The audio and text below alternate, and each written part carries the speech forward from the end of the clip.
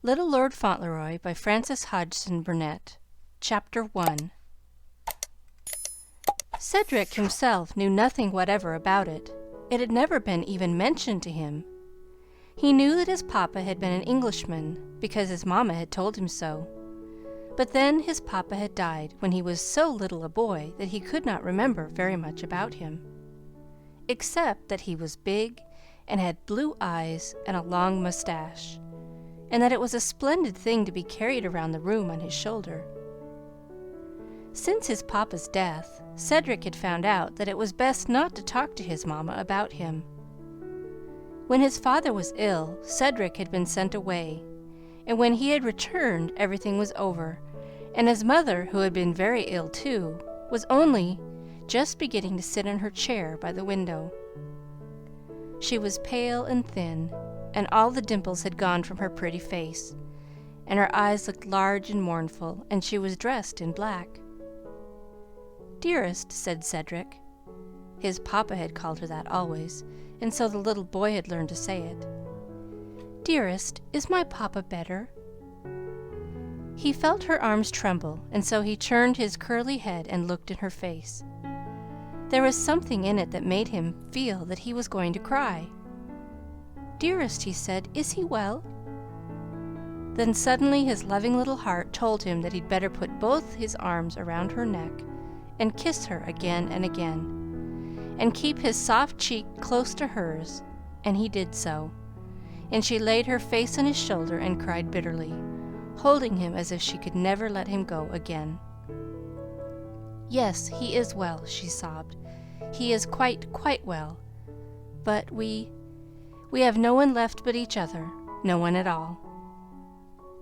Then, little as he was, he understood that his big, handsome young papa would not come back any more, that he was dead, as he had heard of other people being, although he could not comprehend exactly what strange thing had brought all this sadness about.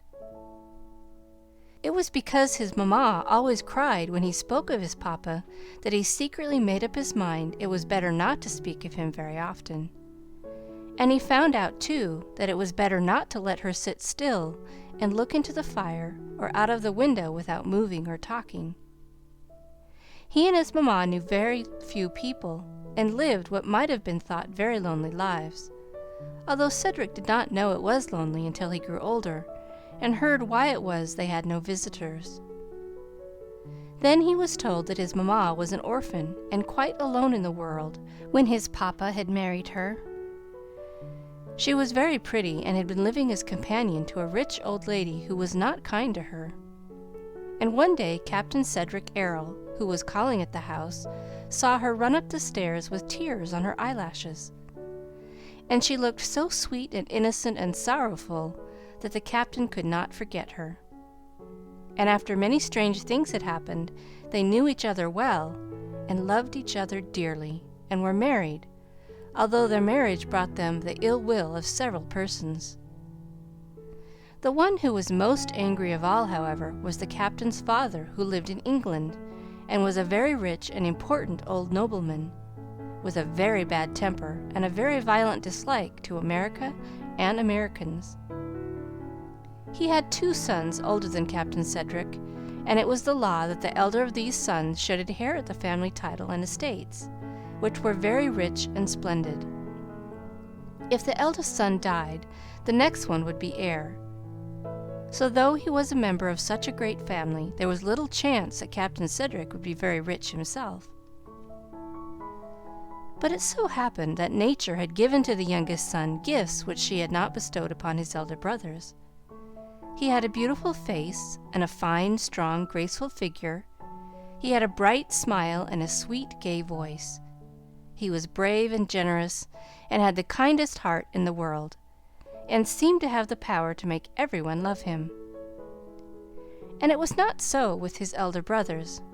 Neither of them was handsome or very kind or clever. When they were boys at Eton, they were not popular. When they were at college, they cared nothing for study, and wasted both time and money, and made few real friends. The old Earl, their father, was constantly disappointed and humiliated by them. His heir was no honor to his noble name, and did not promise to end in being anything but a selfish, wasteful, insignificant man, with no manly or noble qualities. It was very bitter, the old Earl thought, that the son who was only third, and would have only a very small fortune, should be the one who had all the gifts, and all the charms, and all the strength and beauty. Sometimes he almost hated the handsome young man because he seemed to have the good things which should have gone with the stately title and the magnificent estates. And yet, in the depths of his proud, stubborn old heart, he could not help caring very much for his youngest son. It was in one of his fits of petulance that he sent him off to travel in America. He thought he would send him away for a while, so that he should not be made angry by constantly contrasting him with his brothers, who were at that time giving him a great deal of trouble by their wild ways. But after about 6 months he began to feel lonely, and longed in secret to see his son again, so he wrote to Captain Cedric and ordered him home. The letter he wrote crossed on its way a letter the captain had just written to his father, telling of his love for the pretty American girl and of his intended marriage. And when the Earl received that letter, he was furiously angry. Bad as his temper was, he had never given way to it in his life as he gave way to it when he read the captain's letter. His valet, who was in the room when it came, thought his lordship would have a fit of apoplexy, he was so wild with anger. For an hour he raged like a tiger, and then he sat down and wrote to his son, and ordered him never to come near his old home, nor to write to his father or brothers again. He told him he might live as he pleased and die where he pleased, that he should be cut off from his family forever, and that he need never expect help from his father as long as he lived. The captain was very sad when he read the letter. He was very fond of England, and he dearly loved the beautiful home where he had been born. He had even loved his ill-tempered old father, and had sympathized with him in his disappointments, but he knew he need expect no kindness from him in the future.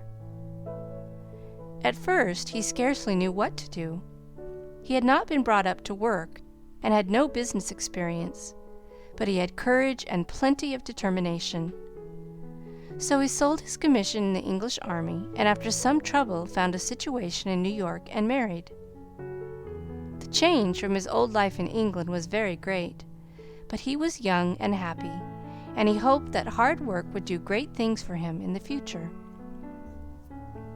He had a small house on a quiet street, and his little boy was born there, and everything was so gay and cheerful in a simple way that he was never sorry for a moment that he had married the rich old lady's pretty companion, just because she was so sweet, and he loved her, and she loved him. She was very sweet indeed, and her little boy was like both her and his father. Though he was born in so quiet and cheap a little home, it seemed as if there never had been a more fortunate baby. In the first place, he was always well, and so he never gave anyone trouble. In the second place, he had so sweet a temper and ways so charming that he was a pleasure to everyone. And in the third place, he was so beautiful to look at that he was quite a picture. Instead of being a bald-headed baby, he started in life with a quantity of soft, fine, gold-colored hair, which curled up at the ends and went into loose rings by the time he was 6 months old. He had big brown eyes and long eyelashes and a darling little face. He had so strong a back and such splendid sturdy legs that at 9 months he learned suddenly to walk. His manners were so good for a baby that it was delightful to make his acquaintance. He seemed to feel that everyone was his friend, and when anyone spoke to him when he was in his carriage in the street, he would give the stranger one sweet, serious look with the brown eyes, and then follow it with a lovely, friendly smile, and the consequence was that there was not a person in the neighborhood of the quiet street where he lived, even to the groceryman at the corner, who was considered the crossest creature alive, who was not pleased to see him and speak to him. and every month of his life he grew handsomer and more interesting. When he was old enough to walk out with his nurse, dragging a small wagon and wearing a short white kilt skirt, and a big white hat set back on his curly yellow hair, he was so handsome and strong and rosy that he attracted everyone's attention. And his nurse would come home and tell his mamma stories of the ladies who had stopped their carriages to look at and speak to him, and of how pleased they were when he talked to them in his cheerful little way, as if he had known them always. His greatest charm was his cheerful, fearless, quaint little way of making friends with people. I think it arose from his having a very confiding nature, and a kind little heart that sympathized with everyone, and wished to make everyone as comfortable as he liked to be himself. It made him very quick to understand the feelings of those about him. Perhaps this had grown on him, too, because he had lived so much with his father and mother, who were always loving and considerate and tender and well-bred. He had never heard an unkind or uncourteous word spoken at home. He had always been loved and caressed and treated tenderly, and so his childish soul was full of kindness and innocent warm feeling. He had always heard his mamma called by pretty, loving names, and so he used them himself when he spoke to her. He had always seen that his papa watched over her and took great care of her, and so he learned, too, to be careful of her. So when he knew his papa would come back no more, and saw how very sad his mamma was, there gradually came into his kind little heart the thought that he must do what he could to make her happy. He was not much more than a baby, but that thought was in his mind whenever he climbed upon her knee and kissed her and put his curly head on her neck, and when he brought his toys and picture books to show her, and when he curled up quietly by her side as she used to lie on the sofa. He was not old enough to know of anything else to do, so he did what he could and was more of a comfort to her than he could have understood. "Oh, Mary," he heard her say once to her old servant, "I am sure he is trying to help me in his innocent way. I know he is. He looks at me sometimes with a loving, wondering little look, as if he were sorry for me, and then he will come and pet me or show me something. He is such a little man. I really think he knows." As he grew older, he had a great many quaint little ways which amused and interested people greatly. He was so much of a companion for his mother that she scarcely cared for any other. They used to walk together and talk together and play together. When he was quite a little fellow, he learned to read, and after that he used to lie on the hearthrug in the evening and read aloud, sometimes stories, and sometimes big books such as older people read, and sometimes even the newspaper. And often at such times, Mary in the kitchen would hear Mrs. Earl laughing with delight at the quaint things he said. "And indade," said Mary to the groceryman, "nobody could help laughing at the quare little ways of him, and his old-fashioned sayin's. Didn't he come into my kitchen the night the new president was nominated, and stand afore the fire, looking like a picture, wid his hands in his small pockets, and his innocent bit of face as serious as a judge? And says he to me, 'Mary,' says he, 'I'm very much interested in the 'lection,' says he. 'I'm a publican, and so is dearest. Are you a publican, Mary?' 'Sorra a bit,' says I. 'I'm the bist of Dimocrats.' And he looks up at me wid a look that 'ud go to your heart, and says he, 'Mary,' says he, 'the country will go to ruin.' And niver a day since thin has he let go by without arguing with me to change me politics." Mary was very fond of him, and very proud of him, too. She had been with his mother ever since he was born, and after his father's death had been cook and housemaid and nurse and everything else. She was proud of his graceful, strong little body and his pretty manners, and especially proud of the bright curly hair which waved over his forehead and fell in charming lovelocks on his shoulders. She was willing to work early and late to help his mamma make his small suits and keep them in order. "'Ristocratic, is it?' she would say. 'Faith, and I'd like to see the child on Fifth Avenue, and looks like him and steps out as handsome as hisself, and every man, woman, and choild looking after him in his bit of black velvet skirt made out of the missus' old gown, and his little head up, and his curly hair flyin' and shinin'. It's like a young lord he looks." Cedric did not know that he looked like a young lord. He did not know what a lord was. His greatest friend was the groceryman at the corner, the cross groceryman who was never cross to him. His name was Mr. Hobbs, and Cedric admired and respected him very much. He thought him a very rich and powerful person. He had so many things in his store, prunes and figs and oranges and biscuits, and he had a horse and wagon.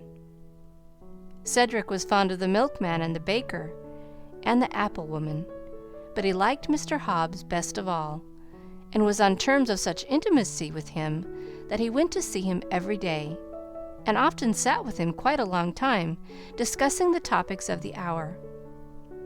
It was quite surprising how many things they found to talk about. The 4th of July, for instance.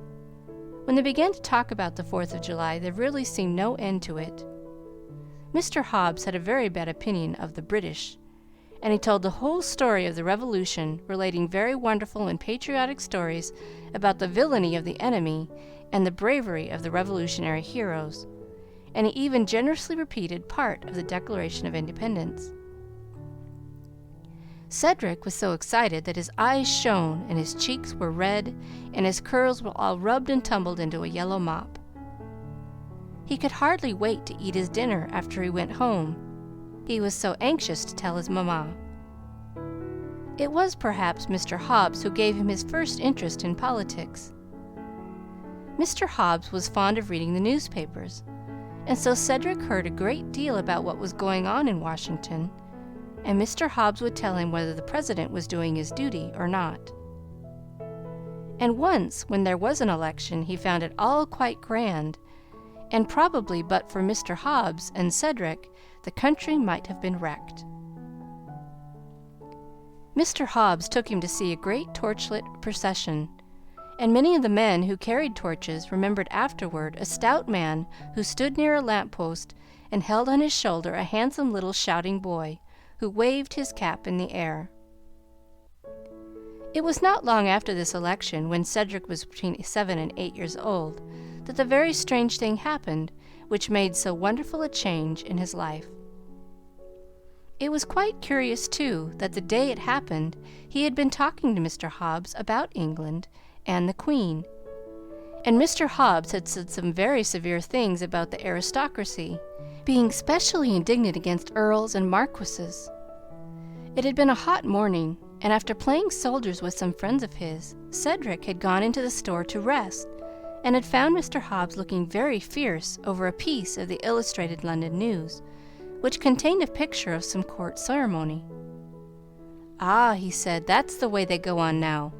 But they'll get enough of it some day, when those they've trod on rise and blow 'em sky high, earls and marquises and all. It's coming, and they may look out for it." Cedric had perched himself as usual on the high stool, and pushed his hat back, and put his hands in his pocket in delicate compliment to Mr. Hobbs. "Did you ever know many marquises, Mr. Hobbs?" Cedric inquired, "or earls?" "No," answered Mr. Hobbs with indignation. "I guess not. I'd like to catch one of 'em inside here, that's all. I'll have no grasping tyrants sitting round on my cracker barrels."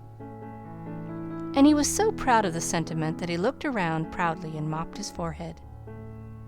"Perhaps they wouldn't be earls if they knew any better," said Cedric, feeling some vague sympathy for their unhappy condition. "Wouldn't they?" said Mr. Hobbs. "They just glory in it. It's in 'em they're a bad lot." They were in the midst of their conversation when Mary appeared. Cedric thought she had come to buy some sugar, perhaps, but she had not. She looked almost pale, as if she were excited about something. "Come home, darlint," she said. "The mistress is wantin' yez." Cedric slipped down from his stool. "Does she want me to go with her, Mary?" he asked. "Good morning, Mr. Hobbs. I'll see you again." He was surprised to see Mary staring at him in a dumbfounded fashion, and he wondered why she kept shaking her head. "What's the matter, Mary?" he said. "Is it the hot weather?" "No," said Mary, "but there's strange things happening to us." "Has the sun given dearest a headache?" he inquired anxiously. But it was not that. When he reached his own house, there was a coupe standing before the door, and someone was in the little parlor talking to his mamma. Mary hurried him upstairs and put on his best summer suit of cream-colored flannel, with the red scarf around his waist, and combed out his curly locks. "Lords, is it?" he heard her say. "And the nobility and gentry? Och, bad cess to them! Lords, indade, worse luck!" It was really very puzzling, but he felt sure his mamma would tell him what all the excitement meant, so he allowed Mary to bemoan herself without asking any questions. When he was dressed, he ran downstairs and went into the parlor. A tall, thin old gentleman with a sharp face was sitting in an armchair. His mother was standing nearby with a pale face, and he saw that there were tears in her eyes. "Oh, Ceddie!" she cried out, and ran to her little boy, and caught him in her arms, and kissed him in a frightened, troubled way. "Oh, Ceddie, darling!" The tall old gentleman arose from his chair and looked at Cedric with his sharp eyes. He rubbed his thin chin with his bony hand as he looked. He seemed not at all displeased.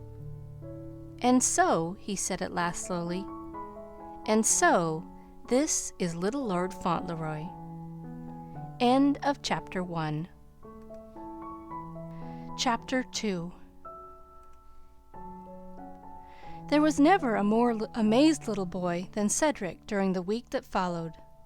There was never so strange or so unreal a week. In the first place, the story his mamma told him was a very curious one. He was obliged to hear it 2 or 3 times before he could understand it. He could not imagine what Mr. Hobbs would think of it. It began with Earls. His grandpapa, whom he had never seen, was an Earl, and his eldest uncle, if he had not been killed by a fall from his horse, would have been an Earl too in time. And after his death, his other uncle would have been an Earl if he had not died suddenly in Rome of a fever.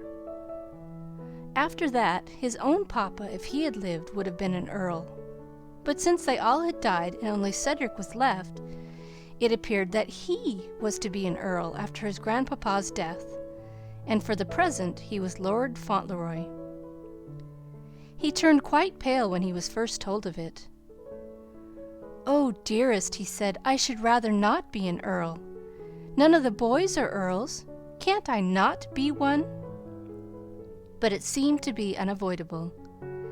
And when that evening they sat together by the open window looking out into the shabby street, he and his mother had a long talk about it. Cedric sat on his footstool, clasping one knee in his favorite attitude and wearing a bewildered little face, rather red from the exertion of thinking. His grandfather had sent for him to come to England, and his mamma thought he must go. "Because," she said, looking out of the window with sorrowful eyes, "I know your papa would wish it to be so, Ceddie. He loved his home very much, and there are many things to be thought of that a little boy can't quite understand. I should be a selfish little mother if I did not send you. When you are a man, you will see why." Ceddie shook his head mournfully. "I shall be very sorry to leave Mr. Hobbs," he said. "I'm afraid he'll miss me, and I shall miss him, and I shall miss them all."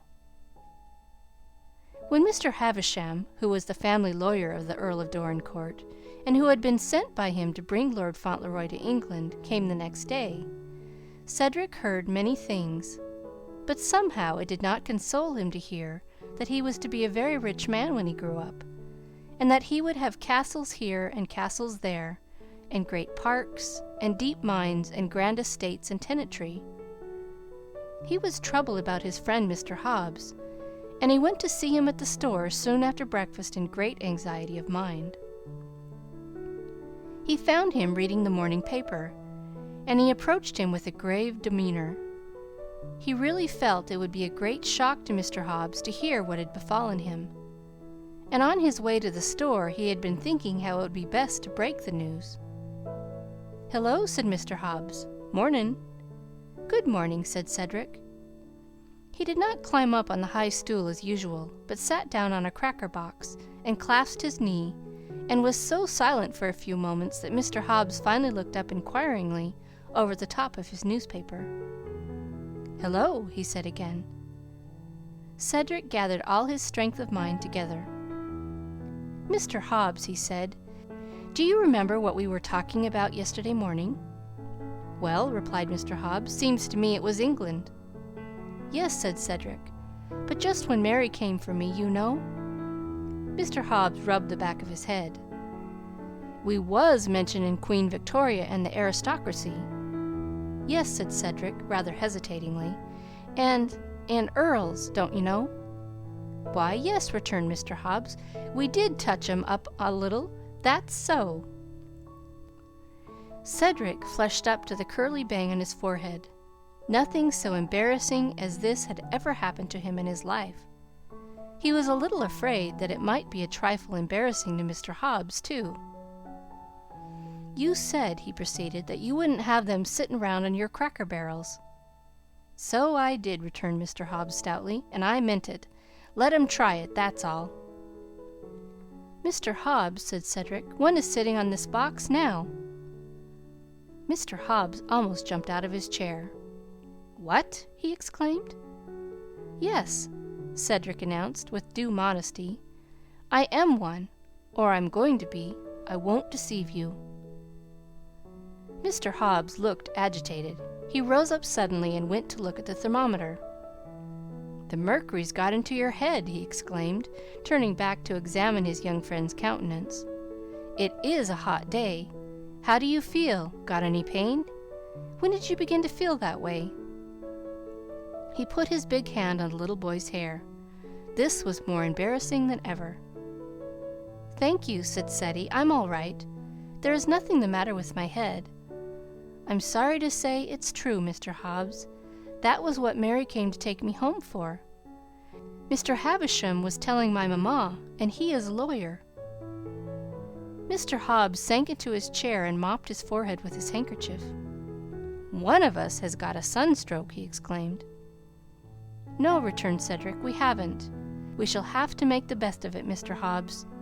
Mr. Havisham came all the way from England to tell us about it. My grandpapa sent him." Mr. Hobbs stared wildly at the innocent, serious little face before him. "Who is your grandfather?" he asked.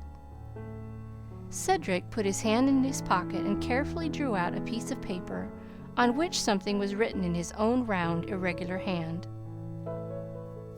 "I couldn't easily remember it, so I wrote it down on this," he said, and he read aloud slowly.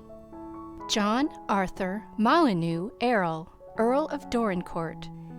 That is his name, and he lives in a castle, in 2 or 3 castles, I think. And my papa, who died, was his youngest son, and I shouldn't have been a lord or an earl if my papa hadn't died. And my papa wouldn't have been an earl if his 2 brothers hadn't died. But they all died, and there was no one but me, no boy, and so I have to be one, and my grandpapa has sent for me to come to England." Mr. Hobbs seemed to grow hotter and hotter. He mopped his forehead and his bald spot and breathed hard. He began to see that something very remarkable had happened, but when he looked at the little boy sitting on the cracker box, with the innocent, anxious expression in his childish eyes, and saw that he was not changed at all, but was simply as he had been the day before, just a handsome, cheerful, brave little fellow in a blue suit and a red neck ribbon, all this information about the nobility bewildered him. He was all the more bewildered because Cedric gave it with such ingenuous simplicity, and plainly without realizing himself how stupendous it was. What did you say your name was?" Mr. Hobbs inquired. "It's Cedric Errol, Lord Fauntleroy," answered Cedric. "That was what Mr. Havisham called me. He said when I went into the room, and so this is little Lord Fauntleroy." "Well," said Mr. Hobbs, I'll be jiggered." This was an exclamation he always used when he was very much astonished or excited. He could think of nothing else to say just at that puzzling moment. Cedric felt it to be quite a proper and suitable ejaculation. His respect and affection for Mr. Hobbs was so great that he admired and approved of all his remarks. He had not seen enough of society as yet to make him realize that sometimes Mr. Hobbs was not quite conventional. He knew, of course, that he was different from his mamma, but then his mamma was a lady, and he had an idea that ladies were always different from gentlemen. He looked at Mr. Hobbs wistfully. "England is a long way off, isn't it?" he asked. "It's across the Atlantic Ocean," Mr. Hobbs answered. "That's the worst of it," said Cedric. "Perhaps I shall not see you again for a long time. I don't like to think of that, Mr. Hobbs." "The best of friends must part," said Mr. Hobbs.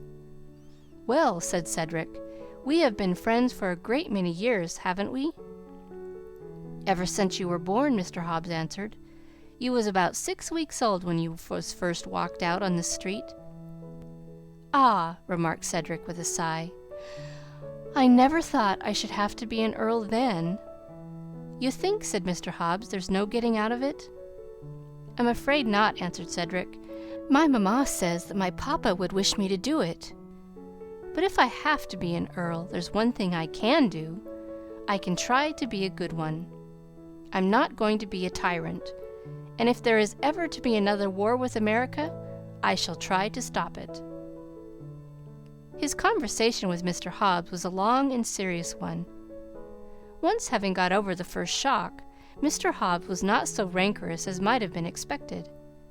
He endeavored to resign himself to the situation, and before the interview was at an end, he had asked a great many questions. As Cedric could answer but a few of them, he endeavored to answer them himself, and being fairly launched on the subject of earls and marquises and lordly estates, explained many things in a way which would probably have astonished Mr. Havisham could that gentleman have heard it. But then there were many things which astonished Mr. Havisham. He had spent all his life in England, and was not accustomed to American people and American habits. He had been connected professionally with the family of the Earl of Dorincourt for nearly 40 years, and he knew all about its grand estates and its great wealth and importance. And in a cold, businesslike way he felt an interest in this little boy, who in the future was to be the master and owner of them all, the future Earl of Dorincourt. He had known all about the old Earl's disappointment in his elder sons, and all about his fierce rage at Captain Cedric's American marriage. And he knew how he still hated the gentle little widow, and would not speak of her except with bitter and cruel words.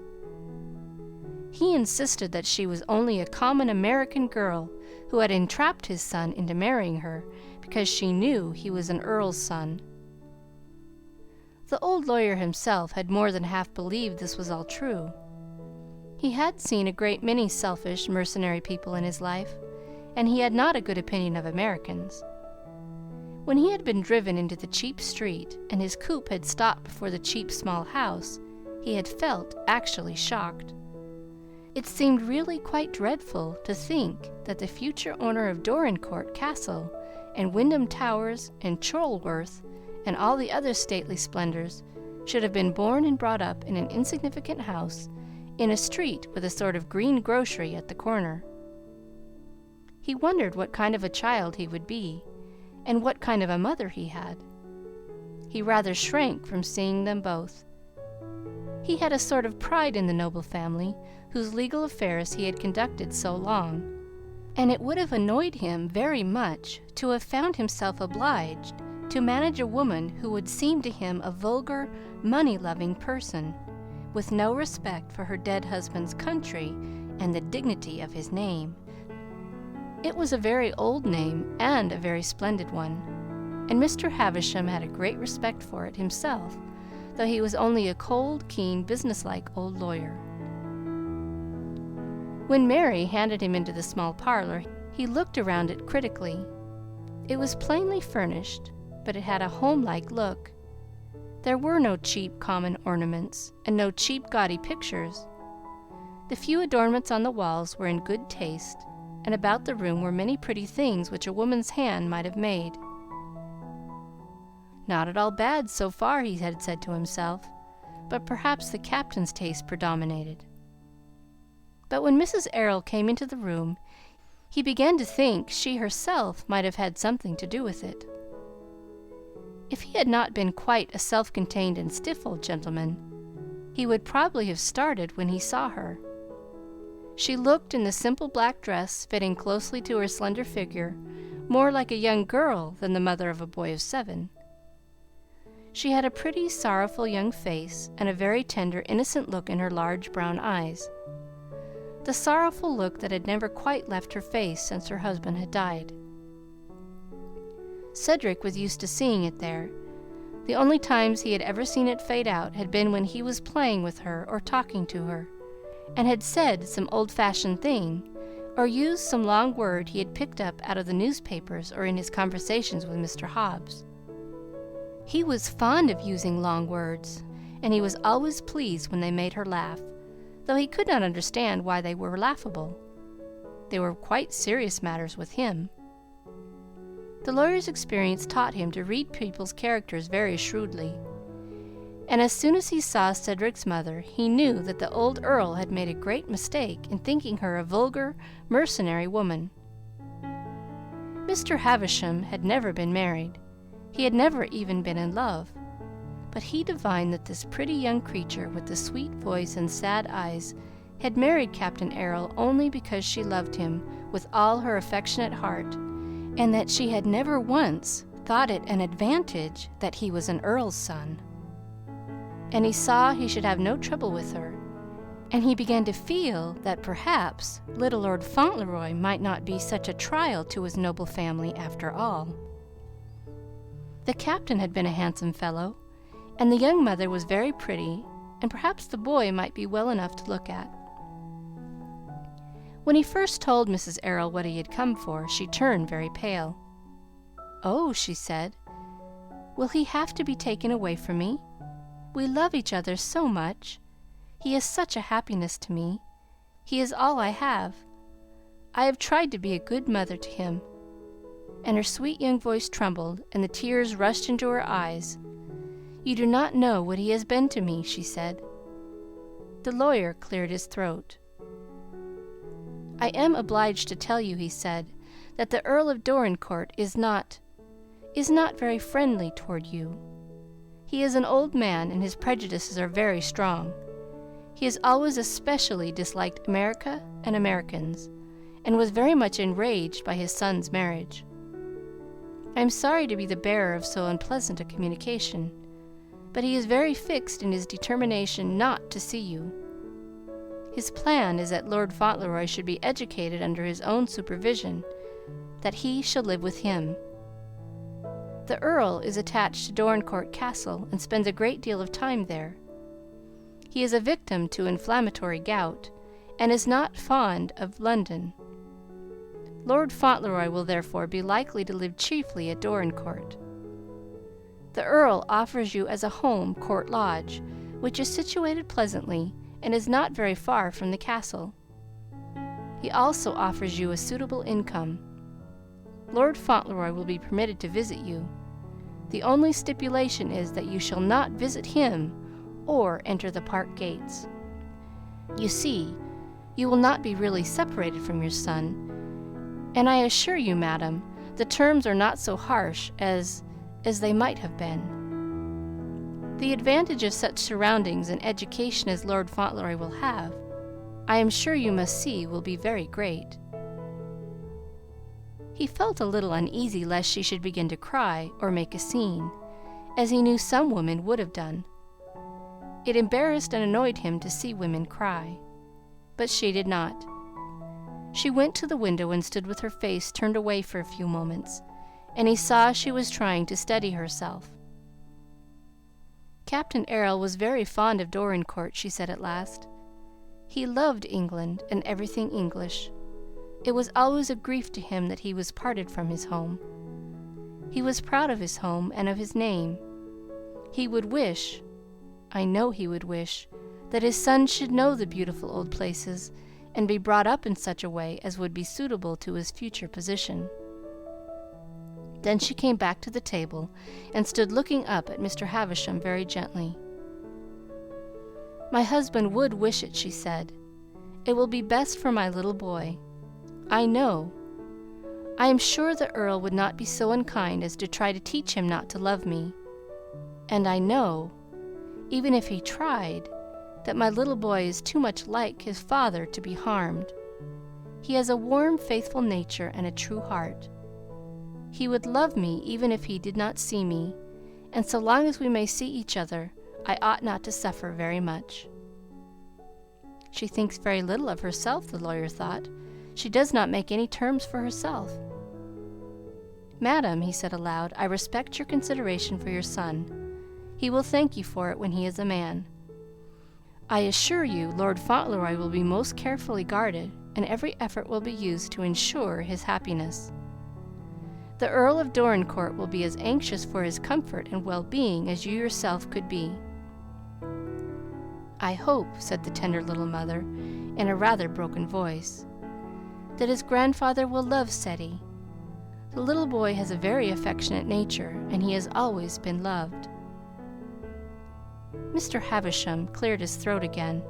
He could not quite imagine the gouty, fiery-tempered old Earl loving anyone very much, but he knew it would be to his interest to be kind, in his irritable way, to the child who was to be his heir. He knew, too, that if Ceddie were at all a credit to his name, his grandfather would be proud of him. "Lord Fauntleroy will be comfortable, I am sure," he replied. "It was with a view to his happiness that the Earl desired that you should be near enough to him to see him frequently." He did not think it would be discreet to repeat the exact words the Earl had used, which were in fact neither polite nor amiable. Mr. Havisham preferred to express his noble patron's offer in smoother and more courteous language. He had another slight shock when Mrs. Earl asked Mary to find her little boy and bring him to her, and Mary told her where he was.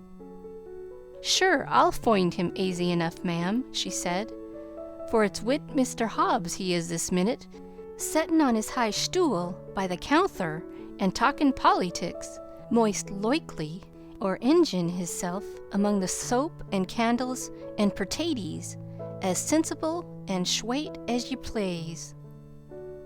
Mr. Hobbs had known him all his life, Mrs. Errol said to the lawyer. "He is very kind to Ceddie, and there is a great friendship between them." Remembering the glimpse he had caught of the store as he passed it, and having a recollection of the barrels of potatoes and apples, and the various odds and ends, Mr. Havisham felt his doubts arise again. In England, gentlemen's sons did not make friends of grocerymen, and it seemed to him a rather singular proceeding. It would be very awkward if the child had bad manners and a disposition to like low company. One of the bitterest humiliations of the old Earl's life had been that his two elder sons had been fond of low company.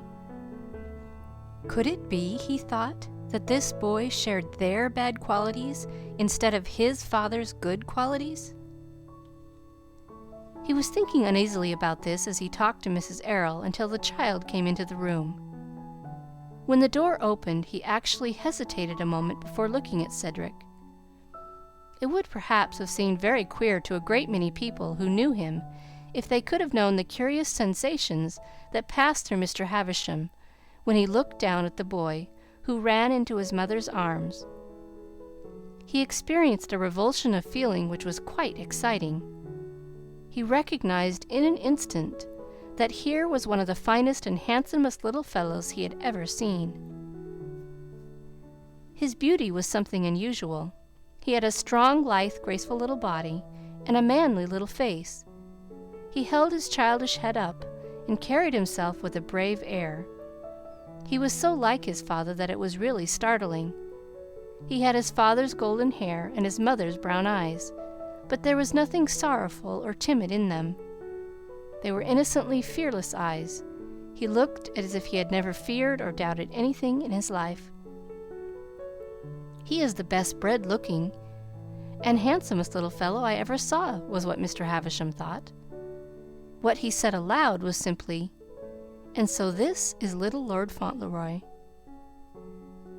And after this, the more he saw of little Lord Fauntleroy, the more of a surprise he found him. He knew very little about children, though he had seen plenty of them in England. Fine, handsome, rosy boys and girls who were strictly taken care of by their tutors and governesses, and who were sometimes shy and sometimes a trifle boisterous, but never very interesting to a ceremonious, rigid old lawyer. Perhaps his personal interest in little Lord Fauntleroy's fortunes made him notice Ceddie more than he had noticed other children. But however that was, he certainly found himself noticing him a great deal.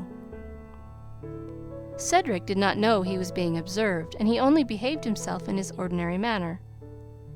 He shook hands with Mr. Havisham in his friendly way when they were introduced to each other, and he answered all his questions with the unhesitating readiness with which he answered Mr. Hobbs.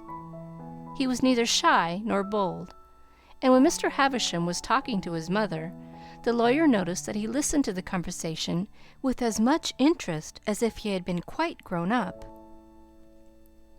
"He seems to be a very mature little fellow," Mr. Havisham said to the mother. "I think he is in some things," she answered. "He has always been very quick to learn, and he has lived a great deal with grown-up people. He has a funny little habit of using long words and expressions he has read in books, or has heard others use. But he is very fond of childish play. I think he is rather clever, but he is a very boyish little boy sometimes." The next time Mr. Havisham met him, he saw that this last was quite true. As his coupe turned the corner, he caught sight of a group of small boys who were evidently much excited. Two of them were about to run a race, and one of them was his young lordship, and he was shouting and making as much noise as the noisiest of his companions. He stood side by side with another boy. One little red leg advanced a step. "1 to make ready," yelled the starter. "2 to be steady. 3 and away!" Mr. Havisham found himself leaning out of the window of his coupe with a curious feeling of interest.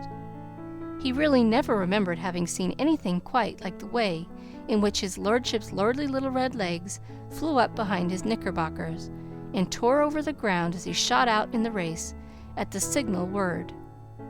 He shut his small hands and set his face against the wind. His bright hair streamed out behind. "Hooray, said Earl!" all the boys shouted, dancing and shrieking with excitement. "Hooray, Billy Williams! Hooray, Ceddie! Hooray, Billy! Hooray, ray, ray!" "I really believe he is going to win," said Mr. Havisham. The way in which the red legs flew and flashed up and down, the shrieks of the boys, the wild efforts of Billy Williams, whose brown legs were not to be despised, as they followed closely in the rear of the red legs, made him feel some excitement. I really can't help hoping he will win," he said, with an apologetic sort of cough. At that moment, the wildest yell of all went up from the dancing, hopping boys. With one last frantic leap, the future Earl of Dorincourt had reached the lamp-post at the end of the block and touched it, just 2 seconds before Billy Williams flung himself at it, panting. "3 cheers for Ceddie Earl!" yelled the little boys. "Hooray for Ceddie Earl!" Mr. Havisham drew his head in at the window of his coupe and leaned back with a dry smile. "Bravo, Lord Fauntleroy!" he said. As his carriage stopped before the door of Mrs. Errol's house, the victor and the vanquished were coming toward it, attended by the clamoring crew. Cedric walked by Billy Williams and was speaking to him. His elated little face was very red. His curls clung to his hot, moist forehead. His hands were in his pockets. "You see," he was saying, evidently with the intention of making defeat easy for his unsuccessful rival, "I guess I won because my legs are a little longer than yours. I guess that was it. You see, I'm 3 days older than you, and that gives me a vantage. I'm 3 days older." and this view of the case seemed to cheer Billy Williams so much that he began to smile on the world again, and felt able to swagger a little, almost as if he had won the race instead of losing it. Somehow Ceddie Errol had a way of making people feel comfortable.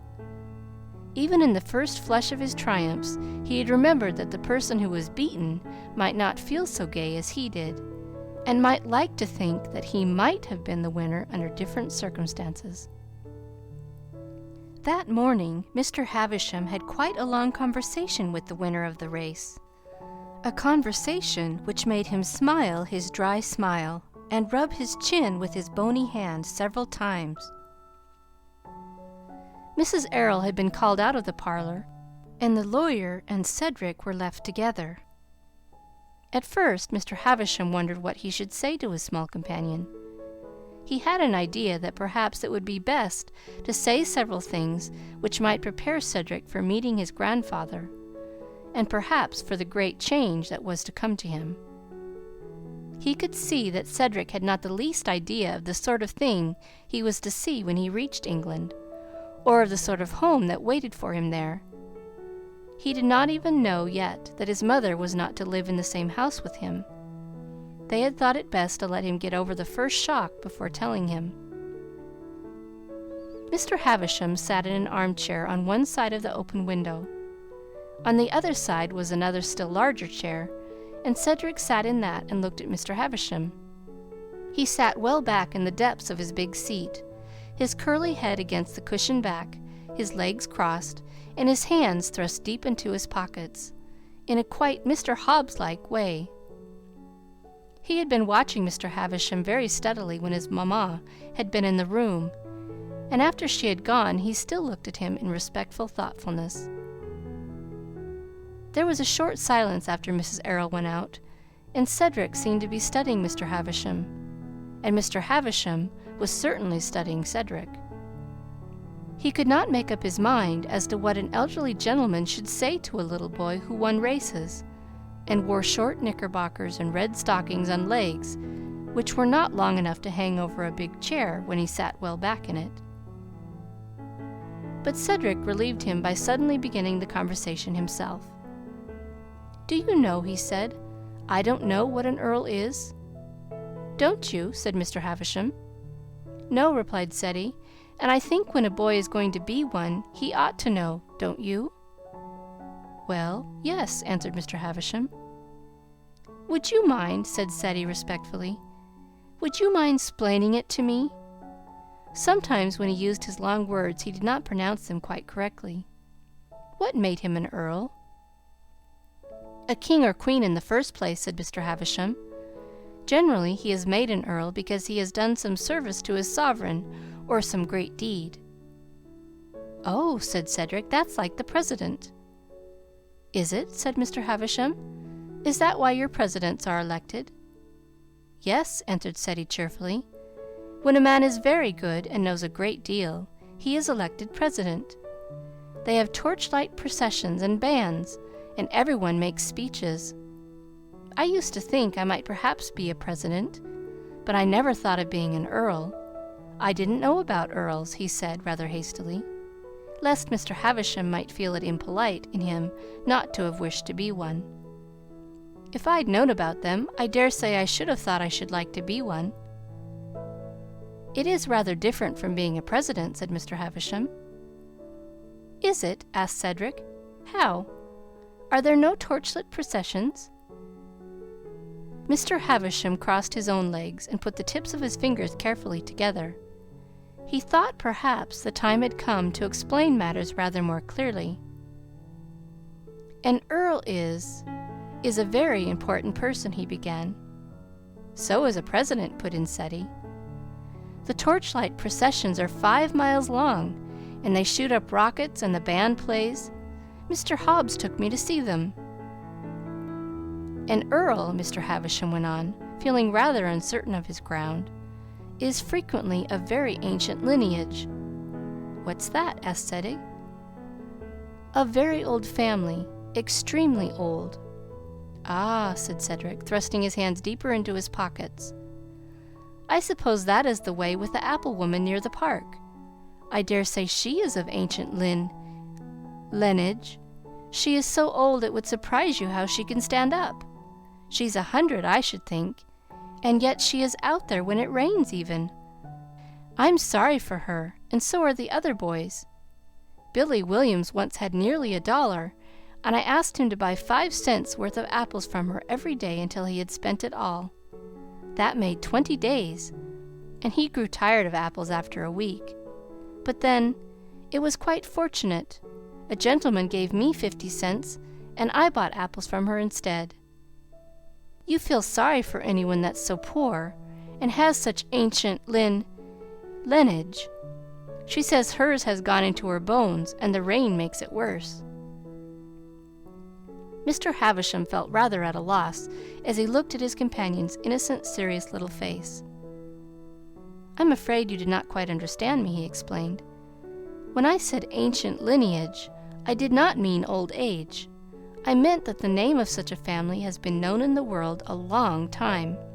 Perhaps for hundreds of years, persons bearing that name have been known and spoken of in the history of their country." "Like George Washington," said Ceddie. "I've heard of him ever since I was born, and he was known about long before that. Mr. Hobbs says he will never be forgotten. That's because of the Declaration of Independence, you know, and the 4th of July. You see, he was a very brave man." "The first Earl of Dorincourt," said Mr. Havisham solemnly, "was created an earl 400 years ago." "Well, well," said Ceddie, "that was a long time ago. Did you tell Dearest that? It would interest her very much. We'll tell her when she comes in. She always likes to hear curious things. What else does an earl do besides being created?" "A great many of them have helped to govern England. Some of them have been brave men and have fought in great battles in the old days." "I should like to do that myself," said Cedric. "My papa was a soldier, and he was a very brave man, as brave as George Washington. Perhaps that was because he would have been an earl if he hadn't died. I am glad earls are brave. That's a great vantage to be a brave man. Once I used to be rather afraid of things, in the dark, you know, but when I thought about the soldiers in the Revolution and George Washington, it cured me." "There is another advantage in being an earl, sometimes," said Mr. Havisham slowly, and he fixed his shrewd eyes on the little boy with a rather curious expression. "Some earls have a great deal of money." He was curious because he wondered if his young friend knew what the power of money was. "That's a good thing to have," said Ceddie innocently. "I wish I had a great deal of money." "Do you?" said Mr. Havisham. "And why?" "Well," explained Cedric, "there are so many things a person can do with money. You see, there's the apple woman. If I were very rich, I should buy her a little tent to put her stall in, and a little stove, and then I should give her $1 every morning it rained, so that she could afford to stay at home. And then, oh, I'd give her a shawl. And you see, her bones wouldn't feel so badly. Her bones are not like our bones. They hurt her when she moves. It's very painful when your bones hurt you. If I were rich enough to do all those things for her, I guess her bones would be all right." "Ahem," said Mr. Havisham. "And what else would you do if you were rich?" "Oh, I'd do a great many things. Of course, I should buy Dearest all sorts of beautiful things, needlebooks and fans, and gold thimbles and rings, and an encyclopedia, and a carriage so that she needn't have to wait for the street cars. If she liked pink silk dresses, I should buy her some, but she likes black best. But I'd take her to the big stores and tell her to look round and choose for herself. And then Dick—" "Who is Dick?" asked Mr. Havisham. "Dick is a bootblack," said his young lordship, quite warming up in his interest in plans so exciting. "He is one of the nicest bootblacks you ever knew. He stands at the corner of a street downtown. I've known him for years. Once when I was very little, I was walking out with Dearest, and she bought me a beautiful ball that bounced, and I was carrying it, and it bounced in the middle of the street where the carriages and horses were. and I was so disappointed I began to cry. I was very little. I had kilts on, and Dick was blacking a man's shoes, and he said, "Hello," and he ran in between the horses and caught the ball for me, and wiped it off with his coat, and gave it to me and said, "It's all right, young'un." So Dearest admired him very much, and so did I. And ever since then, when we go downtown, we talk to him. He says hello, and I say hello, and then we talk a little, and he tells me how trade is. It's been bad lately. "And what would you like to do for him?" inquired the lawyer, rubbing his chin and smiling a queer smile. "Well," said Lord Fauntleroy, settling himself in his chair with a business air, "I'd buy Jake out." "And who is Jake?" Mr. Havisham asked. "He's Dick's partner, and he is the worst partner a fellow could have. Dick says so. He isn't a credit to the business, and he isn't square. He cheats, and that makes Dick mad. It would make you mad, you know, if you were blacking boots as hard as you could, and being square all the time, and your partner wasn't square at all. People like Dick, but they don't like Jake, and so sometimes they don't come twice. So if I were rich, I'd buy Jake out and get Dick a boss sign. He says a boss sign goes a long way. And I'd get him some new clothes and new brushes and start him out fair. He says all he wants is to start out fair." There could have been nothing more confiding and innocent than the way in which his small lordship told his little story, quoting his friend Dick's bits of slang in the most candid good faith. He seemed to feel not a shade of doubt that his elderly companion would be just as interested as he was himself. And in truth, Mr. Havisham was beginning to be greatly interested, but perhaps not quite so much in Dick and the apple woman as in this kind little lordling, whose curly head was so busy under its yellow thatch with good-natured plans for his friends, and who seemed somehow to have forgotten himself altogether. "Is there anything," he began, "what would you get for yourself if you were rich?" "Lots of things," answered Lord Fauntleroy briskly. "But first I'd give Mary some money for Bridget. That's her sister, with 12 children and a husband out of work. She comes here and cries, and Dearest gives her things in a basket. And then she cries again and says, 'Blessin's be on ye's for a beautiful lady.' And I think Mr. Hobbs would like a gold watch and chain to remember me by, and a meerschaum pipe. And then I'd like to get up a company." "A company!" exclaimed Mr. Havisham. "Like a Republican rally," explained Cedric, becoming quite excited. "I'd have torches and uniforms and things for all the boys, and myself too. And we'd march, you know, and drill. That's what I should like for myself, if I were rich." The door opened and Mrs. Earl came in. "I am sorry to have been obliged to leave you so long," she said to Mr. Havisham, "but a poor woman who was in great trouble came to see me." "This young gentleman," said Mr. Havisham, "has been telling me about some of his friends, and what he would do for them if he were rich." "Bridget is one of his friends," said Mrs. Earl, "and it is Bridget to whom I have been talking in the kitchen. She is in great trouble now because her husband has rheumatic fever." Cedric slipped down out of his big chair.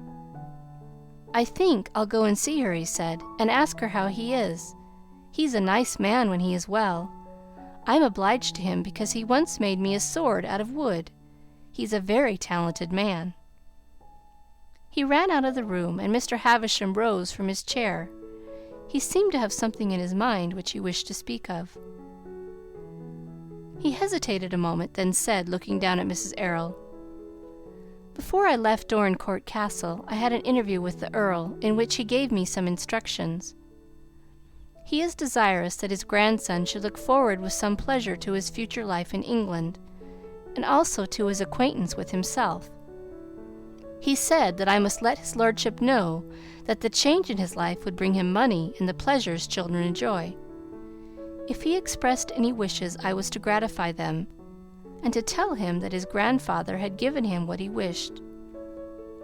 I am aware that the Earl did not expect anything quite like this, but if it would give Lord Fauntleroy pleasure to assist this poor woman, I should feel that the Earl would be displeased if he were not gratified."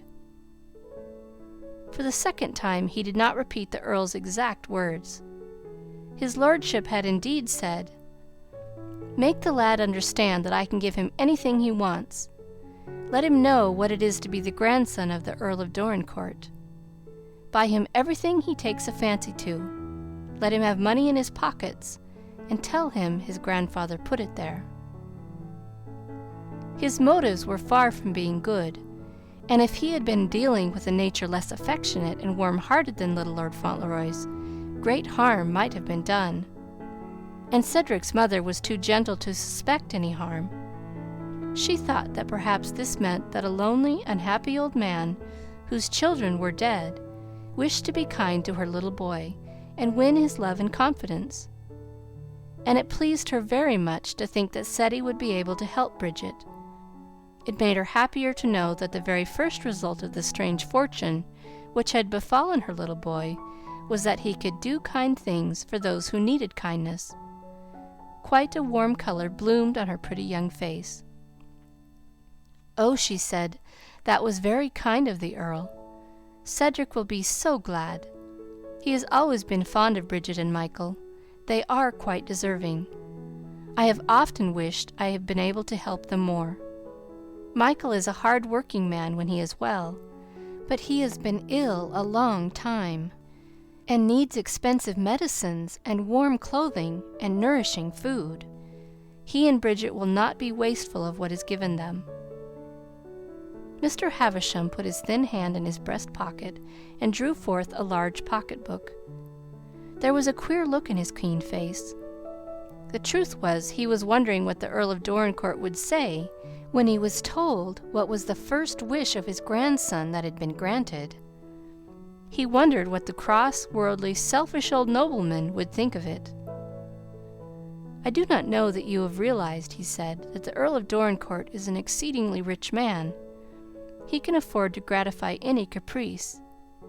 I think it would please him to know that Lord Fauntleroy had been indulged in any fancy. If you will call him back and allow me, I shall give him £5 for these people." "That would be $25, exclaimed Mrs. Errol. "It would seem like wealth to them. I can scarcely believe that it is true." "It is quite true," said Mr. Havisham with a dry smile. "A great change has taken place in your son's life. A great deal of power will lie in his hands." "Oh," cried his mother, "and he is such a little boy, a very little boy. How can I teach him to use it well? It makes me half afraid, my pretty little Ceddie." The lawyer slightly cleared his throat.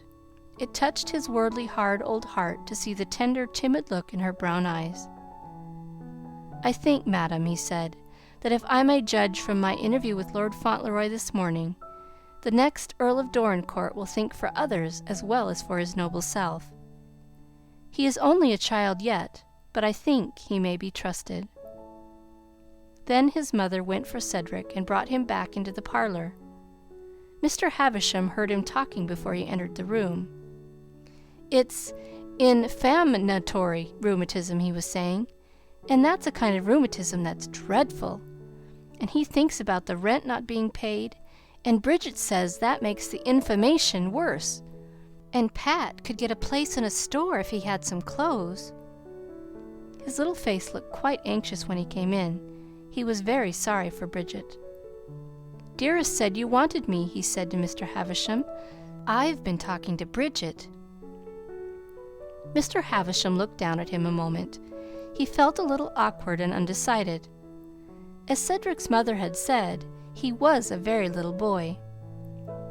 "The Earl of Dorincourt," he began, and then he glanced involuntarily at Mrs. Errol. Little Lord Fauntleroy's mother suddenly kneeled down by him and put both her tender arms around his childish body. "Ceddie," she said, "the Earl is your grandpapa, your own papa's father. He is very, very kind, and he loves you and wishes you to love him, because the sons who were his little boys are dead. He wishes you to be happy and to make other people happy. He is very rich, and he wishes you to have everything you would like to have, He told Mr. Havisham so, and gave him a great deal of money for you. You can give some to Bridget now, enough to pay her rent and buy Michael everything. Isn't that fine, Ceddie? Isn't he good?" And she kissed the child on his round cheek, where the bright color suddenly flashed up in his excited amazement. He looked from his mother to Mr. Havisham. "Can I have it now?" he cried. "Can I give it to her this minute? She's just going." Mr. Havisham handed him the money. It was in fresh, clean greenbacks and made a neat roll. Ceddie flew out of the room with it. "Bridget!" they heard him shout as he tore into the kitchen. "Bridget, wait a minute! Here's some money. It's for you, and you can pay the rent. My grandpapa gave it to me. It's for you and Michael." "Oh, Master Ceddie!" cried Bridget in an awe-stricken voice. "It's $25 is here. Where be's the mistress?"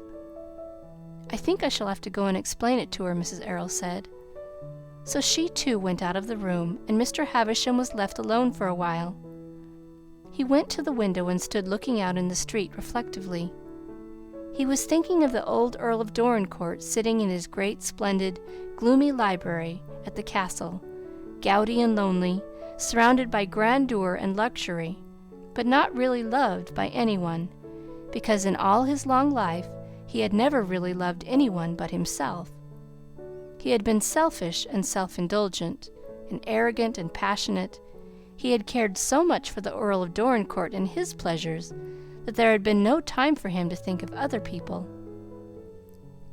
All his wealth and power, all the benefits from his noble name and high rank, had seemed to him to be things only to be used to amuse and give pleasure to the Earl of Dorincourt. And now that he was an old man, all this excitement and self-indulgence had only brought him ill health and irritability and a dislike of the world, which certainly disliked him. In spite of all his splendor, there was never a more unpopular old nobleman than the Earl of Dorincourt, and there scarcely could have been a more lonely one. He could fill his castle with guests if he chose. He could give great dinners and splendid hunting parties, but he knew that in secret the people who would accept his invitations were afraid of his frowning old face and sarcastic, biting speeches. He had a cruel tongue and a bitter nature, and he took pleasure in sneering at people and making them feel uncomfortable, when he had the power to do so, because they were sensitive or proud or timid. Mr. Havisham knew his hard, fierce ways by heart, and he was thinking of him as he looked out of the window into the narrow, quiet street. And there rose in his mind, in sharp contrast, the picture of the cheery, handsome little fellow sitting in the big chair and telling his story of his friends, Dick and the apple woman, in his generous, innocent, honest way. And he thought of the immense income, the beautiful, majestic estates, the wealth and power, for good or evil, which in the course of time would lie in the small, chubby hands little Lord Fauntleroy thrust so deep into his pockets. "It will make a great difference," he said to himself. "It will make a great difference." Cedric and his mother came back soon after. Cedric was in high spirits. He sat down in his own chair, between his mother and the lawyer, and fell into one of his quaint attitudes with his hands on his knees. He was glowing with enjoyment of Bridget's relief and rapture. "She cried," he said. "She said she was crying for joy. I never saw anyone cry for joy before. My grandpapa must be a very good man. I didn't know he was so good a man. It's more agreeabler to be an earl than I thought it was. I'm almost glad. I'm almost quite glad I'm going to be one." End of Chapter 2. Chapter 3. Cedric's good opinion of the advantages of being an earl increased greatly during the next week. It seemed almost impossible for him to realize that there was scarcely anything he might wish to do which he could not do easily. In fact, I think it may be said that he did not fully realize it at all. But at least he understood, after a few conversations with Mr. Havisham, that he could gratify all his nearest wishes, and he proceeded to gratify them with a simplicity and delight which caused Mr. Havisham much diversion. In the week before they sailed for England, he did many curious things.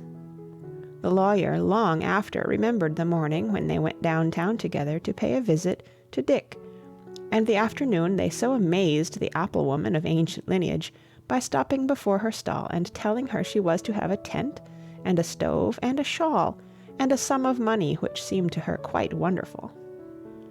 "For I have to go to England and be a lord," explained Cedric sweet-temperedly, "and I shouldn't like to have your bones on my mind every time it rained. My own bones never hurt, so I think I don't know how painful a person's bones can be, but I've sympathized with you a great deal, and I hope you'll be better." "She's a very good apple-woman," he said to Mr. Havisham, as they walked away, leaving the proprietress of the stall almost gasping for breath, and not at all believing in her great fortune. "Once, when I fell down and cut my knee, she gave me an apple for nothing. I've always remembered her for it. You know you always remember people who are kind to you." It had never occurred to his honest, simple little mind that there were people who could forget kindnesses. The interview with Dick was quite exciting. Dick had just been having a great deal of trouble with Jake, and was in low spirits when they saw him. His amazement when Cedric calmly announced that they had come to give him what seemed a very great thing to him, and would set all his troubles right, almost struck him dumb. Lord Fauntleroy's manner of announcing the object of his visit was very simple and unceremonious. Mr. Havisham was much impressed by its directness as he stood by and listened. The statement that his old friend had become a lord, and was in danger of being an earl if he lived long enough, caused Dick to so open his eyes and mouth and start that his cap fell off. When he picked it up, he uttered a rather singular exclamation. Mr. Havisham thought it singular, but Cedric had heard it before. "I say," he said, "what are you giving us?" This plainly embarrassed his lordship a little, but he bore himself bravely. "Everybody thinks it not true at first," he said. "Mr. Hobbs thought I'd had a sunstroke. I didn't think I was going to like it myself, but I like it better now I'm used to it. The one who is the Earl now, he's my grandpapa, and he wants me to do anything I like. He's very kind, if he is an Earl, and he sent me a lot of money by Mr. Havisham, and I've brought some to you to buy Jake out." And the end of the matter was that Dick actually bought Jake out, and found himself the possessor of the business, and some new brushes, and a most astonishing sign and outfit.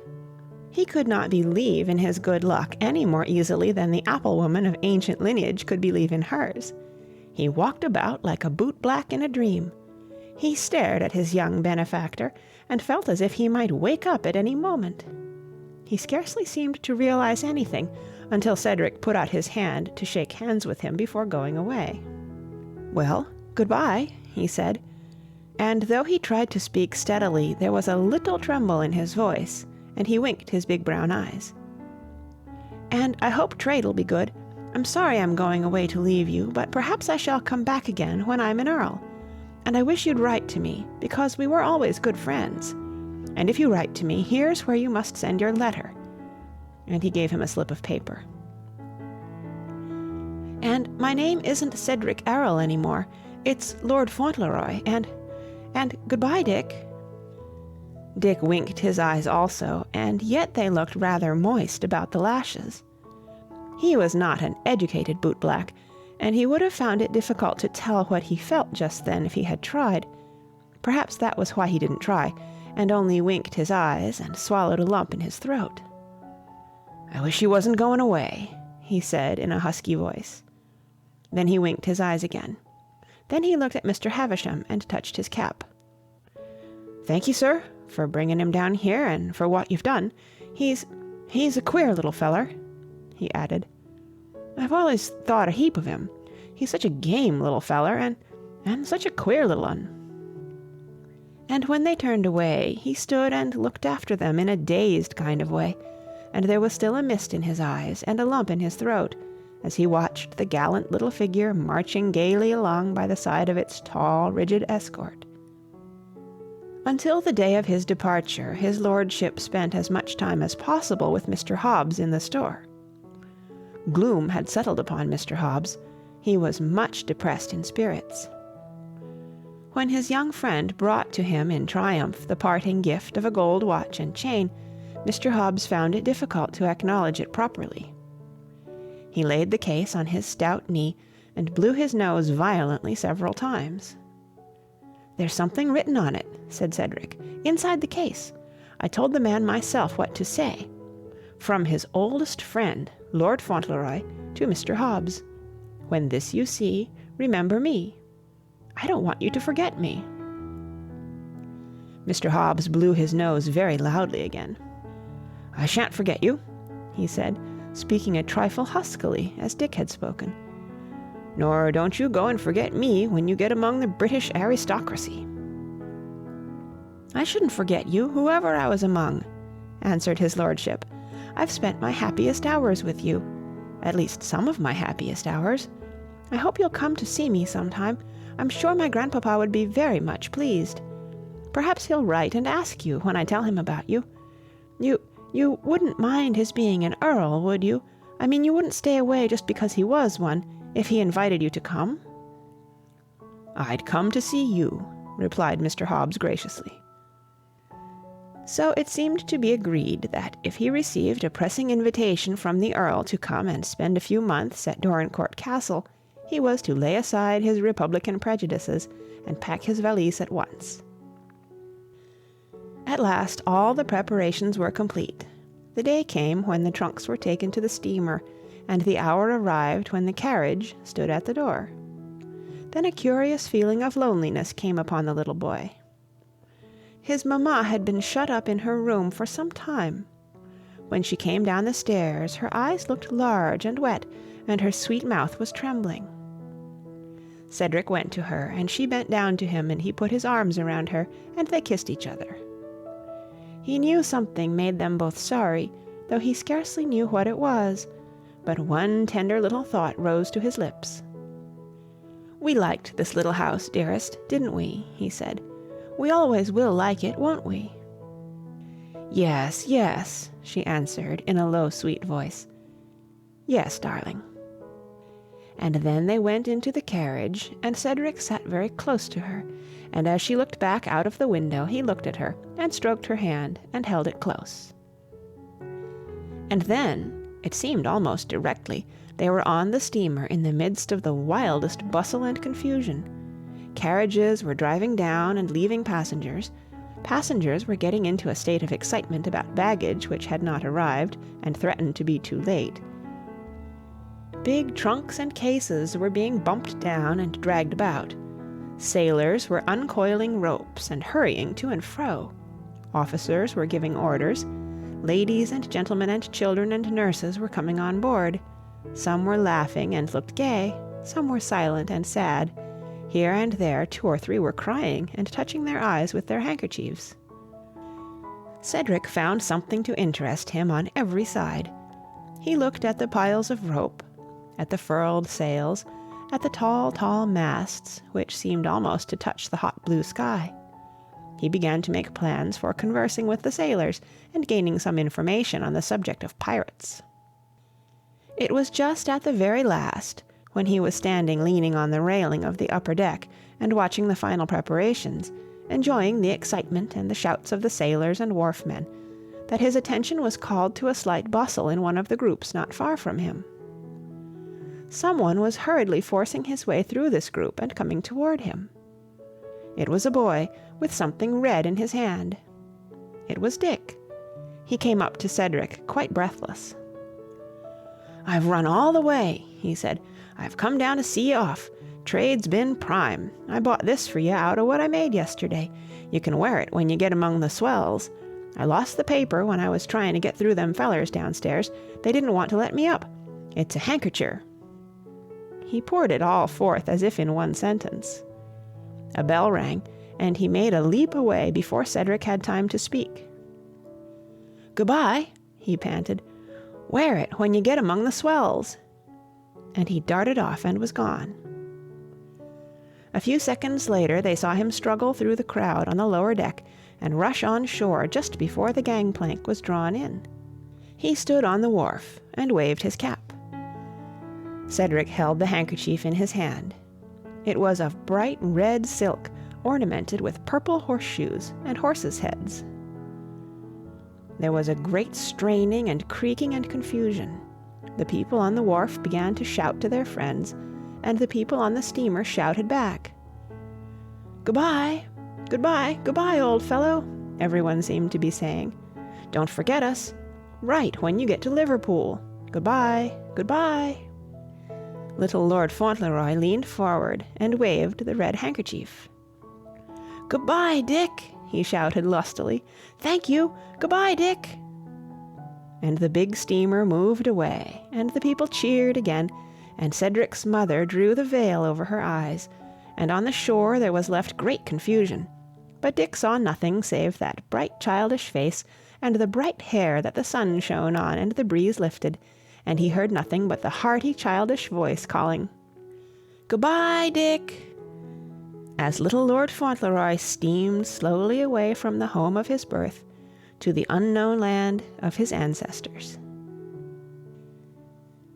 End of Chapter 3. Chapter 4.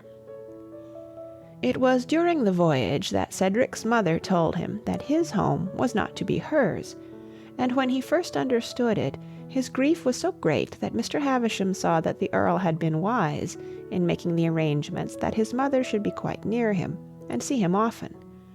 For it was very plain he could not have borne the separation otherwise.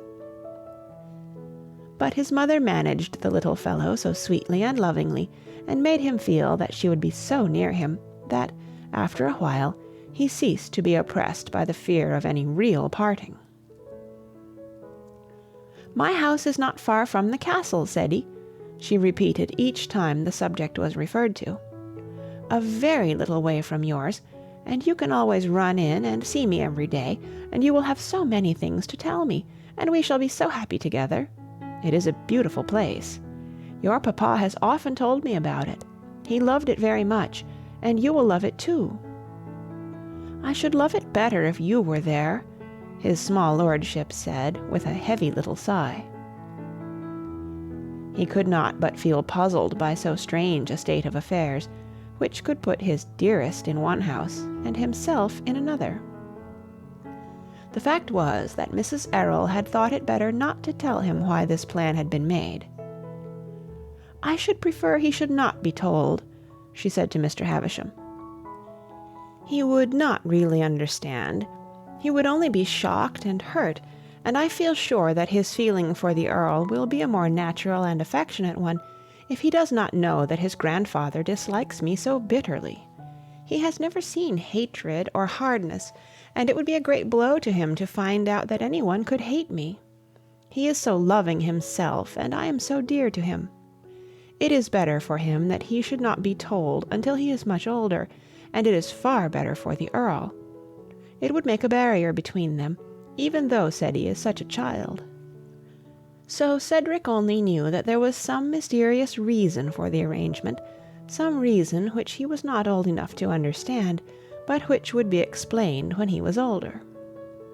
He was puzzled, but, after all, it was not the reason he cared about so much, and after many talks with his mother, in which she comforted him and placed before him the bright side of the picture, the dark side of it gradually began to fade out, though now and then Mr. Havisham saw him sitting in some queer little old-fashioned attitude, watching the sea with a very grave face, and more than once he heard an unchildish sigh rise to his lips. "I don't like it," he said once as he was having one of his almost venerable talks with the lawyer. "You don't know how much I don't like it, but there are a great many troubles in this world, and you have to bear them. Mary says so, and I've heard Mr. Hobbs say it too. And Dearest wants me to like to live with my grandpapa, because you see all his children are dead, and that's very mournful. It makes you sorry for a man when all his children have died, and one was killed suddenly." One of the things which always delighted the people who made the acquaintance of his young lordship was the sage little air he wore at times when he gave himself up to conversation. Combined with his occasionally elderly remarks, and the extreme innocence and seriousness of his round childish face, it was irresistible. He was such a handsome, blooming, curly-headed little fellow that, when he sat down and nursed his knee with his chubby hands, and conversed with much gravity, he was a source of great entertainment to his hearers. Gradually Mr. Havisham had begun to derive a great deal of private pleasure and amusement from his society. "And so you are going to try to like the Earl," he said. "Yes," answered his lordship. "He's my relation, and of course you have to like your relations, and besides he's been very kind to me. When a person does so many things for you, and wants you to have everything you wish for, of course you'd like him if he wasn't your relation, but when he's your relation and does that, why, you're very fond of him." "Do you think," suggested Mr. Havisham, "that he will be fond of you?" "Well," said Cedric, "I think he will, because, you see, I'm his relation too, and I'm his boy's little boy besides, and, well, don't you see, of course he must be fond of me now, or he wouldn't want me to have everything that I like, and he wouldn't have sent you for me." "Oh," remarked the lawyer, "that's it, is it?" "Yes," said Cedric, "that's it. Don't you think that's it, too? Of course a man would be fond of his grandson." The people who had been seasick had no sooner recovered from their seasickness and come on deck to recline in their steamer chairs and enjoy themselves, than everyone seemed to know the romantic story of little Lord Fauntleroy, and everyone took an interest in the little fellow, who ran about the ship, or walked with his mother, or the tall, thin old lawyer, or talked to the sailors. Everyone liked him. He made friends everywhere. He was ever ready to make friends. When the gentlemen walked up and down the deck, and let him walk with them, he stepped out with a manly, sturdy little tramp, and answered all their jokes with much gay enjoyment. When the ladies talked to him, there was always laughter in the group of which he was the center. When he played with the children, there was always magnificent fun on hand. Among the sailors he had the heartiest friends. He heard miraculous stories about pirates and shipwrecks and desert islands. He learned to splice ropes and rig toy ships, and gained an amount of information concerning topsails and mainsails quite surprising. His conversation had indeed quite a nautical flavor at times, and on one occasion he raised a shout of laughter in a group of ladies and gentlemen who were sitting on deck, wrapped in shawls and overcoats, by saying sweetly, and with a very engaging expression, "Shiver my timbers, but it's a cold day." It surprised him when they laughed. He had picked up this seafaring remark from an elderly naval man of the name of Jerry, who told him stories in which it occurred frequently. To judge from his stories of his own adventures, Jerry had made some 2,000 or 3,000 voyages, and had been invariably shipwrecked on each occasion on an island densely populated with bloodthirsty cannibals. Judging also by these same exciting adventures, he had been partially roasted and eaten frequently, and had been scalped some 15 or 20 times. "That is why he is so bald," explained Lord Fauntleroy to his mamma. "After you have been scalped several times, the hair never grows again. Jerry's never grew again after that last time, when the king of the Paromachawekans did it with the knife made out of the skull of the chief of the Wopselmumkeys. He says it was one of the most serious times he ever had. He was so frightened that his hair stood right straight up when the king flourished his knife, and it never would lie down, and the king wears it that way now, and it looks something like a hairbrush. I never heard anything like the experiences Jerry has had. I should so like to tell Mr. Hobbs about them."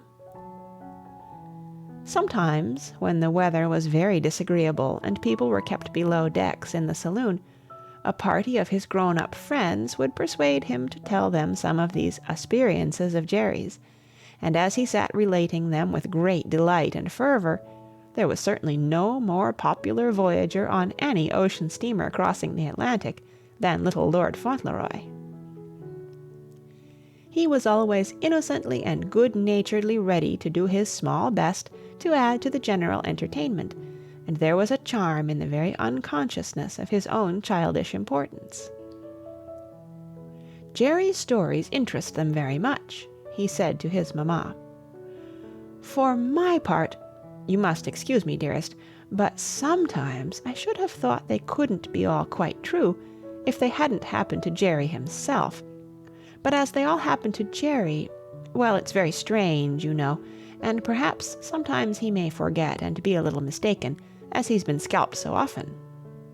Being scalped a great many times might make a person forgetful."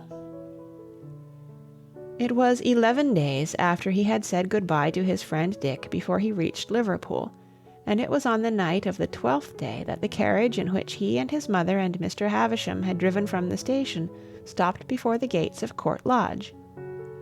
They could not see much of the house in the darkness. Cedric only saw that there was a driveway under great arching trees, and after the carriage had rolled down this driveway a short distance, he saw an open door and a stream of bright light coming through it. Mary had come with them to attend her mistress, and she had reached the house before them. When Cedric jumped out of the carriage, he saw 1 or 2 servants standing in the wide, bright hall, and Mary stood in the doorway.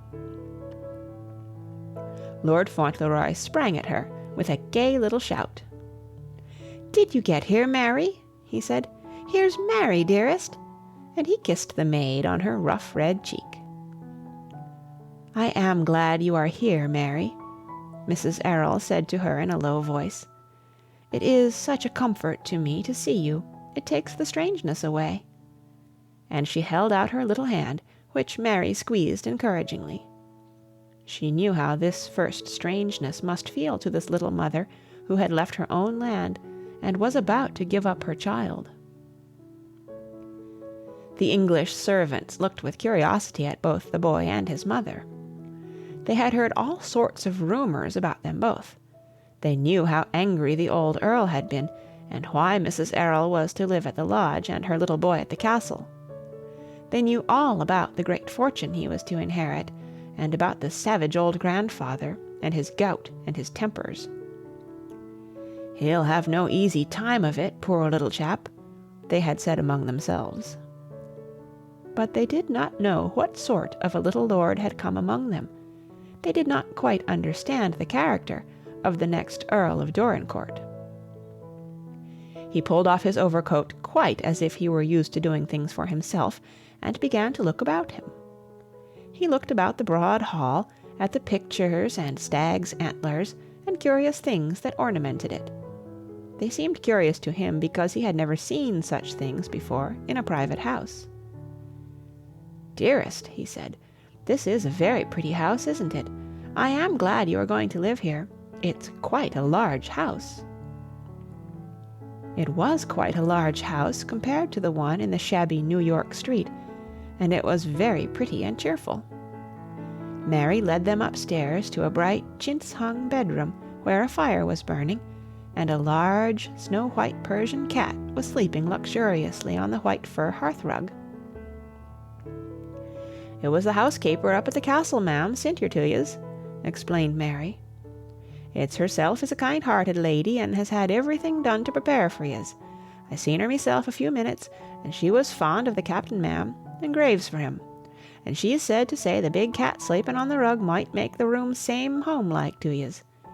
She knowed Captain Errol when he was a boy, and a fine handsome boy she says he was, and a fine young man wid a pleasant word for every one, great and small. And I says to her, says I, 'He's lift a boy that's like him, ma'am, for a finer little fella niver slipped in shoe leather.'" When they were ready, they went downstairs into another big bright room. Its ceiling was low, and the furniture was heavy and beautifully carved. The chairs were deep and had high, massive backs, and there were queer shelves and cabinets with strange, pretty ornaments on them. There was a great tiger skin before the fire, and an armchair on each side of it. The stately white cat had responded to Lord Fauntleroy's stroking, and followed him downstairs, and when he threw himself down upon the rug, she curled herself up grandly beside him, as if she intended to make friends. Cedric was so pleased that he put his head down by hers and lay stroking her, not noticing what his mother and Mr. Havisham were saying. They were, indeed, speaking in a rather low tone. Mrs. Errol looked a little pale and agitated. "He need not go tonight," she said. "He will stay with me tonight." "Yes," answered Mr. Havisham in the same low tone. "It will not be necessary for him to go tonight. I myself will go to the castle as soon as we have dined, and inform the Earl of our arrival." Mrs. Errol glanced down at Cedric. He was lying in a graceful, careless attitude upon the black and yellow skin. The fire shone on his handsome, flushed little face, and on the tumbled curly hair spread out on the rug. The big cat was purring in drowsy content. She liked the caressing touch of the kind little hand on her fur. Mrs. Errol smiled faintly. "His lordship does not know all that he is taking from me," she said rather sadly. Then she looked at the lawyer. "Will you tell him, if you please," she said, "that I should rather not have the money?" "The money?" Mr. Havisham exclaimed. "You cannot mean the income he proposed to settle upon you?" "Yes," she answered quite simply. "I think I should rather not have it. I am obliged to accept the house, and I thank him for it, because it makes it possible for me to be near my child. But I have a little money of my own, enough to live simply upon, and I should rather not take the other. As he dislikes me so much, I should feel a little as if I were selling Cedric to him. I am giving him up only because I love him enough to forget myself for his good, and because his father would wish it to be so." Mr. Havisham rubbed his chin. "This is very strange," he said. "He will be very angry. He won't understand it." "I think he will understand it after he thinks it over," she said. "I do not really need the money, and why should I accept luxuries from the man who hates me so much that he takes my little boy from me, his son's child?" Mr. Havisham looked reflective for a few moments. "I will deliver your message," he said afterward. And then the dinner was brought in, and they sat down together, the big cat taking a seat on a chair near Cedric's and purring majestically throughout the meal.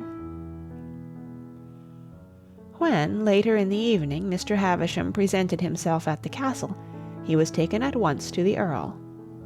He found him sitting by the fire in a luxurious easy-chair, his foot on a gout-stool.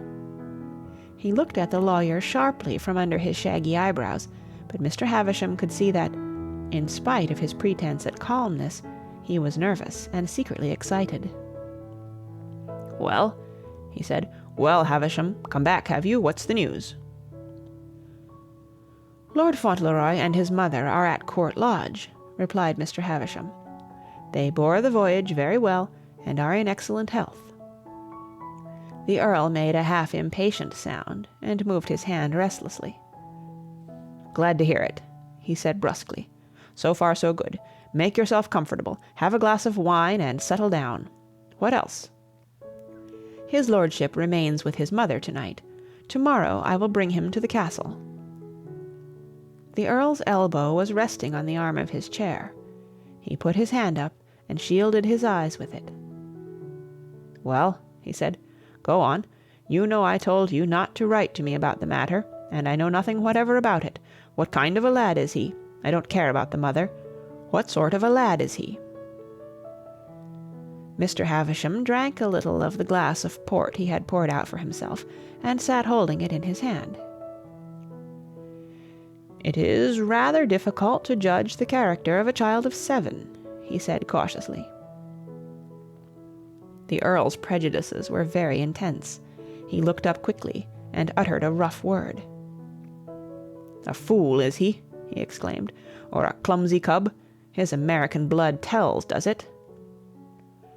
"I do not think it has injured him, my lord," replied the lawyer in his dry, deliberate fashion. I don't know much about children, but I thought him rather a fine lad." His manner of speech was always deliberate and unenthusiastic, but he made it a trifle more so than usual. He had a shrewd fancy that it would be better that the Earl should judge for himself, and be quite unprepared for his first interview with his grandson. "Healthy and well-grown?" asked my lord. "Apparently very healthy and quite well-grown," replied the lawyer. "Straight-limbed and well enough to look at?" demanded the Earl. A very slight smile touched Mr. Havisham's thin lips. There rose up before his mind's eye the picture he had left at Court Lodge, the beautiful, graceful child's body lying upon the tiger skin in careless comfort, the bright tumbled hair spread on the rug, the bright rosy boy's face. "Rather a handsome boy, I think, my lord, as boys go," he said, "though I am scarcely a judge, perhaps, but you will find him somewhat different than most English children, I dare say." "I haven't a doubt of that," snarled the Earl, a twinge of gout seizing him. "A lot of impudent little beggars, those American children. I've heard that often enough." "It is not exactly impudence in his case," said Mr. Havisham. "I can scarcely describe what the difference is. He has lived more with older people than with children, and the difference seems to be a mixture of maturity and childishness." "American impudence," protested the Earl. "I've heard of it before. They call it precocity and freedom. Beastly, impudent, bad manners, that's what it is." Mr. Havisham drank some more port. He seldom argued with his lordly patron, never when his lordly patron's noble leg was inflamed by gout. At such times it was always better to leave him alone, so there was a silence of a few moments. It was Mr. Havisham who broke it. "I have a message to deliver from Mrs. Errol," he remarked. "I don't want any of her messages," growled his lordship. "The less I hear of her, the better." "This is a rather important one," explained the lawyer. "She prefers not to accept the income you propose to settle on her." The Earl started visibly. "What's that?" he cried out. "What's that?" Mr. Havisham repeated his words. "She says it is not necessary, and that as the relations between you are not friendly—" "Not friendly!" ejaculated my lord savagely.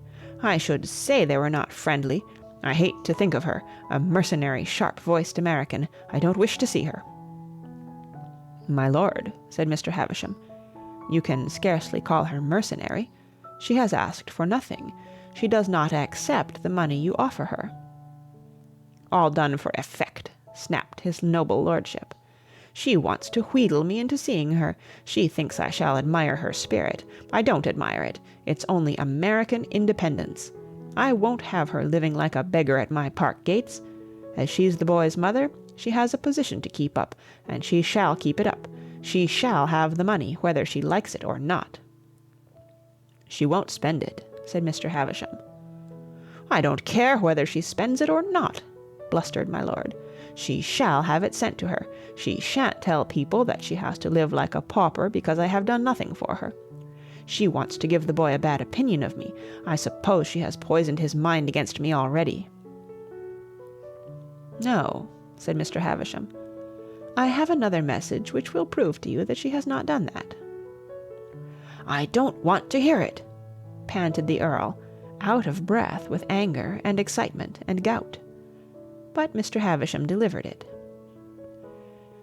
"She asks you not to let Lord Fauntleroy hear anything which would lead him to understand that you separate him from her because of your prejudice against her. He is very fond of her, and she is convinced that it would cause a barrier to exist between you. She says he would not comprehend it, and it might make him fear you in some measure, or at least cause him to feel less affection for you. She has told him that he is too young to understand the reason, but shall hear it when he is older. She wishes that there should be no shadow on your first meeting." The Earl sank back into his chair. His deep-set, fierce old eyes gleamed under his beetling brows. "Come now," he said, still breathlessly. "Come now, you don't mean the mother hasn't told him?" "Not one word, my lord," replied the lawyer coolly. "That I can assure you. The child is prepared to believe you the most amiable and affectionate of grandparents. Nothing, absolutely nothing, has been said to him to give him the slightest doubt of your perfection.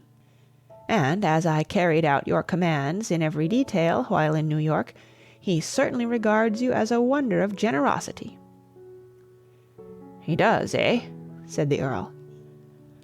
"I give you my word of honour," said Mr. Havisham, "that Lord Fauntleroy's impressions of you will depend entirely upon yourself; and if you will pardon the liberty I take in making the suggestion, I think you will succeed better with him if you take the precaution not to speak slightingly of his mother." "Pooh, pooh," said the Earl. "The youngster is only 7 years old." "He has spent those 7 years at his mother's side," returned Mr. Havisham, "and she has all his affection." End of chapter 4. Chapter 5. It was late in the afternoon when the carriage containing little Lord Fauntleroy and Mr. Havisham drove up the long avenue which led to the castle. The Earl had given orders that his grandson should arrive in time to dine with him, and for some reason best known to himself, he had also ordered that the child should be sent alone into the room in which he intended to receive him. As the carriage rolled up the avenue, Lord Fauntleroy sat leaning comfortably against the luxurious cushions, and regarded the prospect with great interest. He was, in fact, interested in everything he saw. He had been interested in the carriage, with its large, splendid horses and their glittering harness. He had been interested in the tall coachman and footmen, with their resplendent livery, and he had been especially interested in the coronet on the panels, and had struck up an acquaintance with the footman for the purpose of inquiring what it meant. When the carriage reached the great gates of the park, he looked out of the window to get a good view of the huge stone lions ornamenting the entrance. The gates were opened by a motherly, rosy-looking woman who came out of a pretty ivy-covered lodge. 2 children ran out of the door of the house and stood looking with round, wide-open eyes at the little boy in the carriage, who looked at them also. Their mother stood courtesying and smiling, and the children, on receiving a sign from her, made bobbing little courtesies too. "Does she know me?" asked Lord Fauntleroy. "I think she must think she knows me." And he took off his black velvet cap to her and smiled. "How do you do?" he said brightly. "Good afternoon." The woman seemed pleased, he thought. The smile broadened on her rosy face, and a kind look came into her blue eyes. "God bless your lordship," she said. "God bless your pretty face. Good luck and happiness to your lordship. Welcome to you." Lord Fauntleroy waved his cap and nodded to her again as the carriage rolled by her. "I like that woman," he said. "She looks as if she liked boys. I should like to come here and play with her children. I wonder if she has enough to make up a company." Mr. Havisham did not tell him that he would scarcely be allowed to make playmates at the gatekeeper's children. The lawyer thought there was time enough for giving him that information. The carriage rolled on and on between the great, beautiful trees which grew on each side of the avenue, and stretched their broad, swaying branches in an arch across it. Cedric had never seen such trees. They were so grand and stately, and their branches grew so low down on their huge trunks. He did not then know that Dorincourt Castle was one of the most beautiful in all England, and its park was one of the broadest and finest, and its trees and avenue almost without rivals. But he did know that it was all very beautiful. He liked the big, broad-branched trees, with the late afternoon sunlight striking golden lances through them. He liked the perfect stillness which rested on everything. He felt a great, strange pleasure in the beauty of which he caught glimpses under and between the sweeping boughs, the great, beautiful spaces of the park, and still other trees standing sometimes stately and alone, and sometimes in groups. Now and then they passed places where tall ferns grew in masses, and again the ground was azure with the bluebells swaying in the soft breeze. Several times he started up with a laugh of delight as a rabbit leaped up from under the greenery and scudded away with a twinkle of short white tail behind it. Once a covey of partridges rose with a sudden whir and flew away, and then he shouted and clapped his hands. "It's a beautiful place, isn't it?" he said to Mr. Havisham. "I never saw such a beautiful place. It's prettier even than Central Park." He was rather puzzled by the length of time they were on their way. "How far is it," he said at length, "from the gate to the front door?" "It is between 3 and 4 miles," answered the lawyer. "That's a long way for a person to live from his gate," remarked his lordship. Every few minutes he saw something new to wonder at and admire. When he caught sight of the deer, some couched in the grass, some standing with their pretty antlered heads turned with a half-startled air toward the avenue as the carriage wheels disturbed them, he was enchanted. "Has there been a circus?" he cried. "Or do they live here always? Whose are they?" "They live here," Mr. Havisham told him. "They belong to the Earl, your grandfather." It was not long after this that they saw the castle. It rose up before them stately and beautiful and grey, the last rays of the sun casting dazzling lights on its many windows. It had turrets and battlements and towers. A great deal of ivy grew upon its walls. All the broad, open space about it was laid out in terraces and lawns and beds of brilliant flowers. "It's the most beautiful place I ever saw," said Cedric, his round face flushing with pleasure. "It reminds anyone of a king's palace. I saw a picture of one once in a fairy book." He saw the great entrance door thrown open and many servants standing in 2 lines looking at him. He wondered why they were standing there, and admired their liveries very much. He did not know that they were there to do honour to the little boy to whom all this splendour would one day belong. The beautiful castle, like the fairy king's palace, the magnificent park, the grand old trees, the dells full of ferns and bluebells, where the hares and rabbits played, the dappled large-eyed deer, couching in the deep grass. It was only a couple of weeks since he had sat with Mr. Hobbs among the potatoes and canned peaches, with his legs dangling from the high stool. It would not have been possible for him to realise that he had very much to do with all this grandeur. At the head of the line of servants there stood an elderly woman in a rich, plain black silk gown. She had grey hair and wore a cap. As he entered the hall, she stood nearer than the rest, and the child thought from the look in her eyes that she was going to speak to him. Mr. Havisham, who held his hand, paused a moment. "This is Lord Fauntleroy, Mrs. Mellon," he said. "Lord Fauntleroy, this is Mrs. Mellon, who is the housekeeper." Cedric gave her his hand, his eyes lighting up. "Was it you who sent the cat?" he said.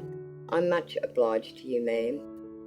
Mrs. Mellon's handsome old face looked as pleased as the face of the lodge-keeper's wife had done. "I should know his lordship anywhere," she said to Mr. Havisham. "He has the captain's face and way.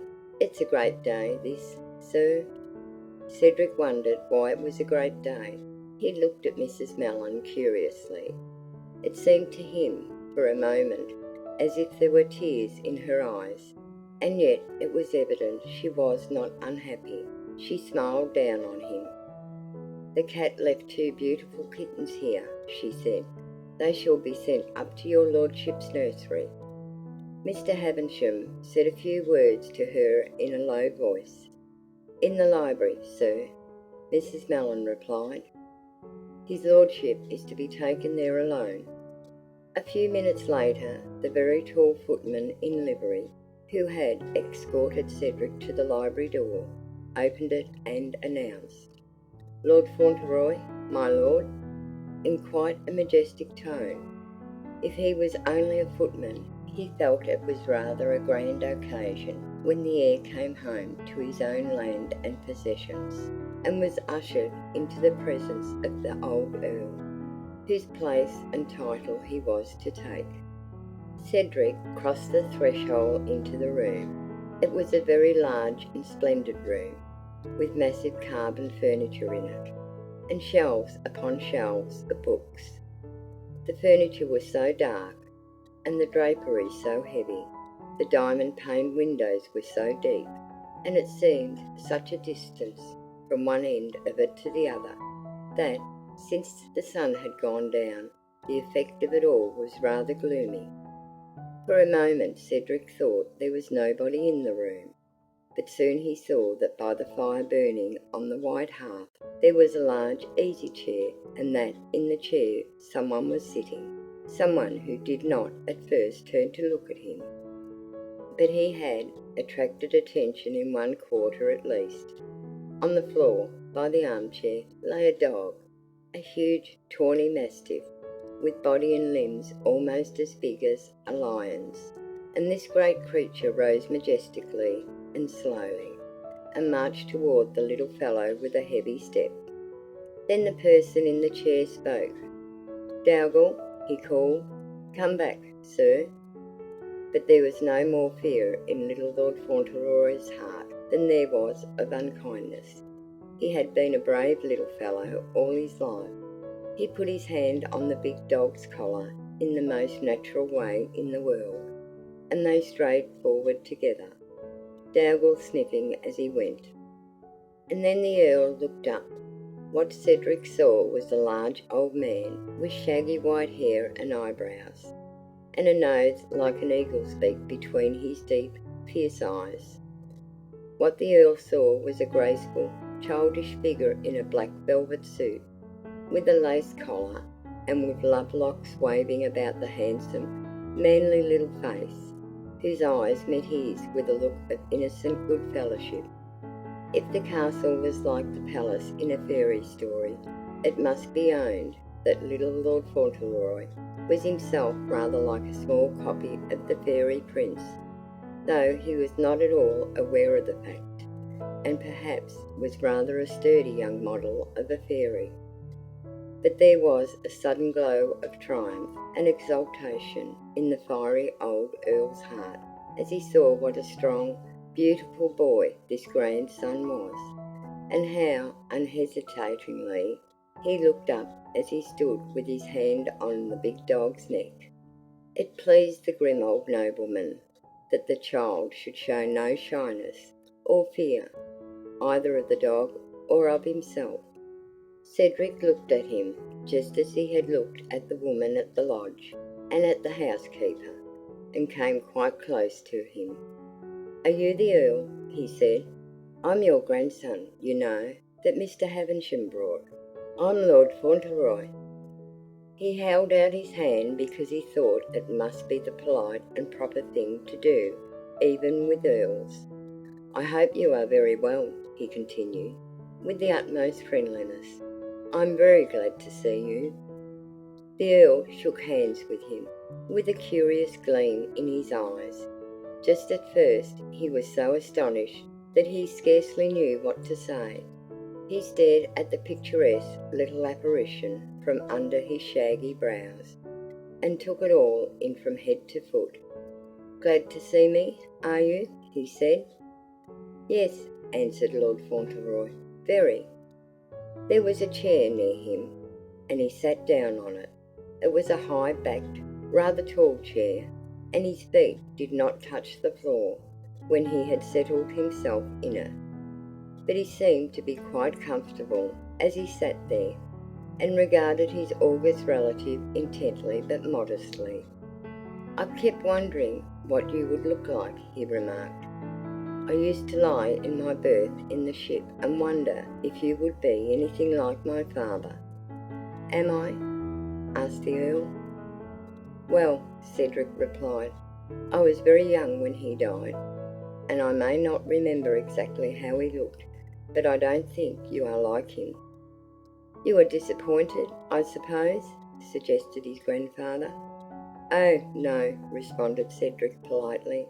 "Of course you would like anyone to look like your father, but of course you would enjoy the way your grandfather looked, even if he wasn't like your father. You know how it is yourself about admiring your relations." The Earl leaned back in his chair and stared. He could not be said to know how it was about admiring his relations. He had employed most of his noble leisure in quarrelling violently with them, in turning them out of his house, and applying abusive epithets to them, and they all hated him cordially. "Any boy would love his grandfather," continued Lord Fauntleroy, "especially one that had been as kind to him as you have been." Another queer gleam came into the old nobleman's eyes. "Oh," he said, "I have been kind to you, have I?" "Yes," answered Lord Fauntleroy brightly. "I'm ever so much obliged to you about Bridget, and the apple woman, and Dick." "Bridget!" exclaimed the Earl. "Dick, the apple woman?" "Yes," explained Cedric, "the ones you gave me all the money for. The money you told Mr. Havisham to give me if I wanted it." "Ah!" ejaculated his lordship. "That's it, is it? The money you were to spend as you liked? What did you buy with it? I should like to hear something about that." He drew his shaggy eyebrows together and looked at the child sharply. He was secretly curious to know in what way the lad had indulged himself. "Oh," said Lord Fauntleroy, "perhaps you didn't know about Dick and the apple woman, and Bridget? I forgot you lived such a long way off from them. They were particular friends of mine, and you see Michael had the fever." "Who's Michael?" asked the Earl. "Michael is Bridget's husband, and they were in great trouble. When a man is sick and can't work and has 12 children, you know how it is. And Michael has always been a sober man, and Bridget used to come to our house and cry. In the evening Mr. Havisham was there. She was in the kitchen crying, because they had almost nothing to eat and couldn't pay the rent, and I went in to see her. And Mr. Havisham sent for me, and he said you had given him some money for me. And I ran as fast as I could into the kitchen and gave it to Bridget, and that made it all right, and Bridget could scarcely believe her eyes. That's why I am so obliged to you." "Oh," said the Earl in his deep voice, "that was one of the things you did for yourself, was it? What else?" Dougal had been sitting by the tall chair. The great dog had taken its place there when Cedric sat down. Several times it had turned and looked up at the boy, as if interested in the conversation. Dougal was a solemn dog, who seemed to feel altogether too big to take life's responsibilities lightly. The old Earl, who knew the dog well, had watched it with secret interest.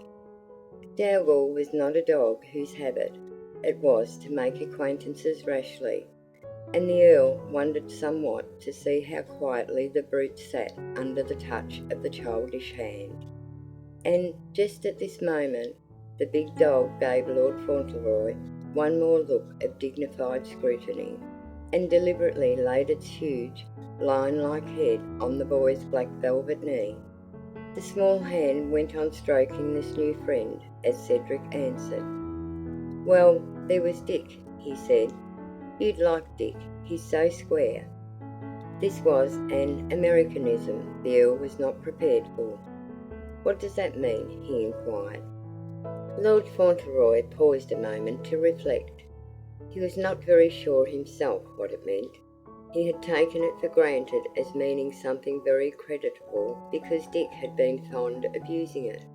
"I think it means that he wouldn't cheat anyone," he exclaimed, "or hit a boy who was under his size, and that he blacks people's boots very well and makes them shine as much as he can." "He's a professional boot black, and he's one of your acquaintances, is he?" said the Earl.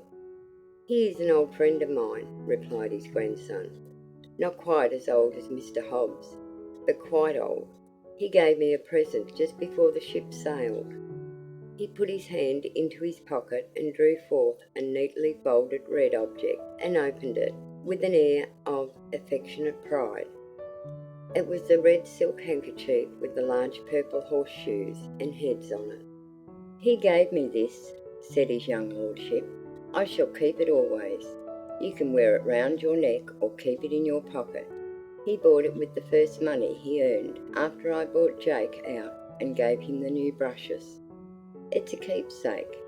I put some poetry in Mr. Hobbs's watch.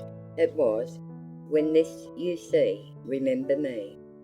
When this I see, I shall always remember Dick." The sensations of the Right Honourable the Earl of Dorincourt could scarcely be described. He was not an old nobleman who was very easily bewildered, because he had seen a great deal of the world. But here was something he found so novel that it almost took his lordly breath away, and caused him some singular emotions. He had never cared for children.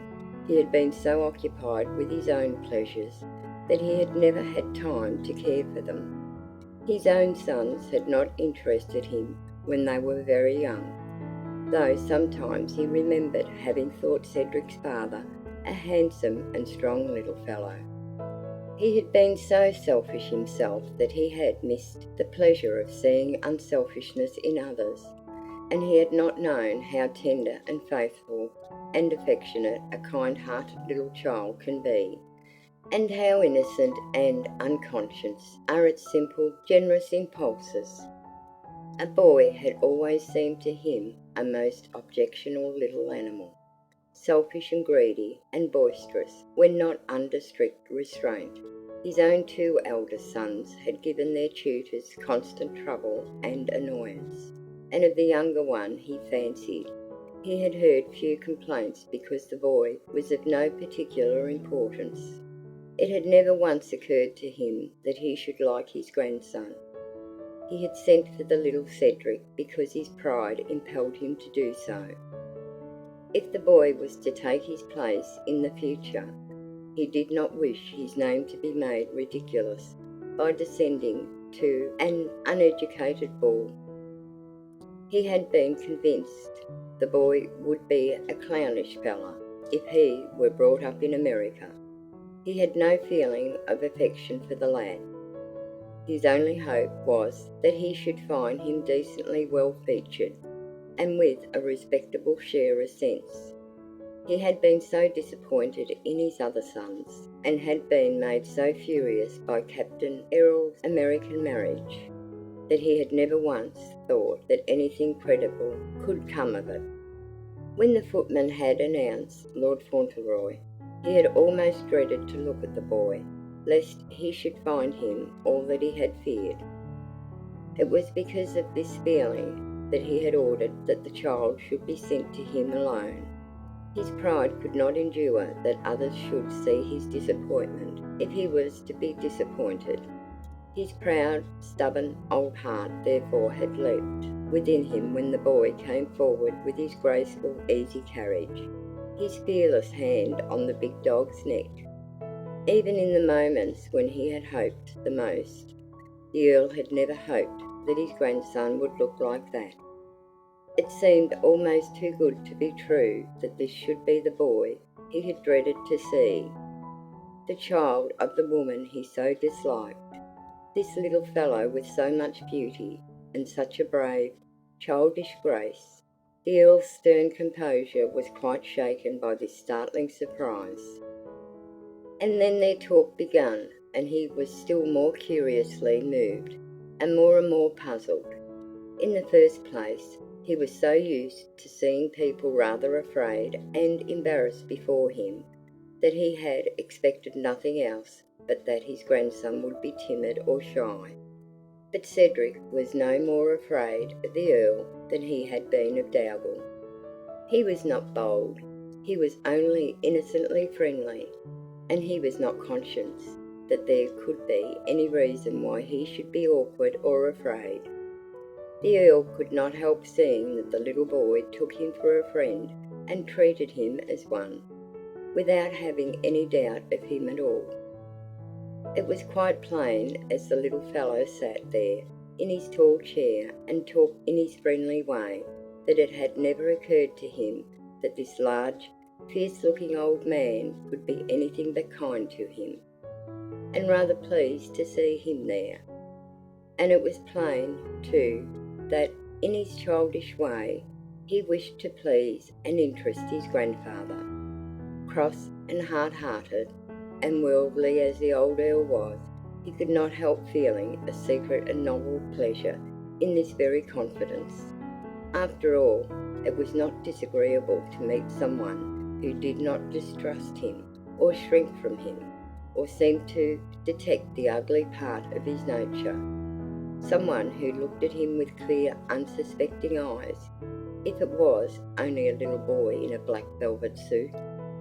So the old man leaned back in his chair and led his young companion on to telling him still more of himself, and with that odd gleam in his eyes watched the little fellow as he talked.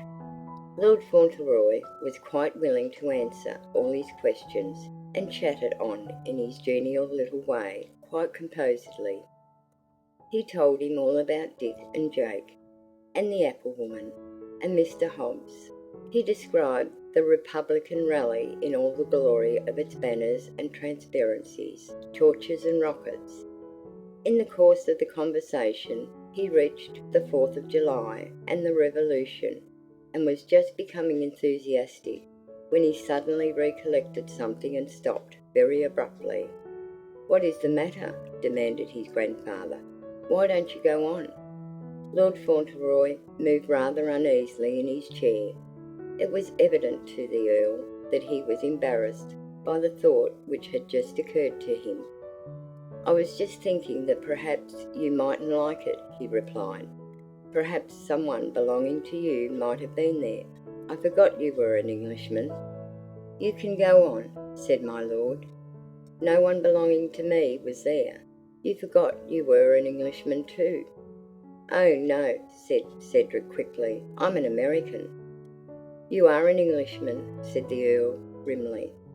"Your father was an Englishman?" It amused him a little to say this, but it did not amuse Cedric. The lad had never thought of such a development as this. He felt himself grow quite hot up to the roots of his hair.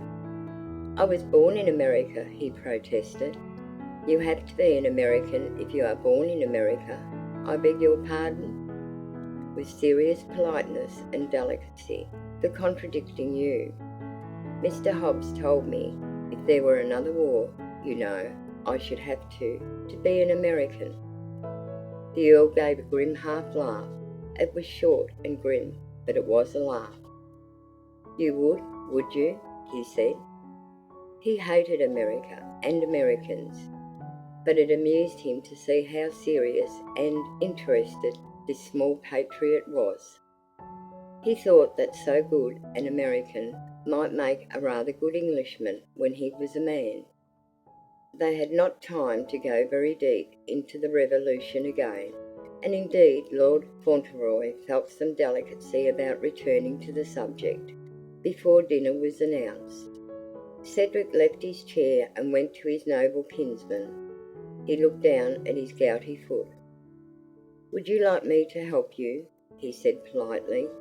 "You could lean on me, you know. Once when Mr. Hobbs hurt his foot with a potato barrel rolling on it, he used to lean on me." The big footman almost perilled his reputation and his situation by smiling.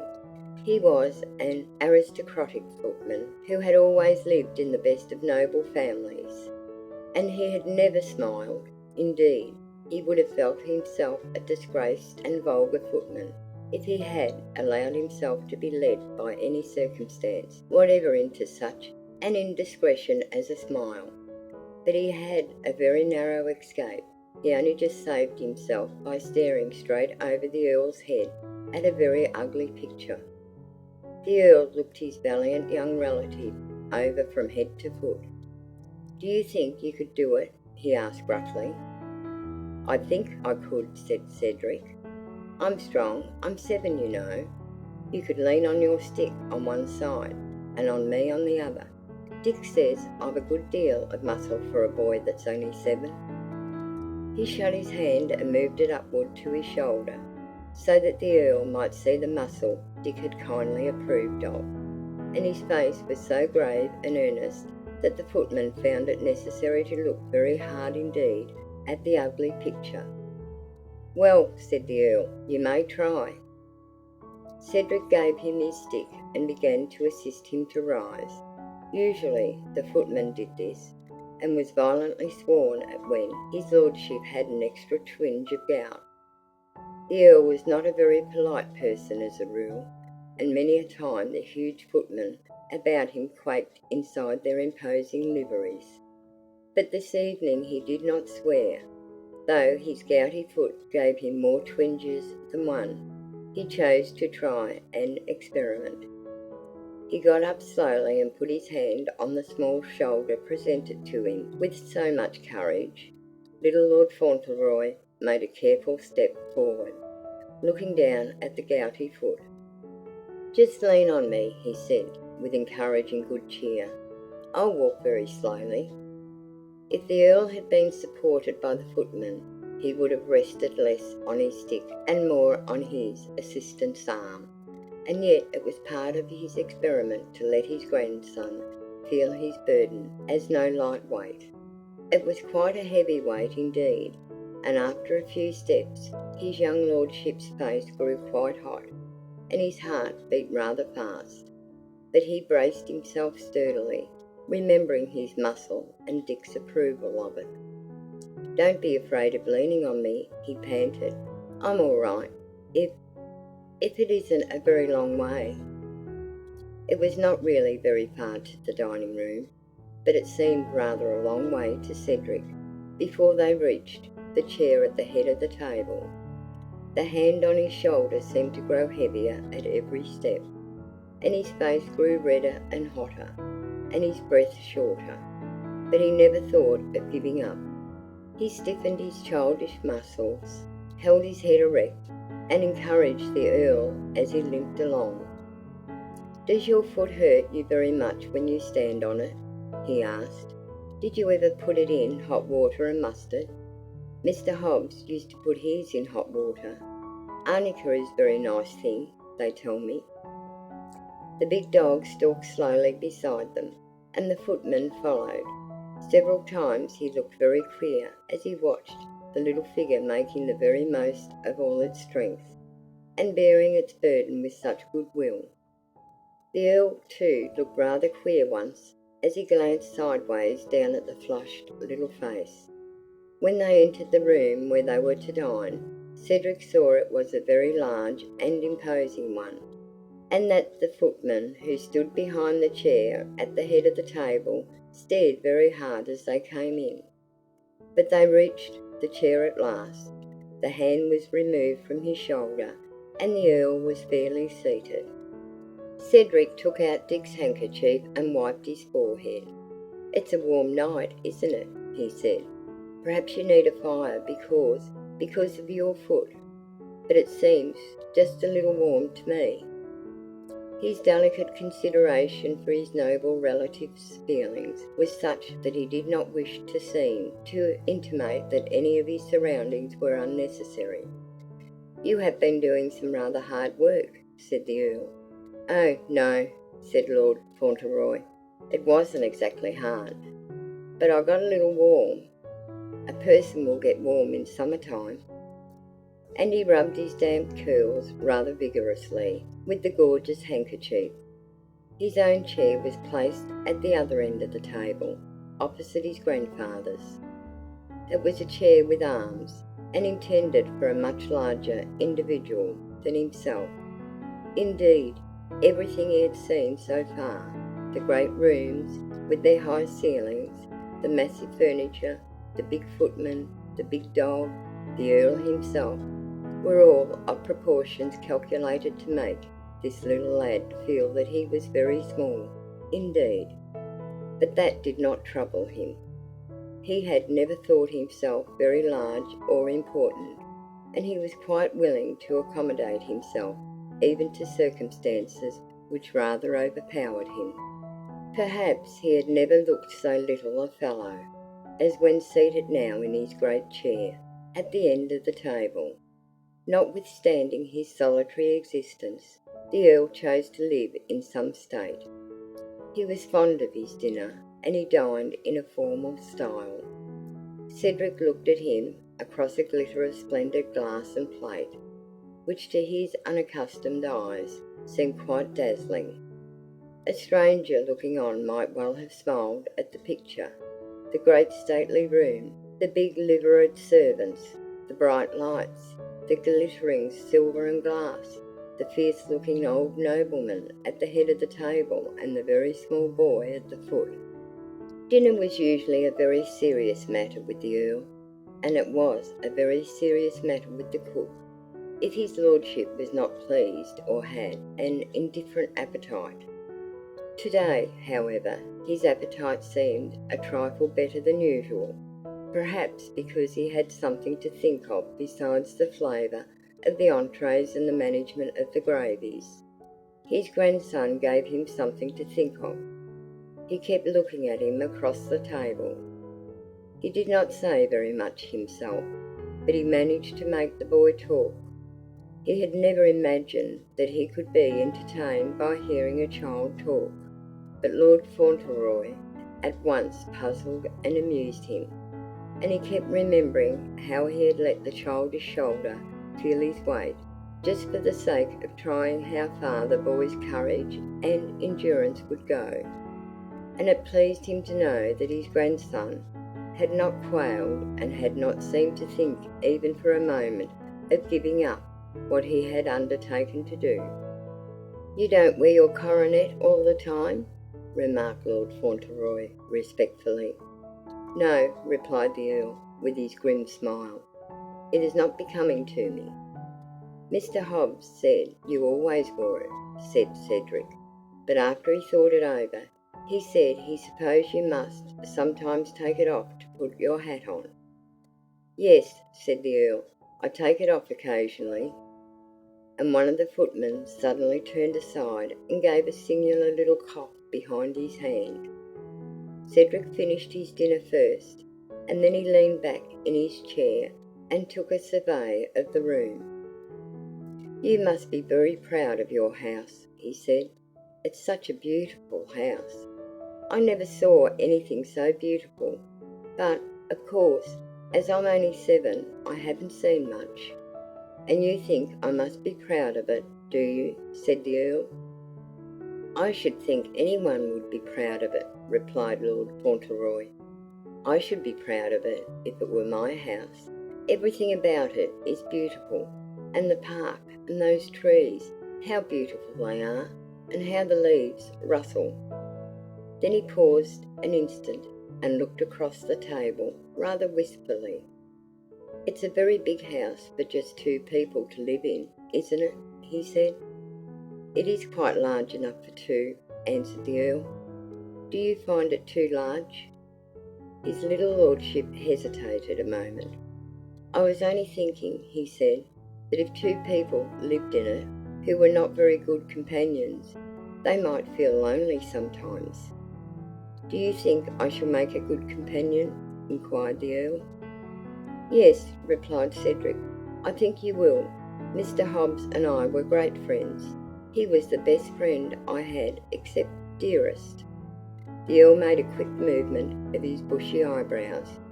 "Who is Dearest?"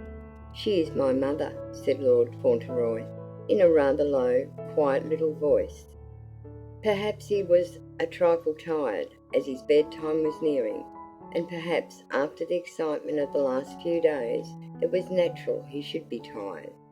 So perhaps, too, the feeling of weariness brought to him a vague sense of loneliness, in the remembrance that tonight he was not to sleep at home, watched over by the loving eyes of that best friend of his.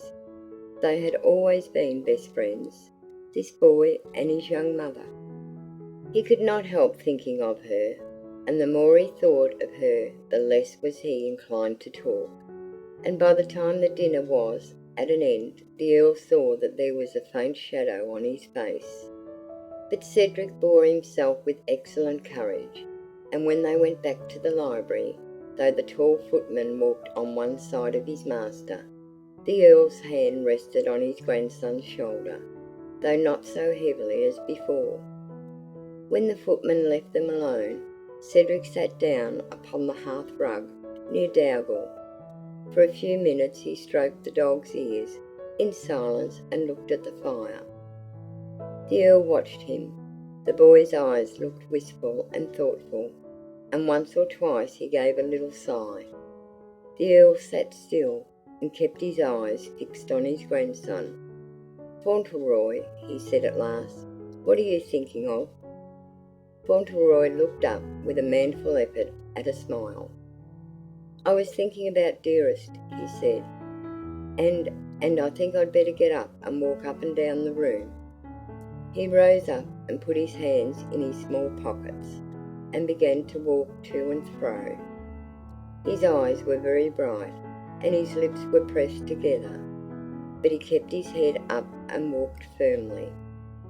Dougal moved lazily and looked at him, and then stood up. He walked over to the child and began to follow him uneasily. Fauntleroy drew one hand from his pocket and laid it on the dog's head. "He's a very nice dog," he said. "He's my friend. He knows how I feel." "How do you feel?" asked the Earl. It disturbed him to see the struggle the little fellow was having with his first feeling of homesickness, but it pleased him to see that he was making so brave an effort to bear it well. He liked this childish courage. "Come here," he said. Fauntleroy went to him. "I never was away from my own house before," said the boy, with a troubled look in his brown eyes. "It makes a person feel a strange feeling when he has to stay all night in another person's castle instead of his own house. But Dearest is not very far away from me. She told me to remember that. And I'm 7, and I can look at the picture she gave me." He put his hand in his pocket and brought out a small violet velvet-covered case. "This is it," he said. "You see, you press this spring and it opens, and she is in there."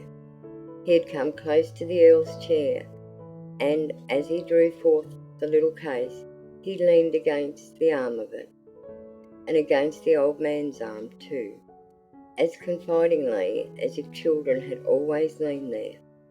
"There she is," he said, as the case opened, and he looked up with a smile. The Earl knitted his brows. He did not wish to see the picture, but he looked at it in spite of himself, and there looked up at him from it such a pretty young face, a face so like the child's at his side, that it quite startled him. "I suppose you think you are very fond of her," he said. "Yes," answered Lord Fauntleroy, in a gentle tone, and with simple directness. "I do think so, and I think it's true. You see, Mr. Hobbs was my friend, and Dick and Bridget and Mary and Michael, they were my friends too, but Dearest, well, she is my close friend, and we always tell each other everything. My father left her to me to take care of, and when I am a man, I am going to work and earn money for her." "What do you think of doing?" inquired his grandfather. His young lordship slipped down upon the hearth-rug, and sat there with the picture still in his hand. He seemed to be reflecting seriously before he answered. "I did think perhaps I might go into business with Mr. Hobbs," he said. but I should like to be a president." "We'll send you to the House of Lords instead," said his grandfather. "Well," remarked Lord Fauntleroy, "if I couldn't be a president, and if that is a good business, I shouldn't mind. The grocery business is dull sometimes." Perhaps he was weighing the matter in his mind, for he sat very quiet after this, and looked at the fire for some time. The Earl did not speak again. He leaned back in his chair and watched him. A great many strange, new thoughts passed through the old nobleman's mind. Dougal had stretched himself out and gone to sleep, with his head on his huge paws. There was a long silence. In about half an hour's time, Mr. Havisham was ushered in. The great room was very still when he entered. The Earl was still leaning back in his chair. He moved as Mr. Havisham approached, and held up his hand in a gesture of warning. It seemed as if he had scarcely intended to make the gesture, as if it were almost involuntary. Dougal was still asleep, and close beside the great dog, sleeping also, with his curly head upon his arm, lay little Lord Fauntleroy. End of Chapter 5. Chapter 6. When Lord Fauntleroy wakened in the morning, he had not wakened at all when he had been carried to bed the night before. The first sounds he was conscious of were the crackling of a wood fire and the murmur of voices. "You will be careful, Dawson, not to say anything about it," he heard someone say. "He does not know why she is not to be with him, and the reason is to be kept from him." "If them's his lordship's orders, mem," another voice answered, "they'll have to be kept, I suppose. But if you'll excuse the liberty, mem, as it's between ourselves, servant or no servant, all I have to say is, it's a cruel thing, parting that poor, pretty, young-witted creature from her own flesh and blood, and him such a little beauty and a nobleman born. James and Thomas, mem, last night in the servants' hall, they both of them say as they never see anything in their 2 lives, nor yet no other gentleman in livery, like that little fellow's ways, as innocent and polite and interested as if he'd been sitting there dining with his best friend, and the temper of an angel instead of one, if you'll excuse me, mem. As it's well known, it's enough to curdle your blood in your veins at times. And as to looks, mem, when we was rung for, James and me, to go into the library and bring him upstairs, and James lifted him up in his arms, what with his little innocent face all red and rosy, and his little head on James's shoulder, and his hair hanging down, all curly and shining, a prettier, tainter sight you'd never wish to see. And it's my opinion my lord wasn't blind to it neither, for he looked at him, and he says to James, 'So you don't wake him,' he says." Cedric moved on his pillow and turned over, opening his eyes. There were 2 women in the room. Everything was bright and cheerful, with gay flowered chintz. There was a fire on the hearth, and the sunshine was streaming in through the ivy-entwined windows. Both women came toward him, and he saw that one of them was Mrs. Mellon, the housekeeper, and the other a comfortable, middle-aged woman, with a face as kind and good-humoured as a face could be. "Good morning, my lord," said Mrs. Mellon. "Did you sleep well?" His lordship rubbed his eyes and smiled. "Good morning," he said. "I didn't know I was here." "You were carried upstairs when you were asleep," said the housekeeper. "This is your bedroom, and this is Dawson, who is to take care of you." Fauntleroy sat up in bed and held out his hand to Dawson, as he had held it out to the Earl. "How do you do, ma'am?" he said. "I'm much obliged to you for coming to take care of me." "You can call her Dawson, my lord," said the housekeeper with a smile. "She is used to being called Dawson." "Miss Dawson or Mrs. Dawson?" inquired his lordship. "Just Dawson, my lord," said Dawson herself, beaming all over. neither Miss or Mrs. Bless your little heart. Will you get up now and let Dawson dress you, and then have your breakfast in the nursery?" "I learned to dress myself many years ago, thank you," answered Fauntleroy. "Dearest taught me. Dearest is my mamma. We had only Mary to do all the work, washing and all, and so of course it wouldn't do to give her so much trouble. I can take my bath, too, pretty well, if you'll just be kind enough to examine the corners after I'm done." Dawson and the housekeeper exchanged glances. "Dawson will do anything you ask her to," said Mrs. Mellon. "That I will, bless him," said Dawson, in her comforting, good-humoured voice. "He shall dress himself if he likes, and I'll stand by, ready to help him if he wants me." "Thank you," responded Lord Fauntleroy. "It's a little hard sometimes about the buttons, you know, and then I have to ask somebody." He thought Dawson a very kind woman, and before the bath and the dressing were finished, they were excellent friends, and he had found out a great deal about her. He had discovered that her husband had been a soldier and had been killed in a real battle, and that her son was a sailor and was away on a long cruise, and that he had seen pirates and cannibals and Chinese people and Turks, and that he brought home strange shells and pieces of coral which Dawson was ready to show at any moment, some of them being in her trunk. All this was very interesting.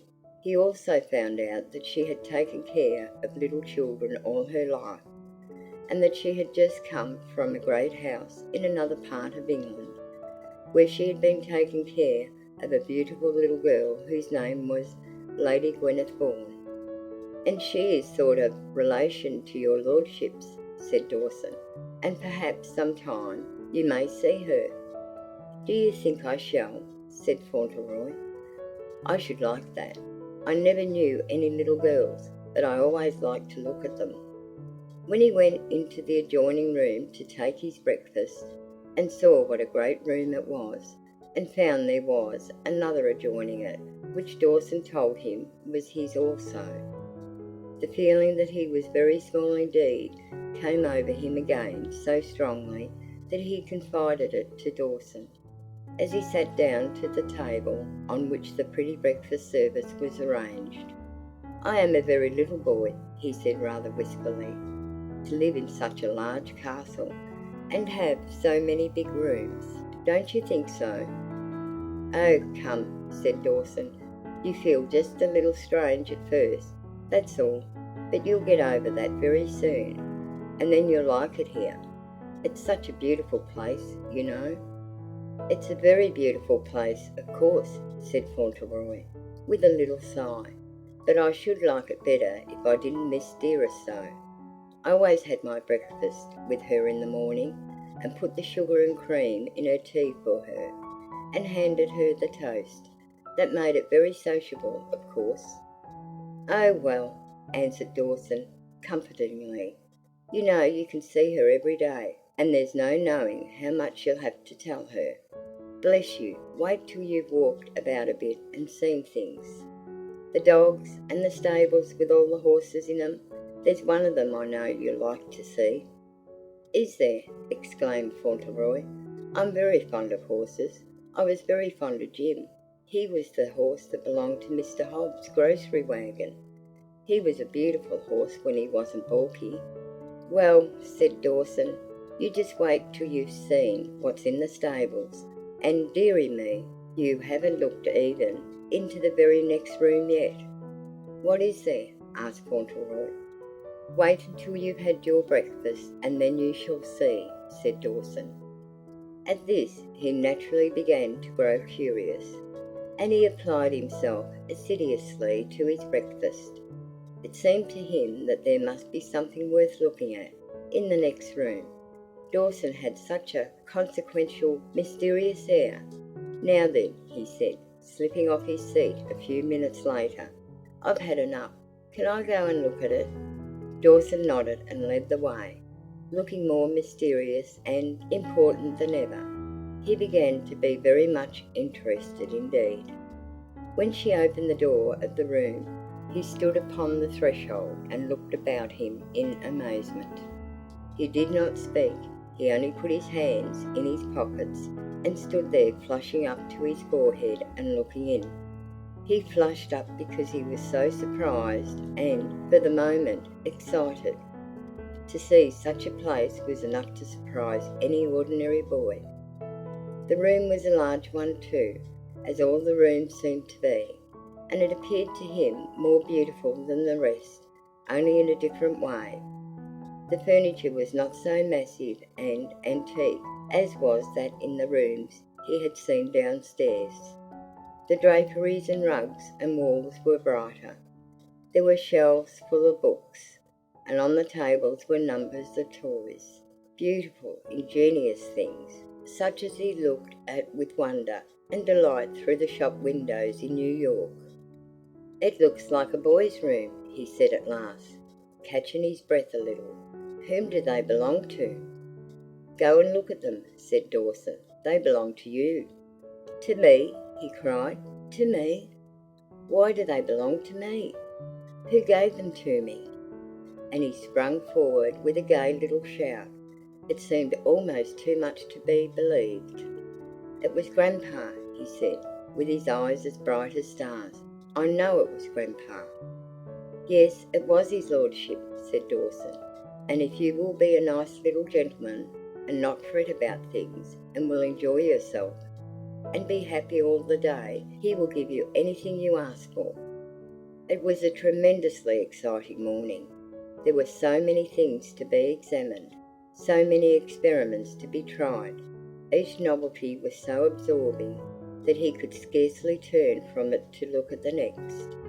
And it was so curious to know that all this had been prepared for himself alone, that, even before he had left New York, people had come down from London to arrange the rooms he was to occupy, and had provided the books and playthings most likely to interest him. "Did you ever know anyone," he said to Dawson, "who had such a kind grandfather?" Dawson's face wore an uncertain expression for a moment. She had not a very high opinion of his lordship the Earl. She had not been in the house many days, but she had been there long enough to hear the old nobleman's peculiarities discussed very freely in the servants' hall.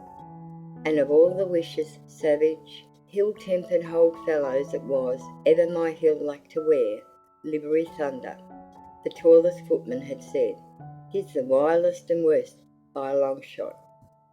And this particular footman, whose name was Thomas, had also repeated to his companions below stairs some of the Earl's remarks to Mr. Havisham, when they had been discussing these very preparations. "Give him his own way, and fill his room with toys," my lord had said. "Give him what will amuse him, and he'll forget about his mother quickly enough. Amuse him, and fill his mind with other things, and we shall have no trouble.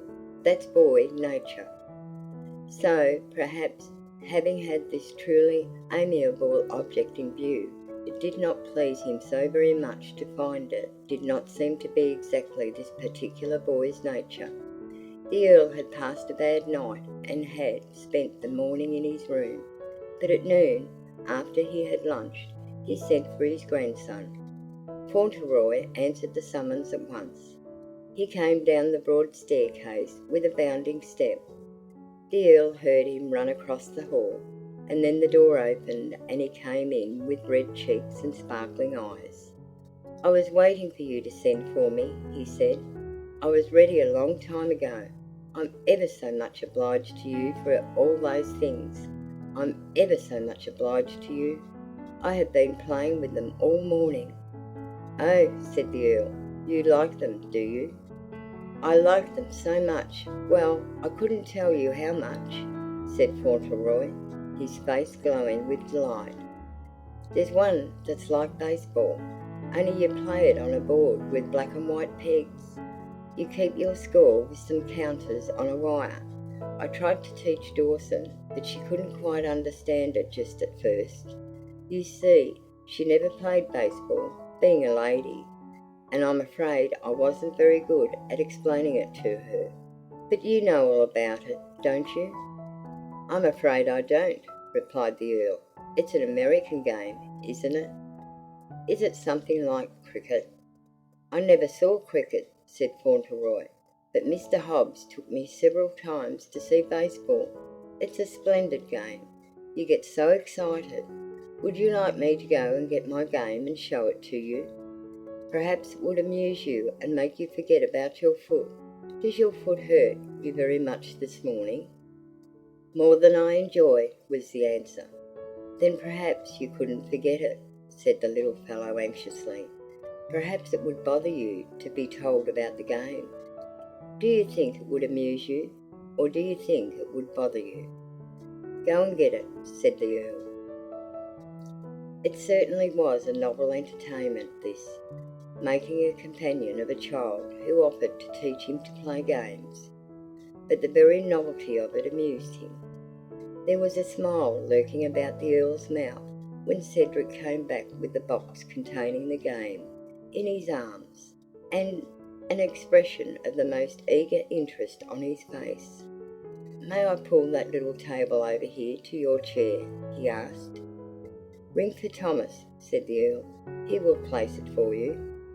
"Oh, I can do it myself," answered Fauntleroy. "It's not very heavy." "Very well," replied his grandfather. The lurking smile deepened on the old man's face as he watched the little fellow's preparations. There was such an absorbed interest in them. The small table was dragged forward and placed by his chair, and the game taken from its box and arranged upon it. "It's very interesting when you once begin," said Fauntleroy. "You see, the black pegs can be your side and the white ones mine. They're men, you know, and once round the field is a home run and counts one, and these are the outs. And here is the first base, and that's the second, and that's the third, and that's the home base." He entered into the details of explanation with the greatest animation.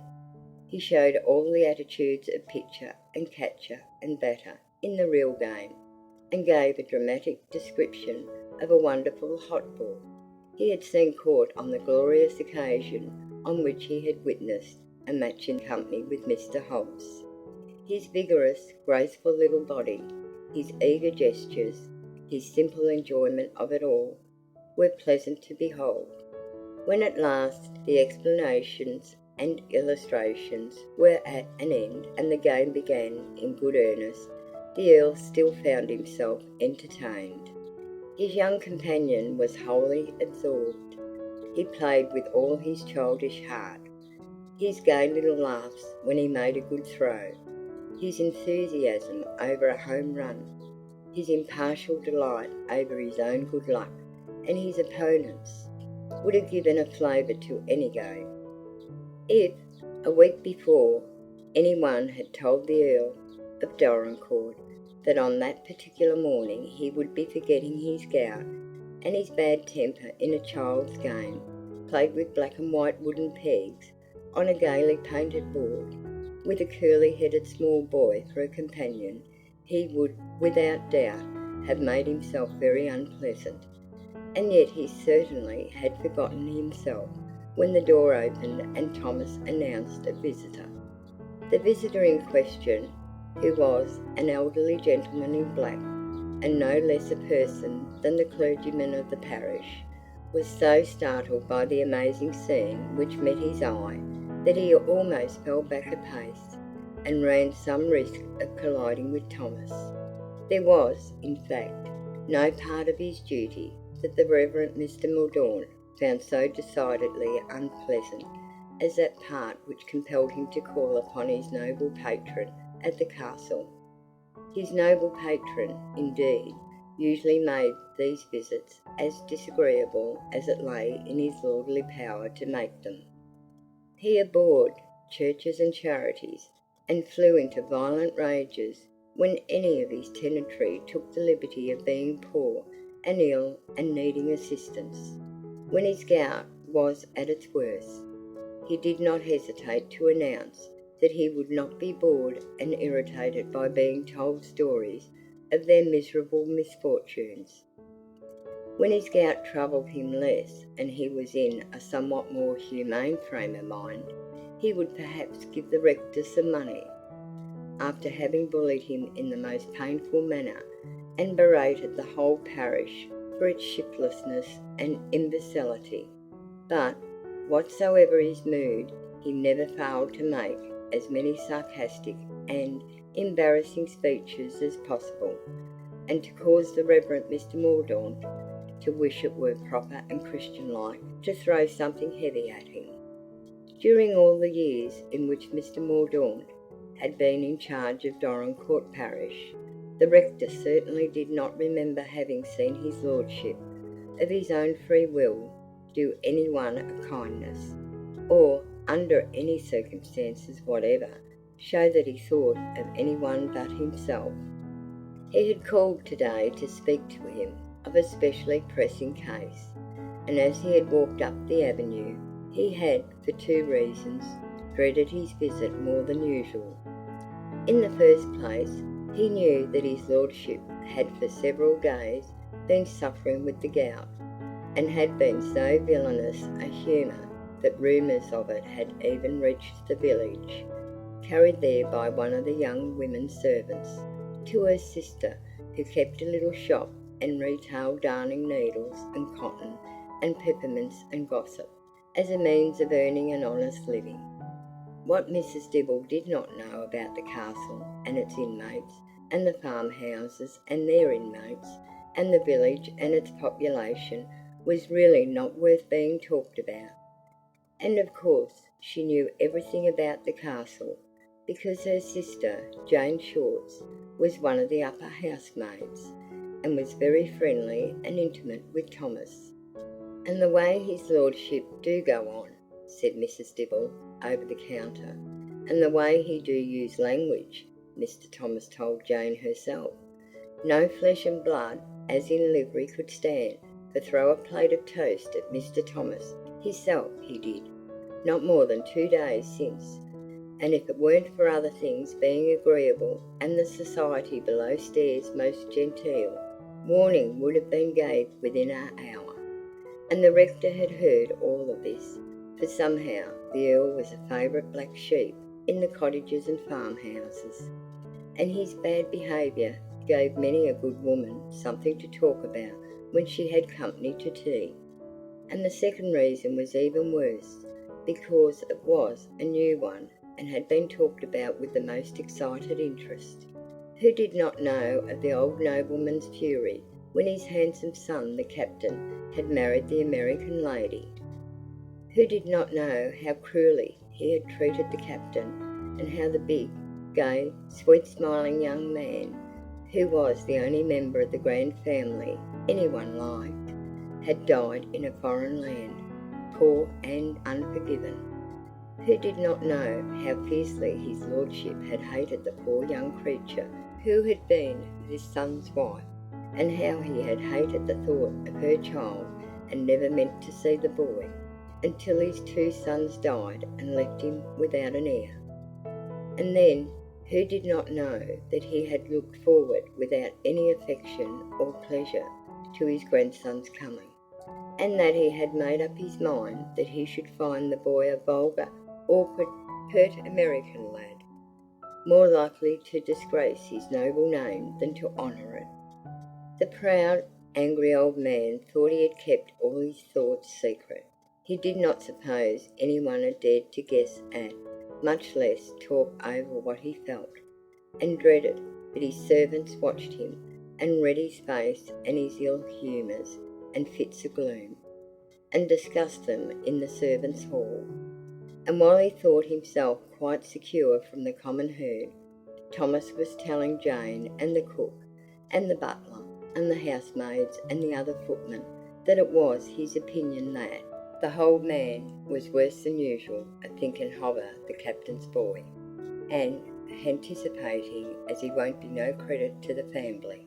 "And serve him right," added Thomas. "It's his own fault. What can he expect from a child brought up in poor circumstances in that there low America?" And as the Reverend Mr. Mordaunt walked under the great trees, He remembered that this questionable little boy had arrived at the castle only the evening before, and that there were 9 chances to 1 that his lordship's worst fears were realised, and 22 chances to 1 that if the poor little fellow had disappointed him, the Earl was even now in a tearing rage, and ready to vent all his rancour on the first person who called, which it appeared probable would be his reverend self. Judge them of his amazement when, as Thomas opened the library door, his ears were greeted by a delighted ring of childish laughter. "That's 2 out," shouted an excited, clear little voice. "You see it's 2 out." And there was the Earl's chair, and the gout stool, and his foot on it, and by him a small table and a game on it, and quite close to him, actually leaning against his arm and his ungouty knee, was a little boy with face glowing and eyes dancing with excitement. "It's 2 out," the little stranger cried. "You hadn't any luck that time, had you?" And then they both recognised at once that someone had come in. The Earl glanced round, knitting his shaggy eyebrows as he had a trick of doing, and when he saw who it was, Mr. Mordaunt was still more surprised to see that he looked even less disagreeable than usual instead of more so. In fact, he looked almost as if he had forgotten for the moment how disagreeable he was, and how unpleasant he really could make himself when he tried.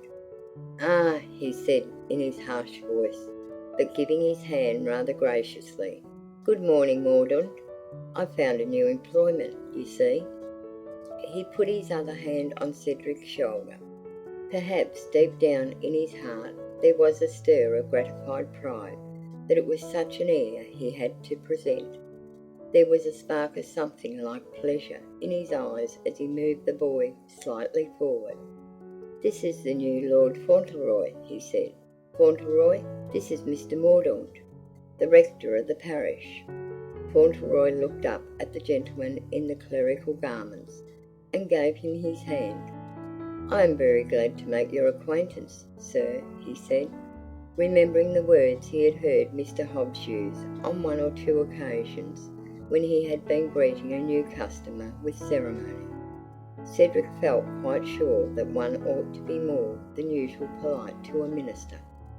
Mr. Mordaunt held the small hand in his a moment as he looked down at the child's face, smiling involuntarily.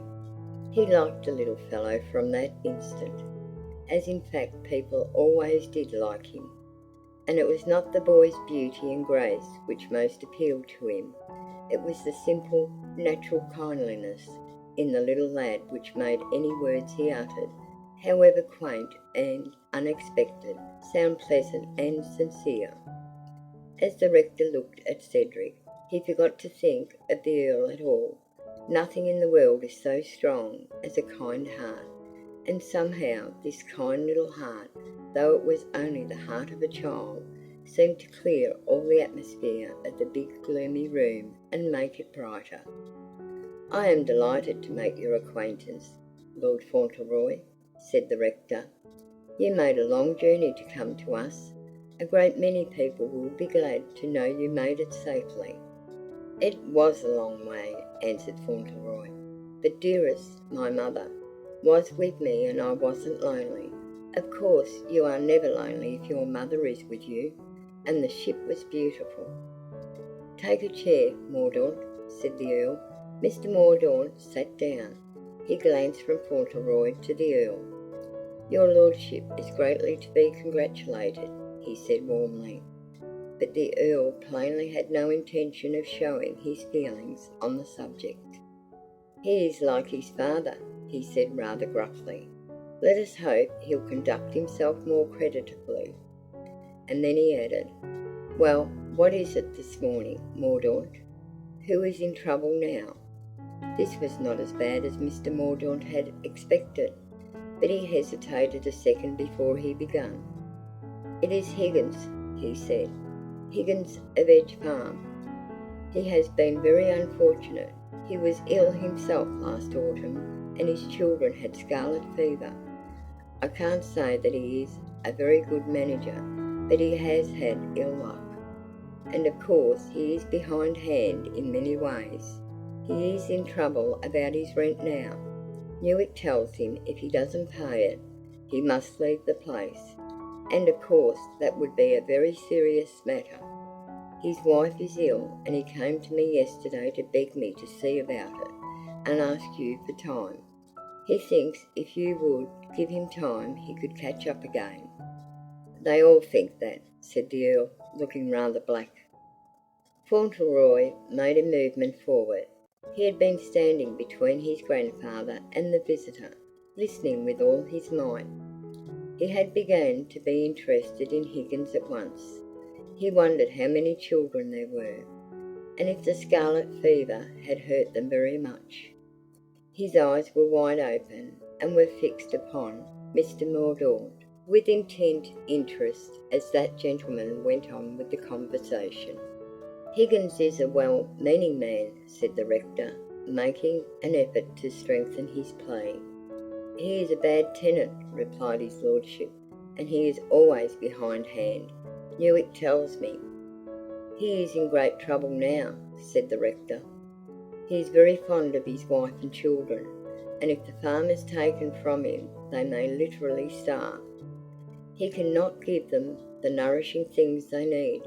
2 of the children were left very low after the fever, and the doctor orders for them wine and luxuries that Higgins cannot afford. At this, Fauntleroy moved a step nearer. That was the way with Michael, he said. The Earl slightly started. I forgot you, he said. I forgot we had a philanthropist in the room. Who was Michael? And the gleam of queer amusement came back into the old man's deep-set eyes. He was Bridget's husband, who had the fever, answered Fauntleroy, and he couldn't pay the rent or buy wine and things, and you gave me that money to help him. The Earl drew his brows together into a curious frown, which somehow was scarcely grim at all. He glanced across at Mr. Mordaunt. I don't know what sort of land proprietor he will make, he said. I told Havisham the boy was to have what he wanted, anything he wanted, and what he wanted, it seems, was money to give to beggars. Oh, but they weren't beggars, said Fauntleroy eagerly. Michael was a splendid bricklayer. They all worked. Oh, said the Earl, they were not beggars. They were splendid bricklayers and bootblacks and apple women. He bent his gaze on the boy for a few seconds in silence. The fact was that a new thought was coming to him, and though, perhaps, it was not prompted by the noblest emotions, it was not a bad thought. Come here, he said at last. Fauntleroy went and stood as near to him as possible, without encroaching on the gouty foot. What would you do in this case? His lordship asked. It must be confessed that Mr. Mordaunt experienced for the moment a curious sensation. Being a man of great thoughtfulness, and having spent so many years on the estate of Dorincourt, knowing the tenantry, rich and poor, the people of the village, honest and industrious, dishonest and lazy, he realised very strongly what power, for good or evil, would be given in the future to this one small boy, standing there, his brown eyes wide open, his hands deep in his pockets, and the thought came to him also that a great deal of power might, perhaps, through the caprice of a proud, self-indulgent old man, be given to him now, and that, if his young nature were not a simple and generous one, it might be the worst thing that could happen, not only for others, but for himself. And what would you do in such a case? Demanded the Earl. Fauntleroy drew a little nearer, and laid one hand on his knee, with the most confiding air of good comradeship. If I were very rich, he said, and not only just a little boy, I should let him stay. and give him the things for his children. But then, I am only a boy." Then, after a second's pause, in which his face brightened visibly, "You can do anything, can't you?" he said. "Hm," said my lord, staring at him. "That's your opinion, is it?" And he was not displeased either. "I mean, you can give anyone anything," said Fauntleroy. "Who's Newick?" "He is my agent," answered the Earl, "and some of my tenants are not over fond of him." "Are you going to write him a letter now?" inquired Fauntleroy. "Shall I bring you the pen and ink? I can take the game off this table." It plainly had not for an instant occurred to him that Newick would be allowed to do his worst. The Earl paused a moment, still looking at him. "Can you write?" he asked. "Yes," answered Cedric, "but not very well." "Move the things from the table," commanded my lord, "and bring the pen and ink, and a sheet of paper from my desk." Mr. Mordaunt's interest began to increase. Fauntleroy did as he was told very deftly. In a few moments, the sheet of paper, the big inkstand, and the pen were ready. "There," he said gaily, "now you can write it." "You are to write it," said the Earl. "I!" exclaimed Fauntleroy, and a flush overspread his forehead. "Will it do if I write it? I don't always spell quite right when I haven't a dictionary, and nobody tells me." "It will do," answered the Earl. "Higgins will not complain of the spelling. I'm not the philanthropist. You are. Dip your pen in the ink." Fauntleroy took up the pen and dipped it in the ink bottle. Then he arranged himself in position, leaning on the table.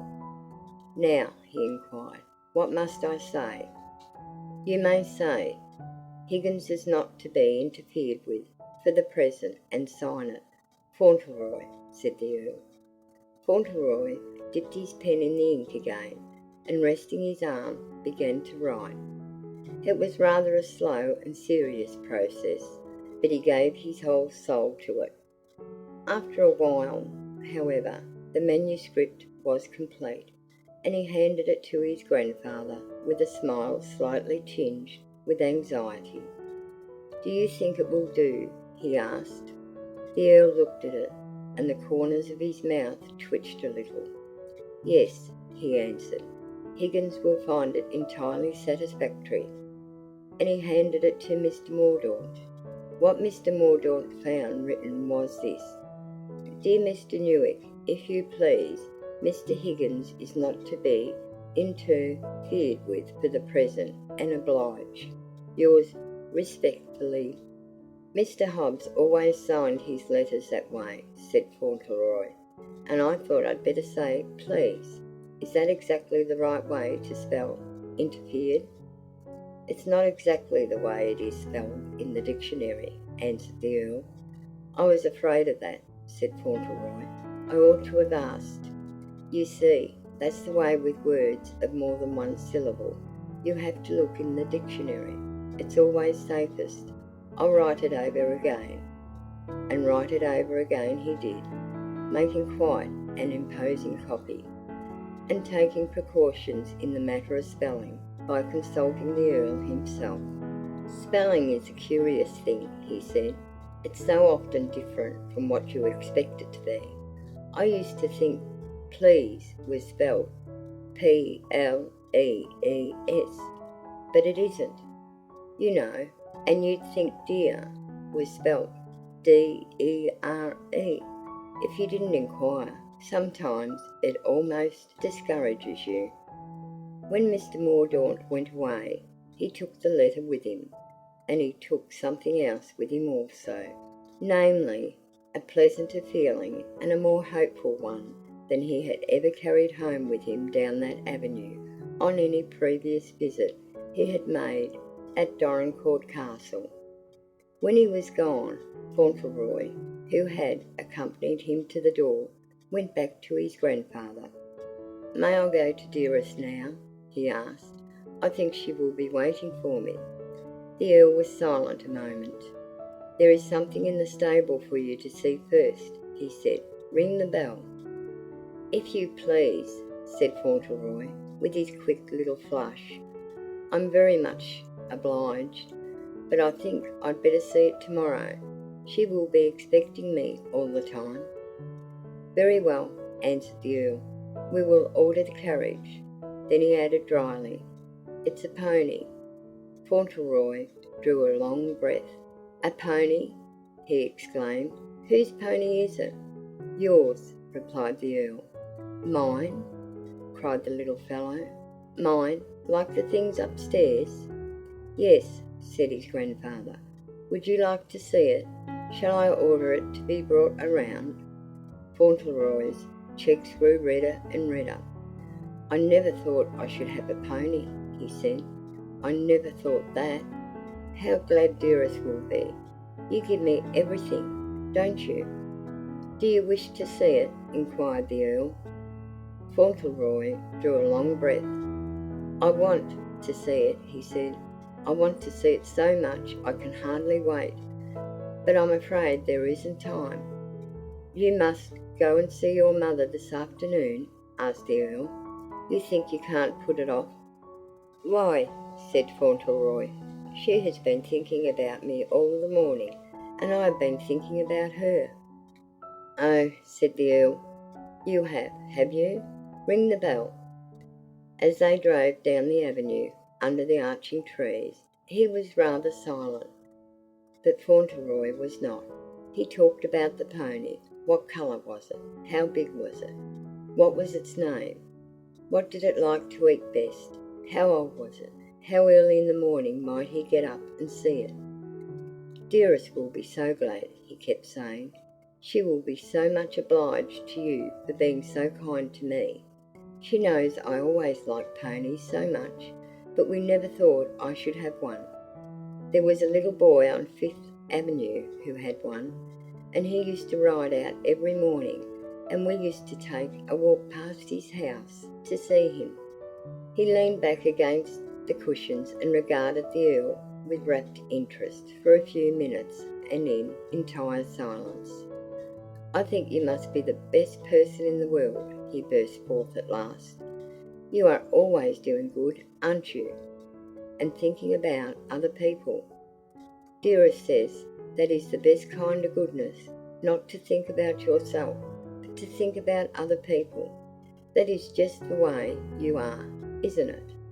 His lordship was so dumbfounded to find himself presented in such agreeable colours that he did not know exactly what to say. He felt that he needed time for reflection.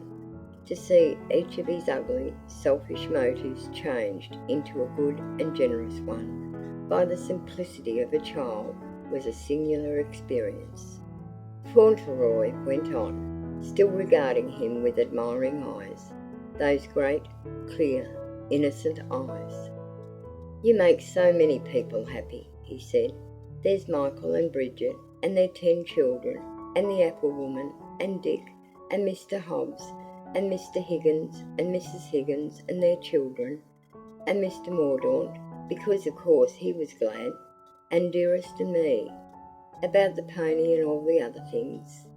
Do you know, I've counted it up on my fingers and in my mind, and it's 27 people you've been kind to. That's a good many, 27. "And I was the person who was kind to them, was I?" said the Earl. "Why, yes, you know," answered Fauntleroy. "You made them all happy, do you know?" With some delicate hesitation that people are sometimes mistaken about Earls when they don't know them. "Mr. Hobbs was. I am going to write him and tell him about it." "What was Mr. Hobbs's opinion of Earls?" asked his lordship. "Well, you see, the difficulty was," replied his young companion, "that he didn't know any, and he'd only read about them in books. He thought, you mustn't mind it, that they were gory tyrants, and he said he wouldn't have them hanging round his store. But if he'd known you, I'm sure he would have felt quite different. I shall tell him about you." "What shall you tell him?" "I shall tell him," said Fauntleroy, glowing with enthusiasm, "that you are the kindest man I ever heard of, and you are always thinking of other people and making them happy, and I hope when I grow up I shall be just like you." "Just like me," repeated his lordship, looking at the little kindling face, and a dull red crept up under his withered skin, and he suddenly turned his eyes away and looked out of the carriage window at the great beech trees, with the sun shining on their glossy red-brown leaves. "Just like you," said Fauntleroy, adding modestly, "if I can. Perhaps I'm not good enough, but I'm going to try." The carriage rolled on down the stately avenue, under the beautiful, broad-branched trees, through the spaces of green shade and lanes of golden sunlight. Fauntleroy saw again the lovely places where the ferns grew high and the bluebells swayed in the breeze. He saw the deer, standing or lying in the deep grass, turn their large, startled eyes as the carriage passed, and caught glimpses of the brown rabbits as they scurried away.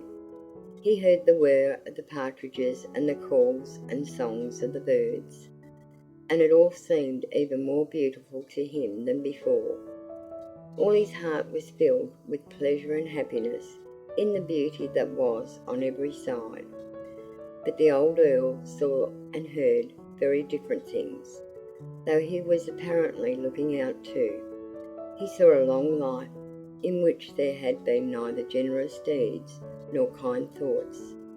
He saw years in which a man who had been young and strong and rich and powerful had used his youth and strength and wealth and power only to please himself and kill time as the days and years succeeded each other. He saw this man, when the time had been killed and old age had come, solitary and without real friends in the midst of all his splendid wealth. He saw people who disliked or feared him, and people who would flatter and cringe to him, but no one who really cared whether he lived or died, unless they had something to gain or lose by it. He looked out on the broad acres which belonged to him, and he knew what Fauntleroy did not, how far they extended, what wealth they represented, and how many people had homes on their soil. And he knew, too, another thing Fauntleroy did not, that in all those homes, humble or well-to-do, there was probably not one person, however much he envied the wealth and stately name and power, and however willing he would have been to possess them, who would for an instant have thought of calling a noble owner good, or wishing, as this simple-souled little boy had, to be like him. And it was not exactly pleasant to reflect upon, even for a cynical, worldly old man, who had been sufficient unto himself for 70 years, and who had never deigned to care what opinion the world held of him, so long as it did not interfere with his comfort or entertainment. And the fact was, indeed, that he had never before condescended to reflect upon it at all, and he only did so now because a child had believed him better than he was, and by wishing to follow in his illustrious footsteps and imitate his example, had suggested to him the curious question whether he was exactly the person to take as a model. Fauntleroy thought the Earl's foot must be hurting him. His brows knitted themselves together so, as he looked out at the park, and thinking this, the considerate little fellow tried not to disturb him, and enjoyed the trees and the ferns and the deer in silence. But at last, the carriage, having passed the gates and bowled through the green lanes for a short distance, stopped. They had reached Court Lodge, and Fauntleroy was out upon the ground almost before the big footman had time to open the carriage door. The Earl wakened from his reverie with a start. "What?" he said. "Are we here?" "Yes," said Fauntleroy. Let me give you your stick. Just lean on me when you get out." "I'm not going to get out," replied his lordship brusquely. Not to see Dearest?" exclaimed Fauntleroy with astonished face. "Dearest will excuse me," said the Earl dryly.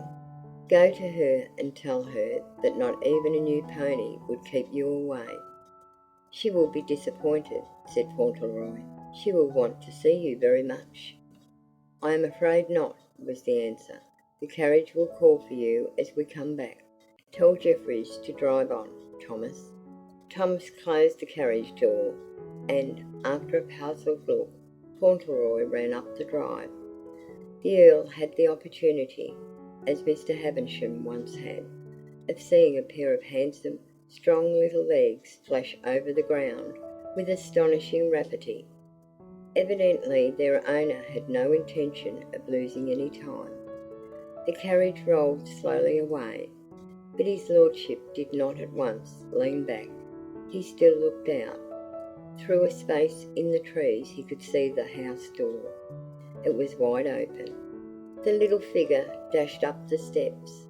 Another figure, a little figure too, slender and young in its black gown, ran to meet it. It seemed as if they flew together as Fauntleroy leaped into his mother's arms, hanging about her neck and covering her sweet young face with kisses. End of chapter 6.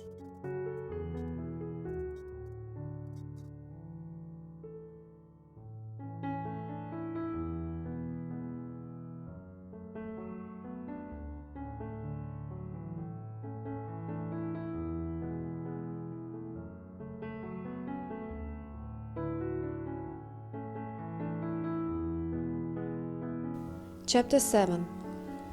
On the following Sunday morning, Mr. Mordaunt had a large congregation. Indeed, he could scarcely remember any Sunday on which the church had been so crowded. People appeared upon the scene who seldom did him the honour of coming to hear his sermons. There were even people from Hazelton, which was the next parish. There were hearty, sunburned farmers, stout, comfortable, apple-cheeked wives in their best bonnets and most gorgeous shawls, and half a dozen children or so to each family. The doctor's wife was there, with her 4 daughters. Mrs. Kimsey and Mr. Kimsey, who kept the druggist's shop, and made pills, and did up powders for everybody within 10 miles, sat in their pew. Mrs. Dibble in hers, Miss Smith, the village dressmaker, and her friend Miss Perkins, the milliner, sat in theirs. The doctor's young man was present, and the druggist's apprentice. In fact, almost every family on the countryside was represented, in one way or another. In the course of the preceding week, many wonderful stories had been told of little Lord Fauntleroy. Mrs. Dibble had been kept so busy attending to customers who came in to buy a pennyworth of needles or a ha'porth of tape and to hear what she had to relate, that the little shop bell over the door had nearly tinkled itself to death over the coming and going. Mrs. Dibble knew exactly how his small lordship's rooms had been furnished for him, what expensive toys had been bought, how there was a beautiful brown pony awaiting him, and a small groom to attend it, and a little dog-cart with silver-mounted harness.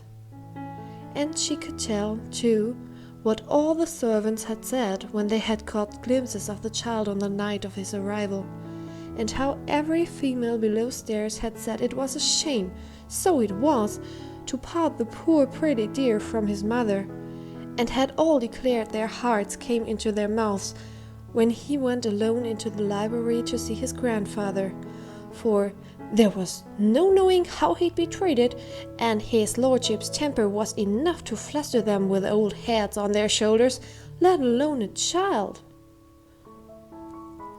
"But if you'll believe me, Mrs. Jennifer, Mum," Mrs. Dibble had said, "fear that child does not know. So Mr. Thomas himself said and smiled he did, and talked to his lordship as if they'd been friends ever since his first hour. And the Earl so took aback, Mr. Thomas says, that he couldn't do nothing but listen and stare from under his eyebrows. And it's Mr. Thomas's opinion, Mrs. Bates, Mum, that bad as he is, he was pleased in his secret soul, and proud too, for a handsomer little fellow or with better manners, though so old-fashioned, Mr. Thomas says he'd never wish to see. And then there had come the story of Higgins.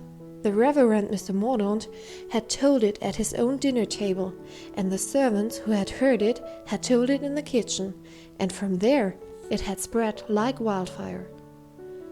And on market day, when Higgins had appeared in town, he had been questioned on every side, and Newick had been questioned too, and in response had shown to 2 or 3 people the note signed Fauntleroy. And so the farmers' wives had found plenty to talk of over their tea and their shopping, and they had done the subject full justice and made the most of it.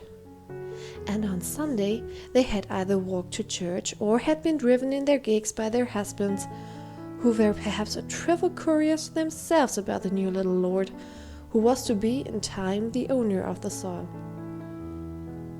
It was by no means the Earl's habit to attend church, but he chose to appear on this first Sunday. It was his whim to present himself in the huge family pew, with Fauntleroy at his side. There were many loiterers in the churchyard, and many lingerers in the lane that morning. There were groups at the gates and in the porch, and there had been much discussion as to whether my lord would really appear or not. When this discussion was at its height, one good woman suddenly uttered an exclamation. "Eh," she said, "that must be the mother, pretty young thing." All who heard turned and looked at the slender figure in black coming up the path. The veil was thrown back from her face, and they could see how fair and sweet it was, and how the bright hair curled as softly as a child's under the little widow's cap.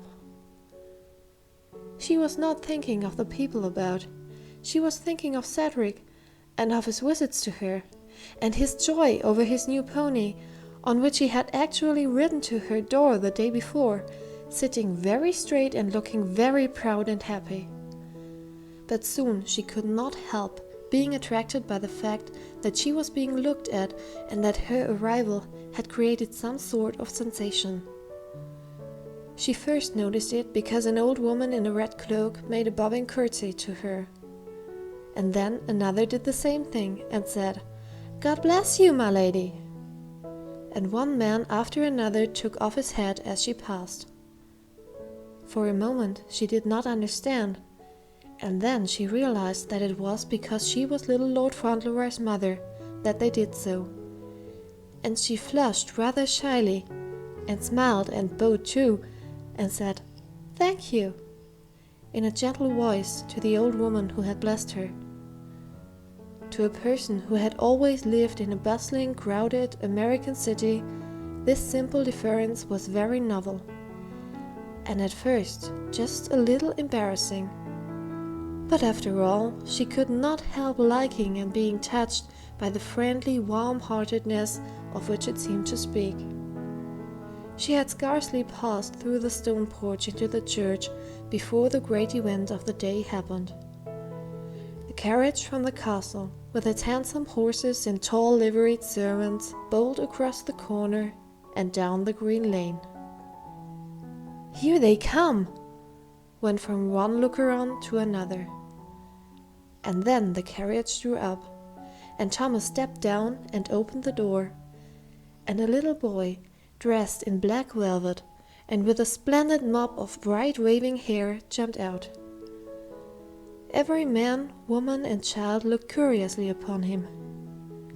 "He's the captain all over again," said those of the onlookers who remembered his father. "He's the captain's self to the life." He stood there in the sunlight looking up at the Earl, as Thomas helped that nobleman out, with the most affectionate interest that could be imagined. The instant he could help, he put out his hand and offered his shoulder as if he had been 7 feet high. It was plain enough to everyone that, however it might be with other people, the Earl of Dorincourt struck no terror into the breast of his grandson. "Just lean on me," they heard him say. "How glad the people are to see you, and how well they all seem to know you." "Take off your cap, Fauntleroy," said the Earl. "They are bowing to you." "To me!" cried Fauntleroy, whipping off his cap in a moment, baring his bright head to the crowd, and turning shining, puzzled eyes on them, as he tried to bow to everyone at once. "God bless your lordship," said the curtsying, red-cloaked old woman who had spoken to his mother. "Long life to you." "Thank you, ma'am," said Fauntleroy. And then they went into the church, and were looked at there, on their way up to the aisle to the square, red-cushioned and curtained pew. When Fauntleroy was fairly seated, he made 2 discoveries which pleased him. The first that, across the church where he could look at her, his mother sat and smiled at him. The second, that at one end of the pew, against the wall, knelt 2 quaint figures carven in stone, facing each other as they kneeled on either side of a pillar supporting 2 stone missals, their pointed hands folded, as if in prayer, their dress very antique and strange. On the tablet by them was written something of which he could only read the curious words, "Here lieth the body of Gregory Arthur, 1st Earl of Dorincourt, also of Alyson Hildegard, his wife." "May I whisper?" inquired his lordship, devoured by curiosity. "What is it?" said his grandfather. "Who are they?" "Some of your ancestors," answered the Earl, "who lived a few 100 years ago." "Perhaps," said Lord Fauntleroy, regarding them with respect, "perhaps I got my spelling from them." And then he proceeded to find his place in the church service. When the music began, he stood up and looked across at his mother, smiling. He was very fond of music, and his mother and he often sang together, so he joined in with the rest, his pure, sweet, high voice rising as clear as the song of a bird. He quite forgot himself in his pleasure in it. The Earl forgot himself a little too, as he sat in his curtain-shielded corner of the pew and watched the boy. Cedric stood with the big psalter open in his hands, singing with all his childish might, his face a little uplifted, happily, and as he sang, a long ray of sunshine crept in, and, slanting through a golden pane of a stained-glass window, brightened the falling hair about his young head. His mother, as she looked at him across the church, felt a thrill pass through her heart, and a prayer rose in it too, a prayer that the pure, simple happiness of his childish soul might last, and that the strange, great fortune which had fallen to him might bring no wrong or evil with it. There were many soft, anxious thoughts in her tender heart in those new days. "Oh, Ceddie," she had said to him the evening before, as she hung over him in saying good night before he went away. "Oh, Ceddie, dear, I wish for your sake I was very clever and could say a great many wise things, but only be good, dear, only be brave, only be kind and true always, and then you will never hurt anyone so long as you live, and you may help many, and the big world may be better because my little child was born. And that is best of all, Ceddie. It is better than anything else that the world should be a little better because a man has lived. Even ever so little better, dearest." And on his return to the castle, Fauntleroy had repeated her words to his grandfather. "And I thought about you when she said that," he ended. "And I told her That was the way the world was because you had lived, and I was going to try if I could be like you." "And what did she say to that?" answered his lordship, a trifle uneasily. "She said that was right, and we must always look for good in people and try to be like it." Perhaps it was this the old man remembered, as he glanced through the divided folds of the red curtain of his pew. Many times he looked over the people's heads to where his son's wife sat alone, and he saw the fair face the unforgiven dead had loved, and the eyes which were so like those of the child at his side. But what his thoughts were, and whether they were hard and bitter, or softened a little, it would have been hard to discover. As they came out of church, many of those who had attended the service stood waiting to see them pass. As they neared the gate, a man who stood with his head in his arms made a step forward and then hesitated. He was a middle-aged farmer with a careworn face. "Well, Higgins?" said the Earl. Fauntleroy turned quickly to look at him. "Oh!" he exclaimed. "Is it Mr. Higgins?" "Yes," answered the Earl dryly. "And I suppose he came to take a look at his new landlord." "Yes, my lord," said the man, his sunburned face reddening. "Mr. Newick told me his young lordship was kind enough to speak for me, and I thought I'd like to say a word of thanks, if I might be allowed." Perhaps he felt some wonder when he saw what a little fellow it was who had innocently done so much for him, and who stood there looking up just as one of his own less fortunate children might have done, apparently not realizing his own importance in the least. "I've a great deal to thank your lordship for," he said, "a great deal. "Oh," said Lord Fauntleroy, "I only wrote the letter. It was my grandfather who did it. But you know how he is about always being good to everybody. Is Mrs. Higgins well now?" Higgins looked a trifle taken aback. He also was somewhat startled at hearing his noble landlord presented in the character of a benevolent being full of engaging qualities. Well, yes, your lordship," he stammered. "The missus is better since the trouble was took off her mind. It was worrying broke her down." "I'm glad of that," said Fauntleroy. "My grandfather was very sorry about your children having the scarlet fever, and so was I. He has had children himself. I'm his son's little boy, you know." Higgins was on the verge of being panic-stricken. He felt it would be the safer and more discreet plan not to look at the Earl, as it had been well known that his fatherly affection for his sons had been such that he had seen them about twice a year, and that when they had been ill he had promptly departed for London, because he would not be bored with doctors and nurses. It was a little trying, therefore, to his lordship's nerves to be told, while he looked on, his eyes gleaming from under his shaggy eyebrows, that he felt an interest in scarlet fever.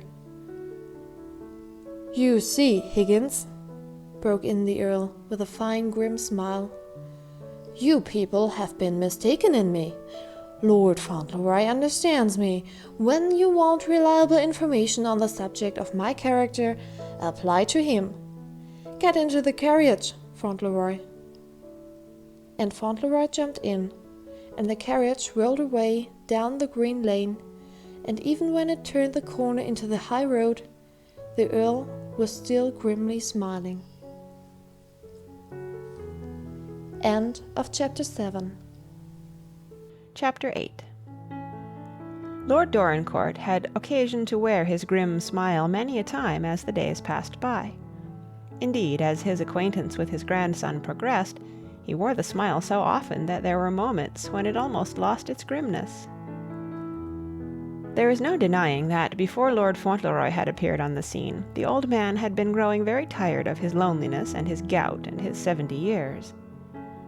After so long a life of excitement and amusement, it was not agreeable to sit alone even in the most splendid room, with one foot on a gout-stool, and with no other diversion than flying into a rage and shouting at a frightened footman who hated the sight of him.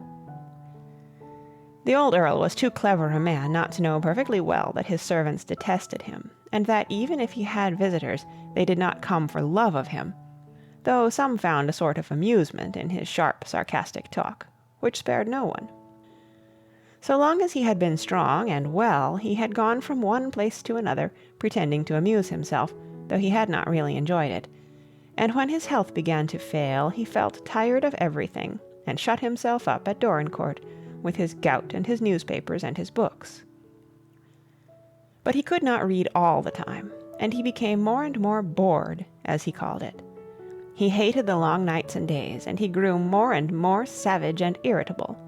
And then Fauntleroy came, and when the Earl saw him, fortunately for the little fellow, the secret pride of the grandfather was gratified at the outset.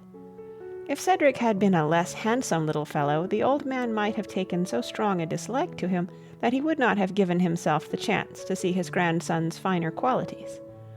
But he chose to think that Cedric's beauty and fearless spirit were the results of the Dorincourt blood, and a credit to the Dorincourt rank. And then, when he heard the lad talk, and saw what a well-bred little fellow he was, notwithstanding his boyish ignorance of all that his new position meant, the old Earl liked his grandson more, and actually began to find himself rather entertained. It had amused him to give into those childish hands the power to bestow a benefit on poor Higgins. My lord cared nothing for poor Higgins, but it pleased him a little to think that his grandson would be talked about by the country people, and would begin to be popular with the tenantry, even in his childhood. Then it had gratified him to drive to church with Cedric, and to see the excitement and interest caused by the arrival. He knew how the people would speak of the beauty of the little lad, of his fine, strong, straight body, of his erect bearing, his handsome face, and his bright hair, and how they would say, as the Earl had heard one woman exclaim to another, that the boy was every inch a lord.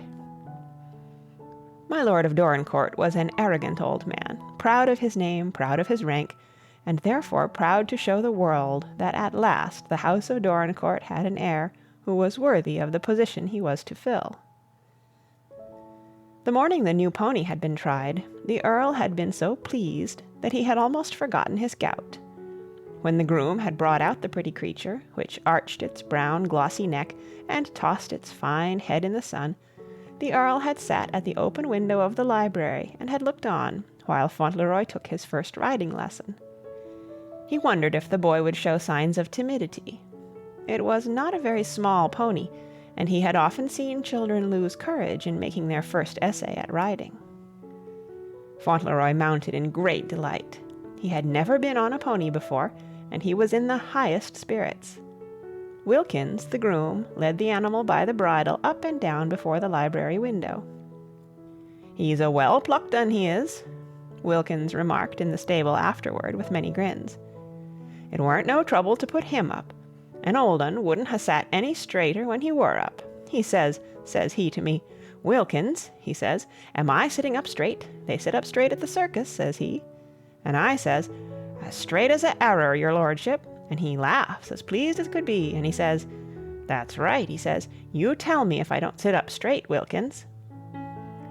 But sitting up straight and being led at a walk were not altogether and completely satisfactory. After a few minutes, Fauntleroy spoke to his grandfather, watching him from the window. "Can't I go by myself?" he asked. "And can't I go faster? The boy on Fifth Avenue used to trot and canter." "Do you think you could trot and canter?" said the Earl. "I should like to try," answered Fauntleroy.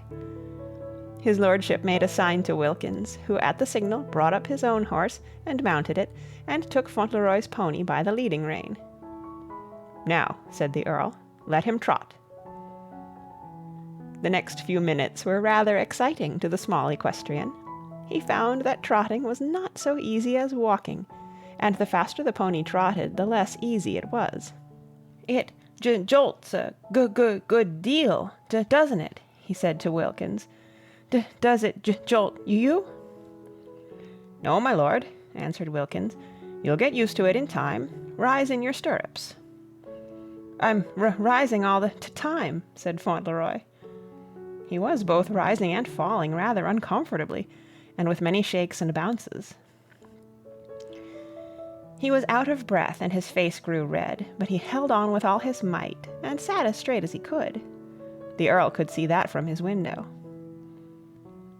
When the riders came back within speaking distance, after they had been hidden by the trees for a few minutes, Fauntleroy's hat was off, his cheeks were like poppies, and his lips were set, but he was still trotting manfully. "Stop a minute," said his grandfather. "Where's your hat?" Wilkins touched his. "It fell off, your lordship," he said, with evident enjoyment. "Wouldn't let me stop to pick it up, my lord." "Not much afraid, is he?" asked the Earl dryly. "Him, your lordship?" exclaimed Wilkins. "I shouldn't say as he knowed what it meant. I've taught young gentlemen to ride afore, and I never see one stick on more determinder." "Tired?" said the Earl to Fauntleroy. "Want to get off?" "It jolts you more than you think it will," admitted his young lordship frankly. "And it tires you a little too, but I don't want to get off. I want to learn how. As soon as I've got my breath, I want to go back for the hat." The cleverest person in the world, if he had undertaken to teach Fauntleroy how to please the old man who watched him, could not have taught him anything which would have succeeded better. As the pony trotted off again toward the avenue, a faint color crept up in the fierce old face, and the eyes, under the shaggy brows, gleamed with a pleasure such as his lordship had scarcely expected to know again. And he sat and watched quite eagerly until the sound of the horses' hoofs returned.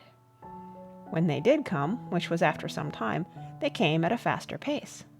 Fauntleroy's hat was still off. Wilkins was carrying it for him. His cheeks were redder than before, and his hair was flying about his ears, but he came at quite a brisk canter. "There!" he panted, as they drew up. "I cantered. I didn't do it as well as the boy on Fifth Avenue, but I did it, and I stayed on." He and Wilkins and the pony were close friends after that. Scarcely a day passed in which the country people did not see them out together, cantering gaily on the high road or through the green lanes. The children in the cottages would run to the door to look at the proud little brown pony with the gallant little figure sitting so straight in the saddle, and the young lord would snatch off his cap and swing it at them and shout, "Hullo, good morning!" in a very unlordly manner, though with great heartiness. Sometimes he would stop and talk with the children, and once Wilkins came back to the castle with a story of how Fauntleroy had insisted on dismounting near the village school, so that a boy who was lame and tired might ride home on his pony. "And I'm blessed," said Wilkins, in telling the story at the stables, "I'm blessed if he'd hear of anything else. He wouldn't let me get down, because he said the boy mightn't feel comfortable on a big horse. And says he, 'Wilkins,' says he, 'that boy's lame and I'm not, and I want to talk to him too.' And up the lad has to get, and my lord trudges alongside of him with his hands in his pockets and his cap on the back of his head, a-whistling and talking as easy as you please. And when we come to the cottage, and the boy's mother come out all in a taking to see what's up, he whips off his cap, and says he, 'I've brought your son home, ma'am,' says he, 'because his leg hurt him, and I don't think that stick is enough for him to lean on, and I'm going to ask my grandfather to have a pair of crutches made for him.' And I'm blessed if the woman wasn't struck all of a heap, as well she might be. I thought I should ha' exploded myself." When the Earl heard the story, he was not angry, as Wilkins had been half afraid that he would be. On the contrary, he laughed outright, and called Fauntleroy up to him, and made him tell all about the matter from beginning to end, and then he laughed again. And actually, a few days later, the Dorincourt carriage stopped in the green lane before the cottage where the lame boy lived, and Fauntleroy jumped out and walked up to the door, carrying a pair of strong, light, new crutches, shouldered like a gun, and presented them to Mrs. Hartle. The lame boy's name was Hartle, with these words, "My grandfather's compliments, and if you please, these are for your boy, and we hope he will get better." "I said your compliments," he explained to the Earl when he returned to the carriage. "You didn't tell me to, But I thought perhaps you forgot. That was right, wasn't it?" And the Earl laughed again, and did not say it was not. In fact, the two were becoming more intimate every day, and every day Fauntleroy's faith in his lordship's benevolence and virtue increased. He had no doubt whatever that his grandfather was the most amiable and generous of elderly gentlemen. Certainly he himself found his wishes gratified almost before they were uttered, and such gifts and pleasures were lavished upon him that he was sometimes almost bewildered by his own possessions. Apparently he was to have everything he wanted, and to do everything he wished to do. And though this would certainly not have been a very wise plan to pursue with all small boys, his young lordship bore it amazingly well. Perhaps, notwithstanding his sweet nature, he might have been somewhat spoiled by it, if it had not been for the hours he spent with his mother at Court Lodge. That best friend of his watched over him closely and tenderly. The two had many long talks together, and he never went back to the castle with her kisses on his cheeks without carrying in his heart some simple, pure words worth remembering. There was one thing, it is true, which puzzled the little fellow very much.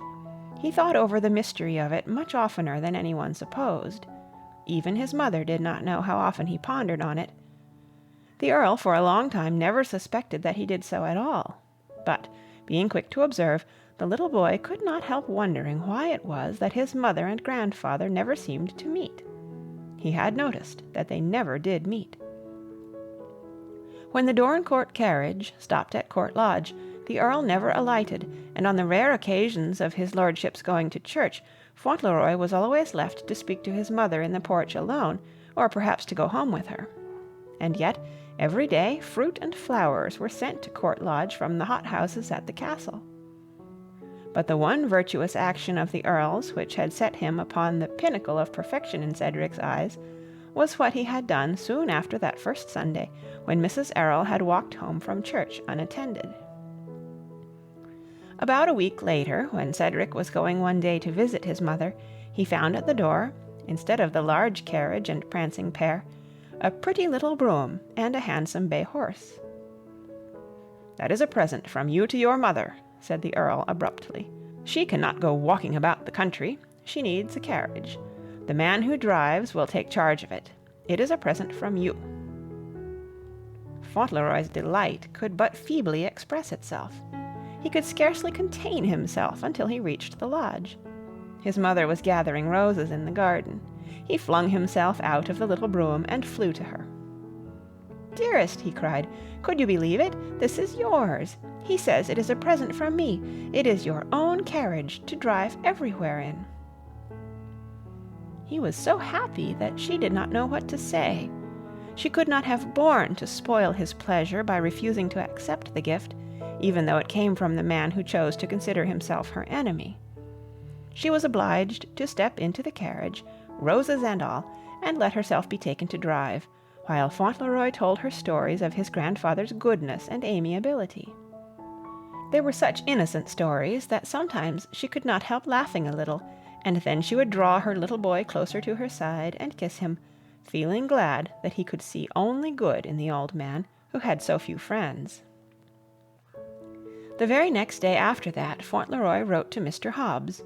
He wrote quite a long letter, and after the first copy was written, he brought it to his grandfather to be inspected. "Because," he said, "it's so uncertain about the spelling, and if you'll tell me the mistakes, I'll write it out again." This was what he had written. "My dear Mr. Hobbs, I want to tell you about my grandfather. He is the best Earl you ever knew. It is a mistake about Earls being tyrants. He is not a tyrant at all. I wish you knew him. You would be good friends. I am sure you would. He has the gout in his foot and is a great sufferer, but he is so patient I love him more every day, because no one could help loving an Earl like that, who is kind to everyone in this world. I wish you could talk to him. He knows everything in the world. You can ask him any question, but he has never played baseball. He has given me a pony and a cart, and my mamma a beautiful carriage, and I have 3 rooms and toys of all kinds. It would surprise you. You would like the castle and the park. It is such a large castle you could lose yourself, Wilkins tells me. Wilkins is my groom. He says there is a dungeon under the castle. It is so pretty, everything in the park would surprise you. There are such big trees, and there are deers and rabbits and games flying about in the cover. My grandfather is very rich, but he is not proud and orty, as you thought earls always were. I like to be with him. The people are so polite and kind. They take off their hats to you, and the women make curtsies, and sometimes say, God bless you. I can ride now, but at first it shook me when I trotted. My grandfather let a poor man stay on his farm when he could not pay his rent, and Mrs. Mellon went to take wine and things to his sick children. I should like to see you, and I wish dearest could live at the castle, but I am very happy when I don't miss her too much, and I love my grandfather. Everyone does. Please write soon. Your affectionate old friend, Cedric Earl. P.S. No one is in the dungeon. My grandfather never had anyone languishing in there. P.S. He is such a good Earl. He reminds me of you. He is a universal favorite. Do you miss your mother very much? Asked the Earl when he had finished reading this. Yes, said Fauntleroy. I miss her all the time. He went and stood before the Earl and put his hand on his knee, looking up at him. You don't miss her, do you? He said. I don't know her, answered his lordship rather crustily. I know that, said Fauntleroy, and that's what makes me wonder. She told me not to ask you any questions, and I won't, but sometimes I can't help thinking, you know, and it makes me all puzzled. But I'm not going to ask any questions. And when I miss her very much, I go and look out of my window to where I see her light shine for me every night through an open place in the trees. It is a long way off, but she puts it in her window as soon as it is dark, and I can see it twinkle far away, and I know what it says. What does it say? asked my lord. It says, Good night, God keep you all the night. Just what she used to say when we were together. Every night she used to say that to me, and every morning she said, God bless you all the day. So you see I am quite safe all the time. Quite, I have no doubt, said his lordship dryly. And he drew down his beetling eyebrows and looked at the little boy so fixedly and so long that Fauntleroy wondered what he could be thinking of. End of Chapter 8. Chapter 9. The fact was, his lordship the Earl of Dorincourt thought in those days of many things of which he had never thought before, and all his thoughts were in one way or another connected with his grandson. His pride was the strongest part of his nature, and the boy gratified it at every point. Through this pride he began to find a new interest in life. He began to take pleasure in showing his heir to the world. The world had known of his disappointment in his sons, so there was an agreeable touch of triumph in exhibiting this new Lord Fauntleroy, who could disappoint no one. He wished the child to appreciate his own power, and to understand the splendor of his position. He wished that others should realize it too. He made plans for his future. Sometimes in secret he actually found himself wishing that his own past life had been a better one, and that there had been less in it that this pure, childish heart would shrink from if it knew the truth. It was not agreeable to think how the beautiful, innocent face would look if its owner should be made by any chance to understand that his grandfather had been called for many a year the wicked Earl of Dorincourt. The thought even made him feel a trifle nervous. He did not wish the boy to find it out. Sometimes in this new interest he forgot his gout, and after a while his doctor was surprised to find his noble patient's health growing better than he had expected it ever would be again. Perhaps the Earl grew better because the time did not pass so slowly for him, and he had something to think of besides his pains and infirmities. One fine morning, people were amazed to see little Lord Fauntleroy riding his pony with another companion than Wilkins. This new companion rode a tall, powerful grey horse, and was no other than the Earl himself. It was, in fact, Fauntleroy who had suggested this plan. As he had been on the point of mounting his pony, he had said rather wistfully to his grandfather, "I wish you were going with me. When I go away, I feel lonely because you are left all by yourself in such a big castle. I wish you could ride too." And the greatest excitement had been aroused in the stables a few minutes later, by the arrival of an order that Selim was to be saddled for the Earl. After that, Selim was saddled almost every day, and the people became accustomed to the sight of the tall grey horse carrying the tall grey old man, with his handsome, fierce, eagle face, by the side of the brown pony which bore little Lord Fauntleroy. And in their rides together through the green lanes and pretty country roads, the two riders became more intimate than ever. And gradually the old man heard a great deal about Dearest and her life. As Fauntleroy trotted by the big horse, he chatted gaily. There could not well have been a brighter little comrade. His nature was so happy. It was he who talked the most. The Earl often was silent, listening and watching the joyous, glowing face. Sometimes he would tell his young companion to set the pony off at a gallop, and when the little fellow dashed off, sitting so straight and fearless, he would watch him with a gleam of pride and pleasure in his eyes. And when, after such a dash, Fauntleroy came back waving his cap with a laughing shout, he always felt that he and his grandfather were very good friends indeed. One thing that the Earl discovered was that his son's wife did not lead an idle life.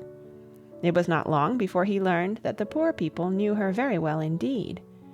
When there was sickness or sorrow or poverty in any house, the little brougham often stood before the door. "Do you know," said Fauntleroy once, "they all say, 'God bless you,' when they see her, and the children are glad. There are some who go to her house to be taught to sew. She says she feels so rich now that she wants to help the poor ones."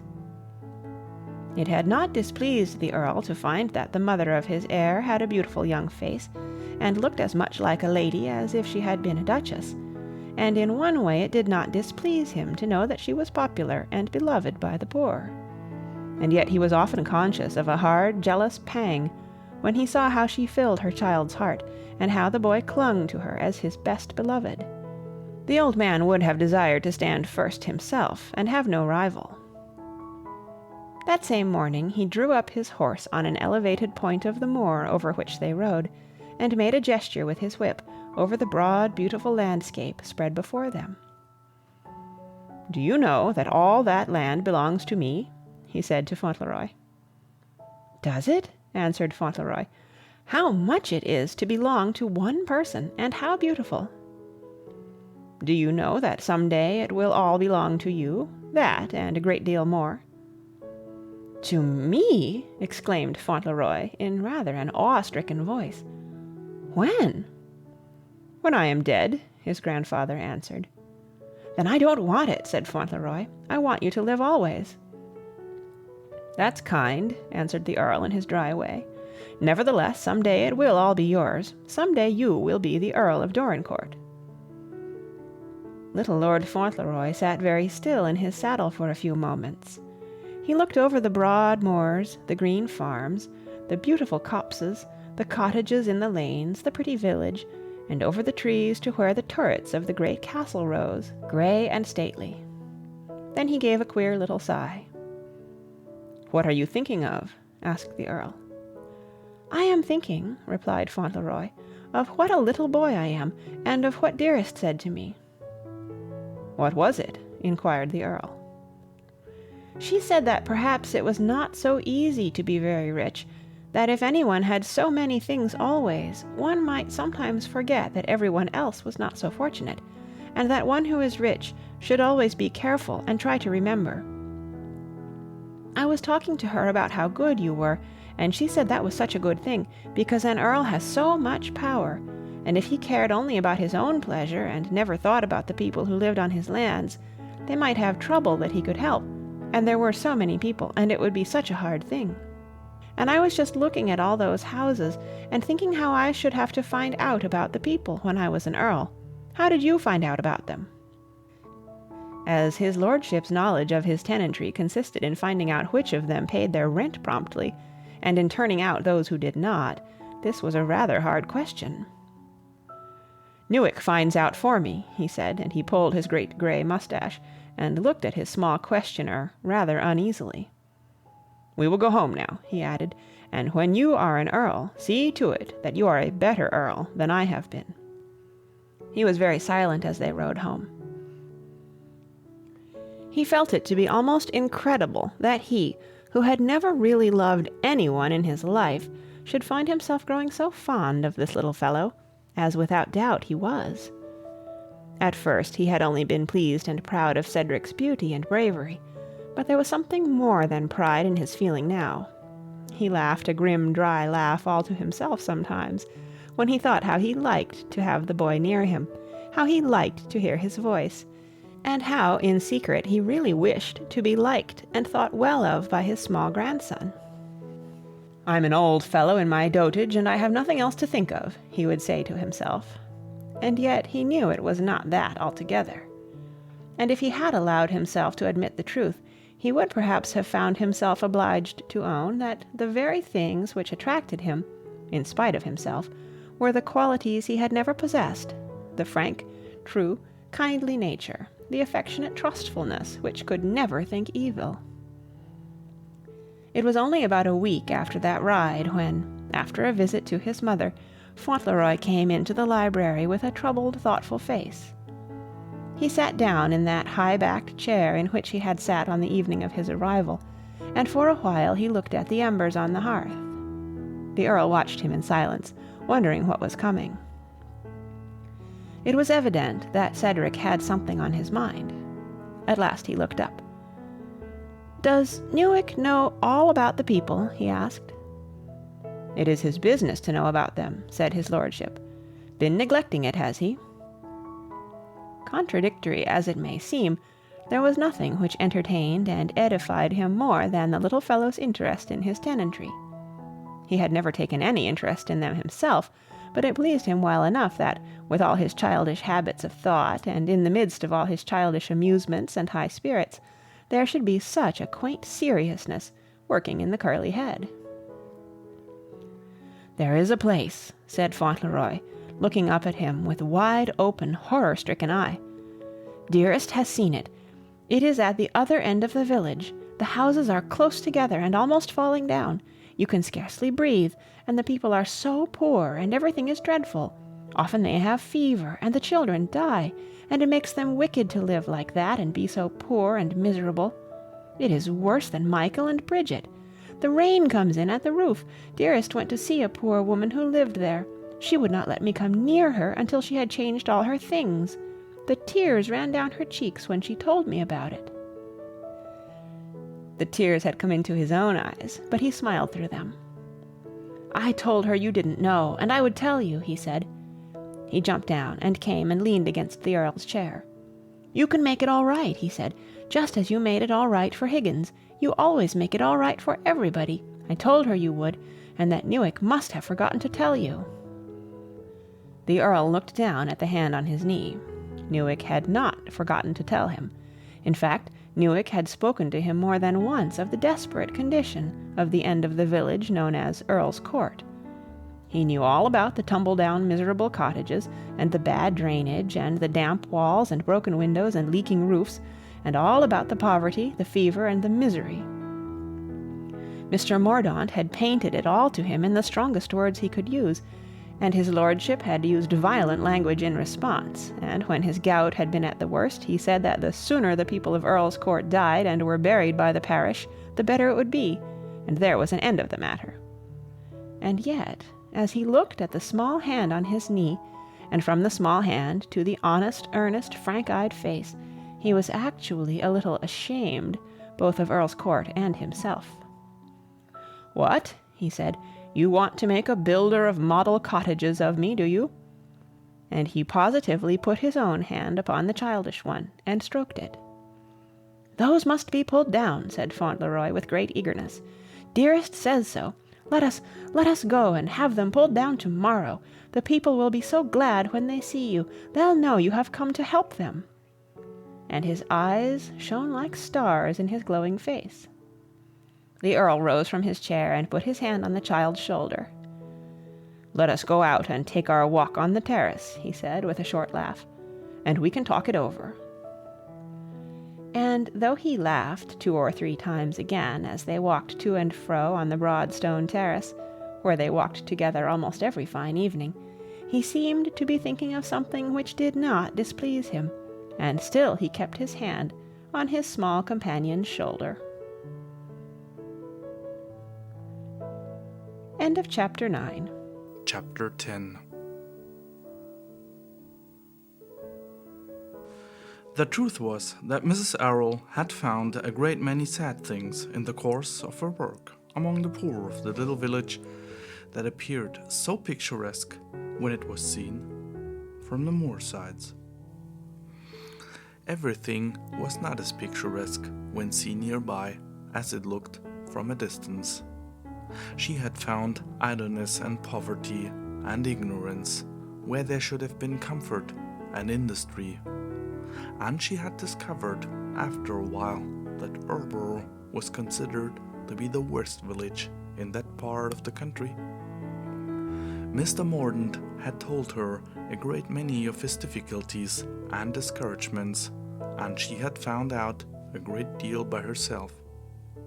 The agents who had managed the property had always been chosen to please the Earl, and had cared nothing for the degradation and wretchedness of the poor tenants.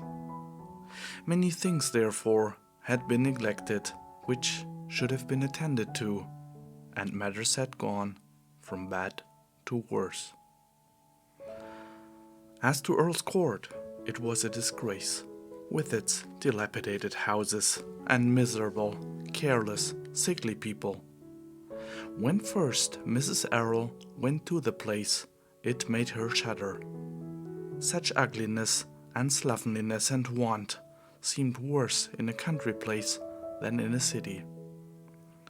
It seemed as if there it might be helped, and as she looked at the squalid, uncared-for children growing up in the midst of vice and brutal indifference, she thought of her own little boy, spending his days in the great, splendid castle, guarded and served like a young prince, having no wish ungratified, and knowing nothing but luxury and ease and beauty. And a bold thought came in her wise little mother heart. Gradually, she had begun to see, as had others, that it had been her boy's good fortune to please the Earl very much, and that he would scarcely be likely to be denied anything for which he expressed a desire. The Earl would give him anything, she said to Mr. Mordaunt. He would indulge his every whim. Why should not that indulgence be used for the good of others? It is for me to see that this shall come to pass. She knew she could trust the kind childish heart, so she told the little fellow the story of Earl's Court, feeling sure that he would speak of it to his grandfather, and hoping that some good results would follow. And strange as it appeared to everyone, good results did follow. The fact was that the strongest power to influence the Earl was his grandson's perfect confidence in him. The fact that Cedric always believed that his grandfather was going to do what was right and generous. He could not quite make up his mind to let him discover that he had no inclination to be generous at all, and that he wanted his own way on all occasions, whether it was right or wrong. It was such a novelty to be regarded with admiration as a benefactor of the entire human race and the soul of nobility, that he did not enjoy the idea of looking into the affectionate brown eyes and saying, "I'm a violent, selfish old rascal. I never did a generous thing in my life, and I don't care about Earl's Court or the poor people," or something which would amount to the same thing. He actually had learned to be fond enough of that small boy with a mop of yellow love locks, to feel that he himself would prefer to be guilty of an amiable action now and then. And so, though he laughed at himself, after some reflection, he sent for Newick, and had quite a long interview with him on the subject of the court. and it was decided that the wretched hovels should be pulled down and new houses should be built. "It is Lord Fauntleroy who insists on it," he said dryly. "He thinks it will improve the property. You can tell the tenants that it's his idea." And he looked down at his small lordship, who was lying on the hearthrug, playing with Dougal. The great dog was the lad's constant companion, and followed him about everywhere, stalking solemnly after him when he walked, and trotting majestically behind when he rode or drove. Of course, both the country people and the town people heard of the proposed improvement. At first, many of them would not believe it. But when a small army of workmen arrived and commenced pulling down the crazy, squalid cottages, people began to understand that little Lord Fauntleroy had done them a good turn again, and that through his innocent interference the scandal of Earl's court had at last been removed.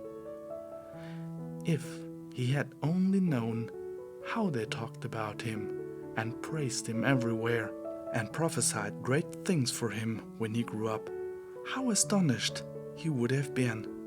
But he never suspected it. He lived his simple, happy child life, frolicking about in the park, chasing the rabbits to their burrows, lying under the trees, on the grass, or on the rug in the library, reading wonderful books and talking to the Earl about them, and then telling the stories again to his mother. Writing long letters to Dick and Mr. Hobbs, who responded in characteristic fashion, riding out at his grandfather's side or with Wilkins as escort. As they rode through the market town, he used to see the people turn and look, and he noticed, as they lifted their hats, their faces often brightened very much. But he thought it was all because his grandfather was with him. "They are so fond of you," he once said, looking up at his lordship with a bright smile. "Do you see how glad they are when they see you? I hope they will someday be as fond of me. It must be nice to have everybody like you." And he felt quite proud to be the grandson of so greatly admired and beloved an individual.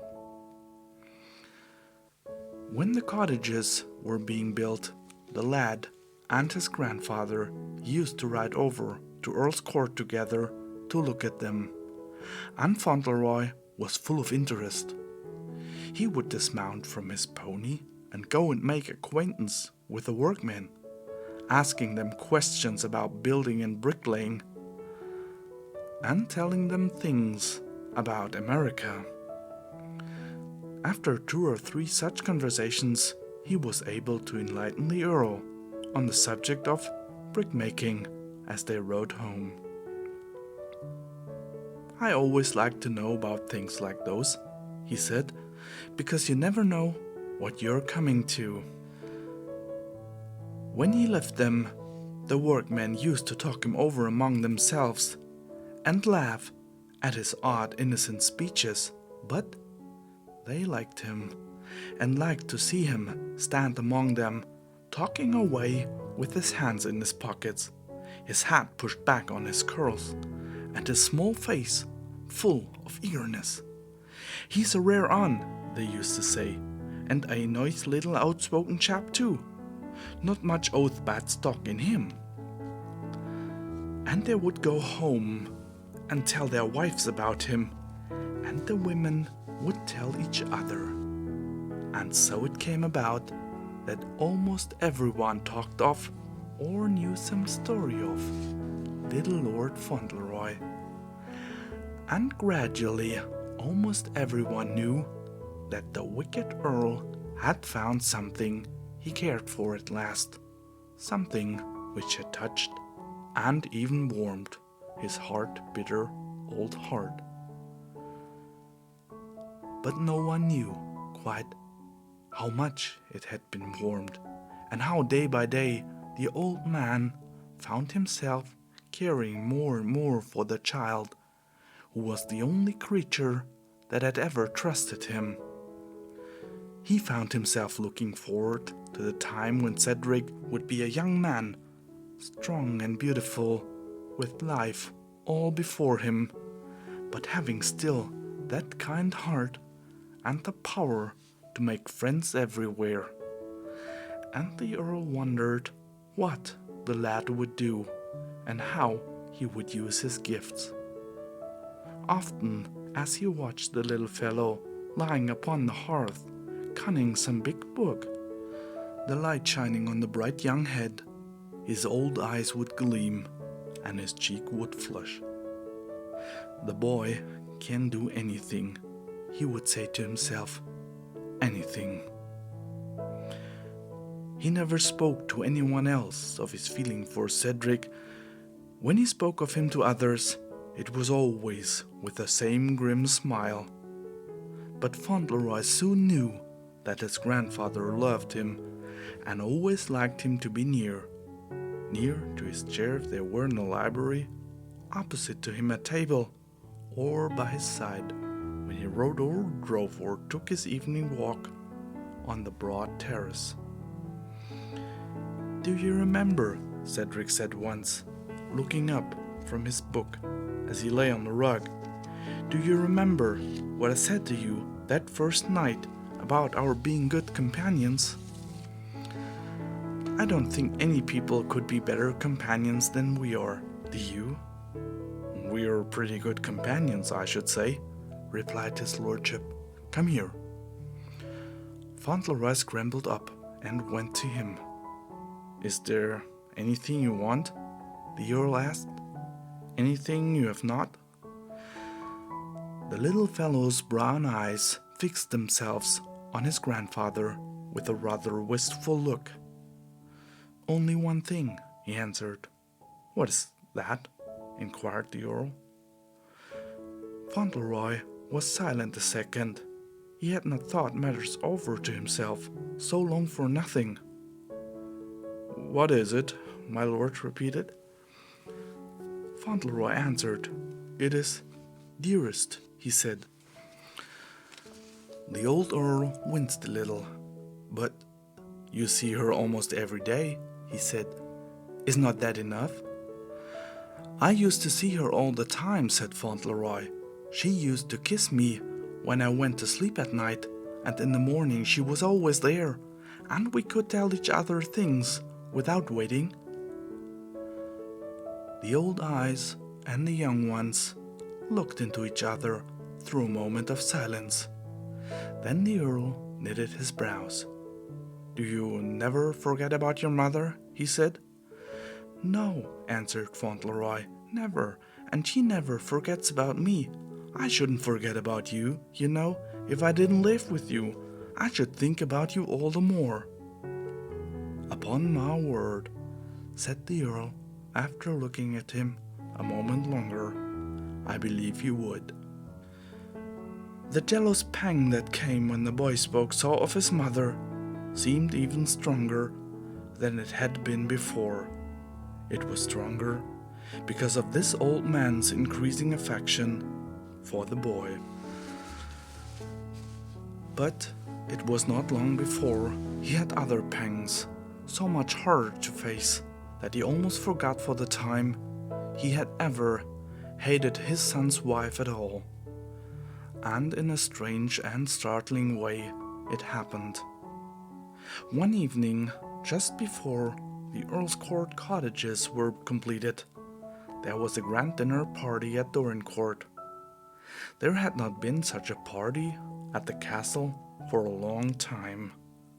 A few days before it took place, Sir Harry Lorridaile and Lady Lorridaile, who was the Earl's only sister, actually came for a visit, a thing which caused the greatest excitement in the village and set Mrs. Dibble's shop bell tinkling madly again, because it was well known that Lady Lorridaile had only been to Dorincourt once since her marriage, 35 years before.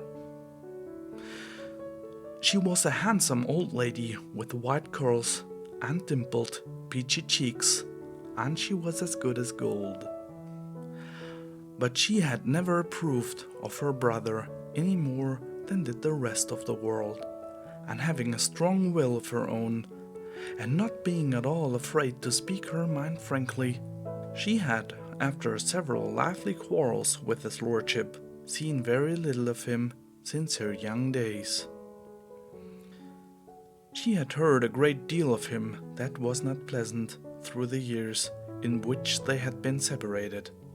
She had heard about his neglect of his wife, and of the poor lady's death, and of his indifference to his children, and of the 2 weak, vicious, unprepossessing elder boys who had been no credit to him or to anyone else. Those 2 elder sons, Bevis and Maurice, she had never seen. But once there had come to Lorridaile Park a tall, stalwart, beautiful young fellow about 18 years old, who had told her that he was her nephew Cedric Earl, and that he had come to see her because he was passing near the place and wished to look at his Aunt Constantia, of whom he had heard his mother speak. Lady Lorridaile's kind heart had warmed through and through at the sight of the young man, and she had made him stay with her a week, and petted him, and made much of him, and admired him immensely. He was so sweet-tempered, light-hearted, spirited a lad, that when he went away, she had hoped to see him often again, but she never did, because the Earl had been in a bad humor when he went back to Dorincourt, and had forbidden him ever to go to Lorridaile Park again. But Lady Lorridaile had always remembered him tenderly, and though she feared he had made a rash marriage in America, she had been very angry when she heard how he had been cast off by his father, and that no one really knew where or how he lived. At last there came a rumor of his death, and then Bevis had been thrown from his horse and killed, and Maurice had died in Rome of the fever. And soon after came the story of the American child, who was to be found and brought home as Lord Fauntleroy, probably to be ruined as the others were, she said to her husband, unless his mother is good enough and has a will of her own to help her to take care of him.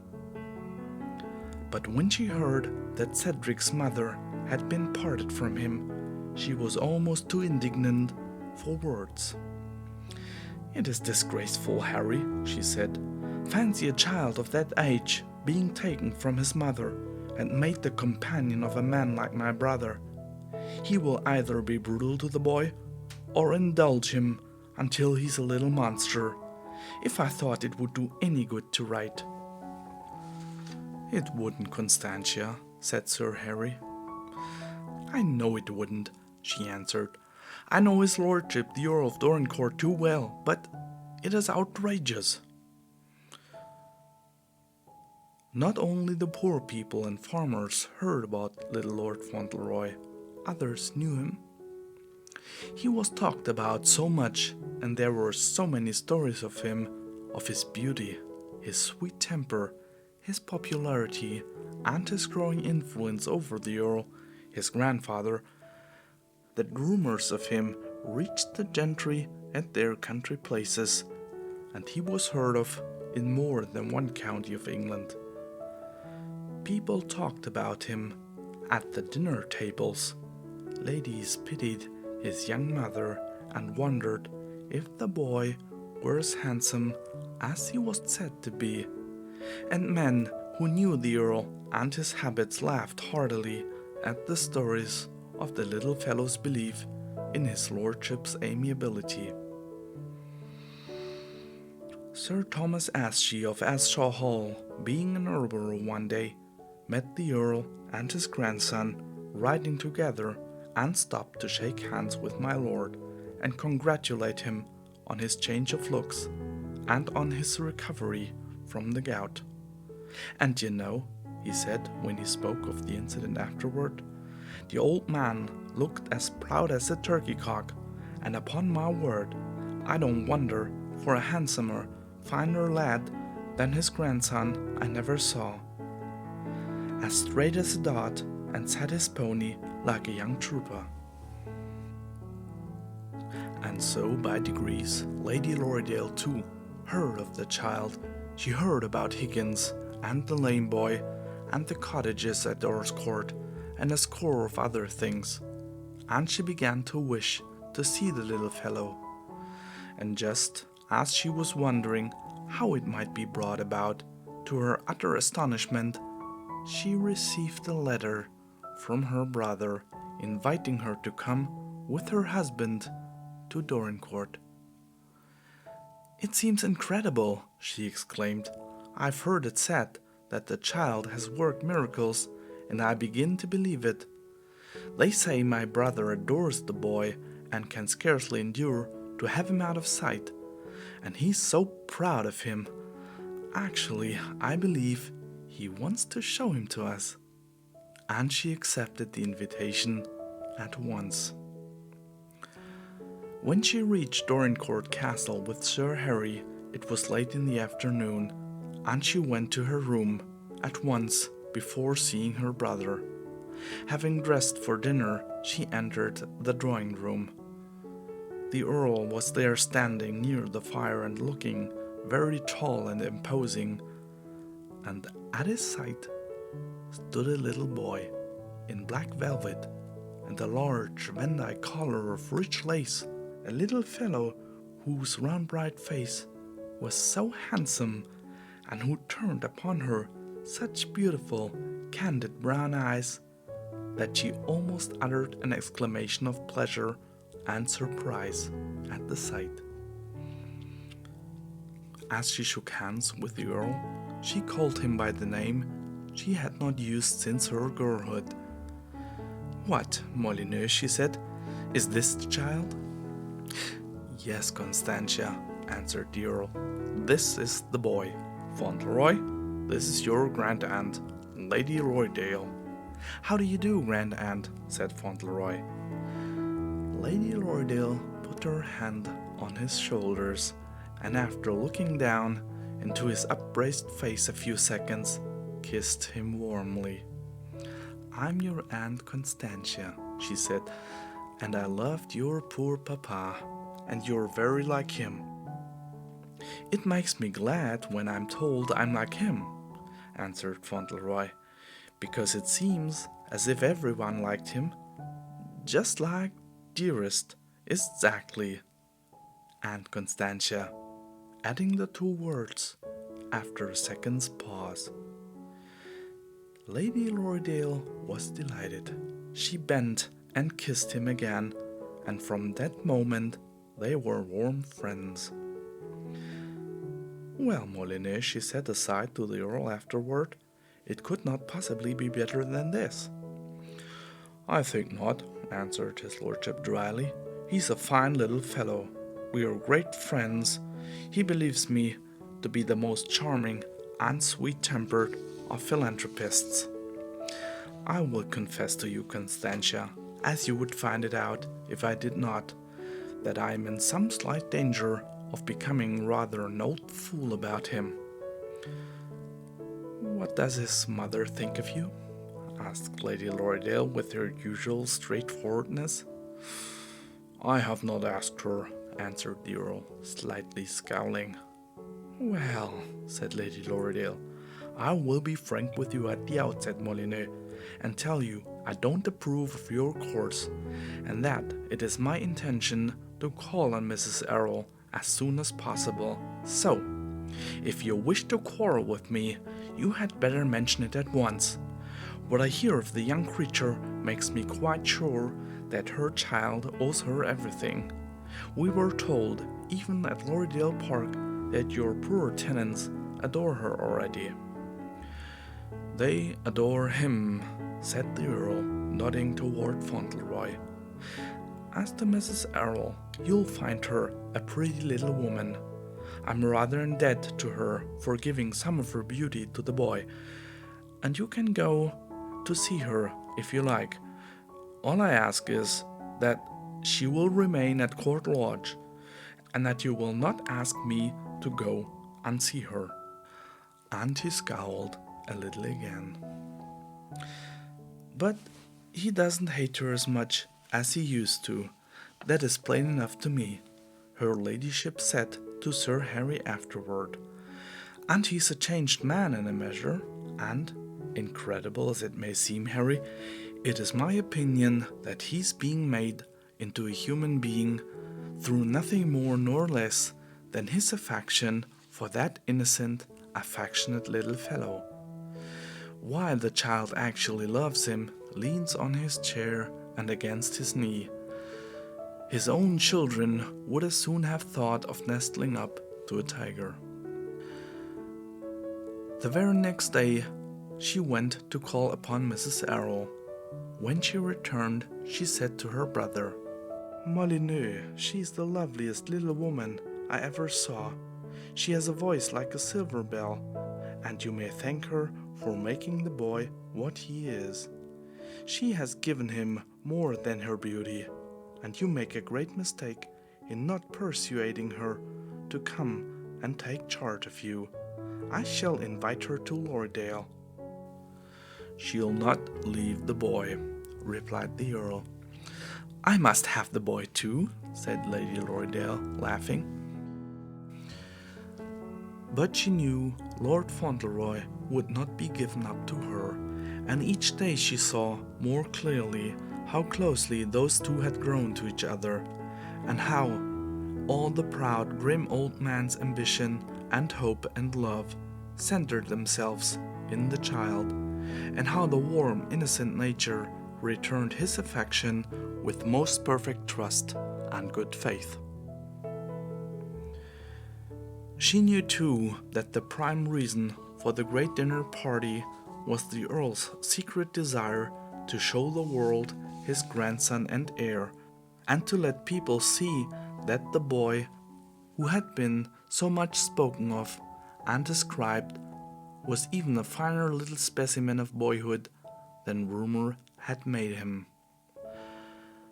Bevis and Maurice were such a bitter humiliation to him, she said to her husband. Everyone knew it. He actually hated them. His pride has full sway here. Perhaps there was not one person who accepted the invitation without feeling some curiosity about little Lord Fauntleroy and wondering if he would be on view. And when the time came, he was on view. "The lad has good manners," said the Earl. "He will be in no one's way. Children are usually idiots or bores. Mine were both. But he can actually answer when he's spoken to, and be silent when he's not. He's never offensive."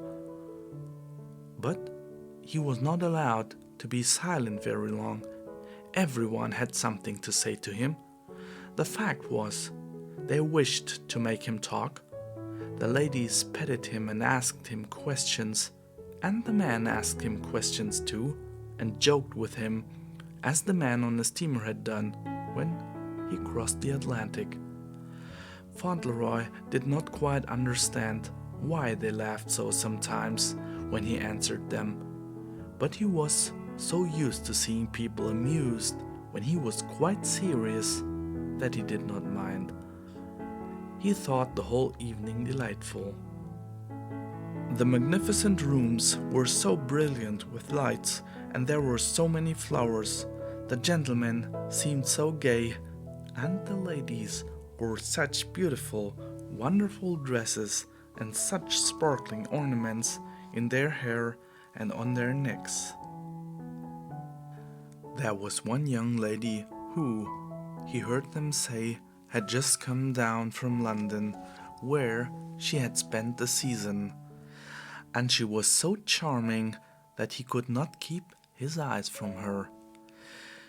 She was a rather tall young lady, with a proud little head and very soft dark hair, and large eyes the color of purple pansies, and the color on her cheeks and lips was like that of a rose. She was dressed in a beautiful white dress and had pearls around her throat. There was one strange thing about this young lady. So many gentlemen stood near her and seemed anxious to please her that Fauntleroy thought she must be something like a princess. He was so much interested in her that, without knowing it, he drew nearer and nearer to her, and at last she turned and spoke to him. "Come here, Lord Fauntleroy," she said, smiling, "and tell me why you look at me so." "I was thinking how beautiful you are," his young lordship replied. Then all the gentlemen laughed outright, and the young lady laughed a little too, and the rose color in her cheeks brightened. "Ah, Fauntleroy," said one of the gentlemen who had laughed most heartily, "make the most of your time. When you're older, you will not have the courage to say that." "But nobody could help saying it," said Fauntleroy sweetly. "Could you help it? Do you think she's pretty too?" "We are not allowed to say what we think," said the gentleman, while the rest laughed more than ever. But the beautiful young lady, her name was Miss Vivian Herbert, put out her hand and drew Cedric to her side, looking prettier than before, if possible. "Lord Fauntleroy shall say what he thinks," she said. "I'm much obliged to him. I'm sure he thinks what he says." And she kissed him on his cheek. "I think you're prettier than anyone I ever saw," said Fauntleroy, looking at her with innocent, admiring eyes. "Except, dearest, of course. I couldn't think anyone quite as pretty as dearest. I think she's the prettiest person in the world." "I'm sure she is," said Miss Vivian Herbert, and she laughed and kissed his cheek again. She kept him by her side a great part of the evening, and the group of which they were the center was very gay. He did not know how it happened, but before long he was telling them all about America, and the Republican rally, and Mr. Hobbs, and Dick, and in the end he proudly produced from his pocket Dick's parting gift, the red silk handkerchief. "I put it in my pocket tonight because it was a party," he said. "I thought Dick would like me to wear it at a party." And queer as the big flaming spotted thing was, there was a serious, affectionate look in his eyes, which prevented his audience from laughing very much. "You see, I like it," he said, "because Dick is my friend." But though he was talked to so much, as the Earl had said, he was in no one's way. He could be quiet and listen when others talked, and so no one found him tiresome. A slight smile crossed more than one face when several times he went and stood near his grandfather's chair, or sat on a stool close to him, watching him and absorbing every word he uttered with the most charmed interest. Once he stood so near the chair's arm that his cheek touched the Earl's shoulder, and his lordship, detecting the general smile, smiled a little himself. He knew what the lookers-on were thinking, and he felt some secret amusement in their seeing what good friends he was with this youngster, who might have been expected to share the popular opinion of him. Mr. Havisham had been expected to arrive in the afternoon, but strange to say, he was late. Such a thing had really never been known to happen before during all the years in which he had been a visitor at Dorincourt Castle. He was so late that the guests were on the point of rising to go in to dinner when he arrived. When he approached his host, the Earl regarded him with amazement. He looked as if he had been hurried or agitated. His dry, keen old face was actually pale. "I was detained," he said in a low voice to the Earl, "by an extraordinary event." It was as unlike the methodic old lawyer to be agitated by anything as it was to be late. But it was evident that he had been disturbed. At dinner he ate scarcely anything, and 2 or 3 times when he was spoken to, he started as if his thoughts were far away. At dessert, when Fauntleroy came in, he looked at him more than once, nervously and uneasily. Fauntleroy noted the look and wondered at it. He and Mr. Havisham were on friendly terms, and they usually exchanged smiles. The lawyer seemed to have forgotten to smile that evening. The fact was, he forgot everything but the strange and painful news he knew he must tell the Earl before the night was over. The strange news which he knew would be so terrible a shock, and which would change the face of everything. As he looked about at the splendid rooms and the brilliant company, at the people gathered together, he knew more that they might see the bright-haired little fellow near the Earl's chair than for any other reason.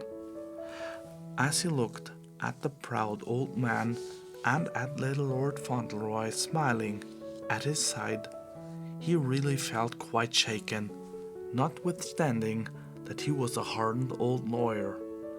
What a blow it was that he must deal them. He did not exactly know how the long, superb dinner ended.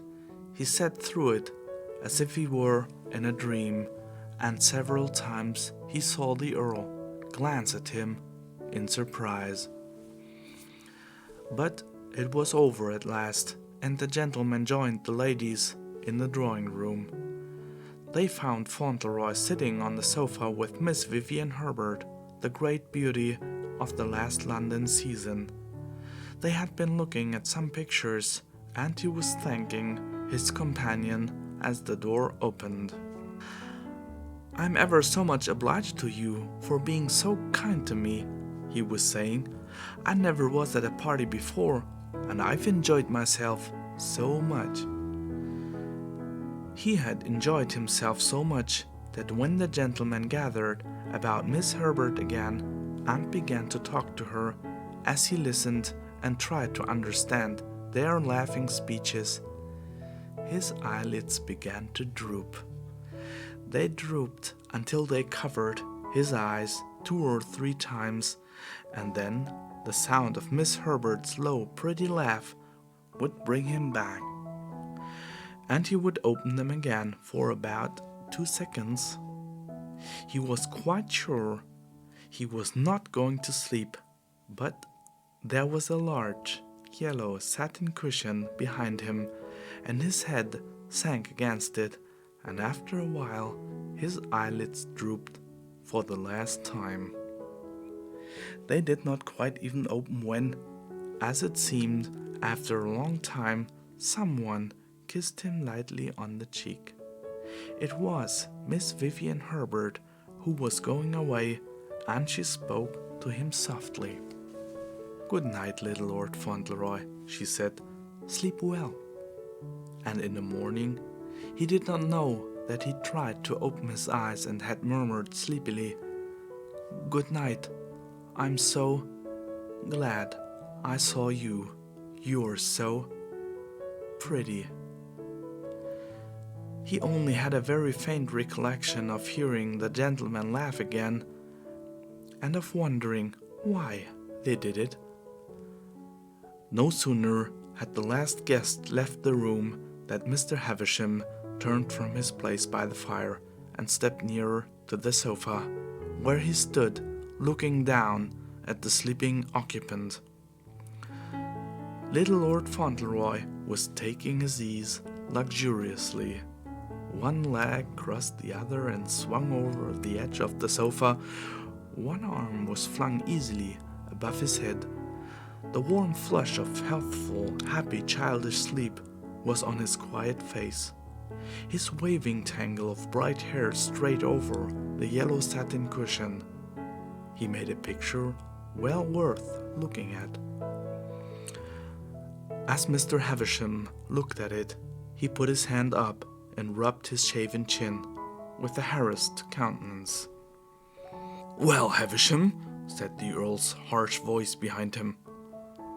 "What is it? It is evident something has happened.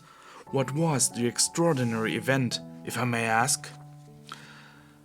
Mr. Havisham turned from the sofa, still rubbing his chin. "It was bad news," he answered. "Distressing news, my lord. The worst of news. I'm sorry to be the bearer of it."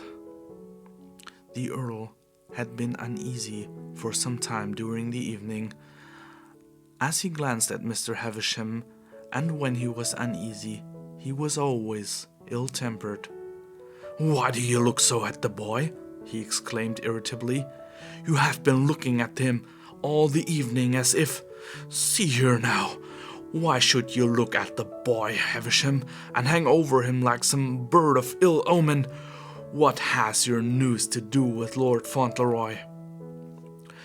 "My lord," said Mr. Havisham, "I will waste no words. My news has everything to do with Lord Fauntleroy, and if we are to believe it, it is not Lord Fauntleroy who lies sleeping before us, but only the son of Captain Earl. And the present Lord Fauntleroy is the son of your son Bevis, and is, at this moment, in a lodging-house in London." The Earl clutched the arms of his chair with both his hands, until the veins stood out upon them.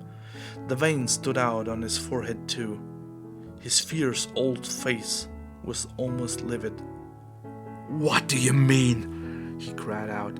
"You're mad! Whose lie is this?" "If it is a lie," answered Mr. Havisham, "it is painfully like the truth. A woman came to my chambers this morning. She said your son Bevis married her 6 years ago in London. She showed me her marriage certificate. They quarreled a year after the marriage, and he paid her to keep away from him. She has a son 5 years old. She's an American of the lower classes, an ignorant person, and until lately she did not fully understand what her son could claim. She consulted a lawyer and found out that the boy was really Lord Fauntleroy, and the heir to the earldom of Dorincourt, and she of course insists on his claims being acknowledged." There was a movement of the curly head on the yellow satin cushion. A soft, long, sleepy sigh came from the parted lips, and the little boy stirred in his sleep, but not at all restlessly or uneasily, not at all as if his slumber were disturbed by the fact that he was being proved a small impostor, and that he was not Lord Fauntleroy at all, and never would be the Earl of Dorincourt. He only turned his rosy face more on its side, as if to enable the old man, who stared at it so solemnly, to see it better. The handsome, grim old face was ghastly. A bitter smile fixed itself upon it. "I should refuse to believe a word of it," he said, "if it were not such a low, scoundrelly piece of business that it becomes quite possible in connection with the name of my son Bevis. It is like Bevis. He was always a disgrace to us, always a weak, untruthful, vicious young brute with low tastes. My son and heir Bevis, Lord Fauntleroy. The woman is an ignorant, vulgar person, you say? I'm obliged to admit that she can scarcely spell her own name, answered the lawyer. She's absolutely uneducated and openly mercenary. She cares for nothing but the money. She's very handsome in a coarse way, but... The fastidious old lawyer ceased speaking and gave a sort of shudder. The veins on the old Earl's forehead stood out like purple quartz. Something else stood out upon it too, cold drops of moisture. He took out his handkerchief and swept them away. His smile grew even more bitter. "And I," he said, "I objected to the other woman, the mother of this child," pointing to the sleeping form on the sofa. "I refused to recognize her, and yet she could spell her own name. I suppose this is retribution." Suddenly, he sprang up from his chair and began to walk up and down the room. Fierce and terrible words poured forth from his lips. His rage and hatred and cruel disappointment shook him as a storm shakes a tree. His violence was something dreadful to see, and yet Mr. Havisham noticed that at the very worst of his wrath, he never seemed to forget the little sleeping figure on the yellow satin cushion, and that he never once spoke loud enough to awaken it. "I might have known it," he said. "They were a disgrace to me from their first hour. I hated them both, and they hated me. Beavis was the worst of the two. I will not believe this yet, though. I will contend against it to the last. But it is like Beavis. It is like him." And then he raged again, and asked questions about the woman, about her proofs, and pacing the room, turned first white and then purple in his repressed fury. When at last he had learned all there was to be told, and knew the worst, Mr. Havisham looked at him with a feeling of anxiety. He looked broken and haggard and changed. His rages had always been bad for him, but this one had been worse than the rest, because there had been something more than rage in it. He came slowly back to the sofa at last and stood near it. "If anyone had told me I could be fond of a child," he said, his harsh voice low and unsteady, "I should not have believed them. I always detested children, my own more than the rest, and I'm fond of this one. He's fond of me," with a bitter smile. "I am not popular, I never was, but he is fond of me. He never was afraid of me, he always trusted me. He would have filled my place better than I have filled it. I know that. He would have been an honor to the name."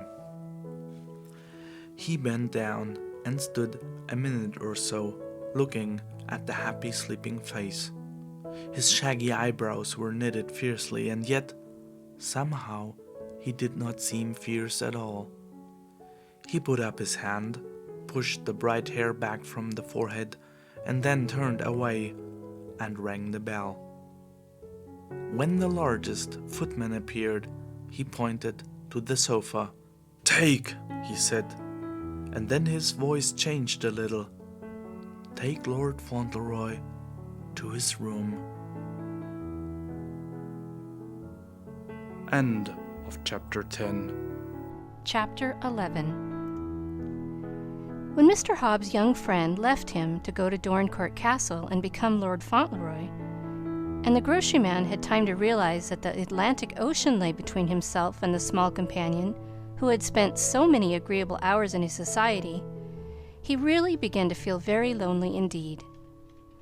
The fact was, Mr. Hobbs was not a clever man, nor even a bright one.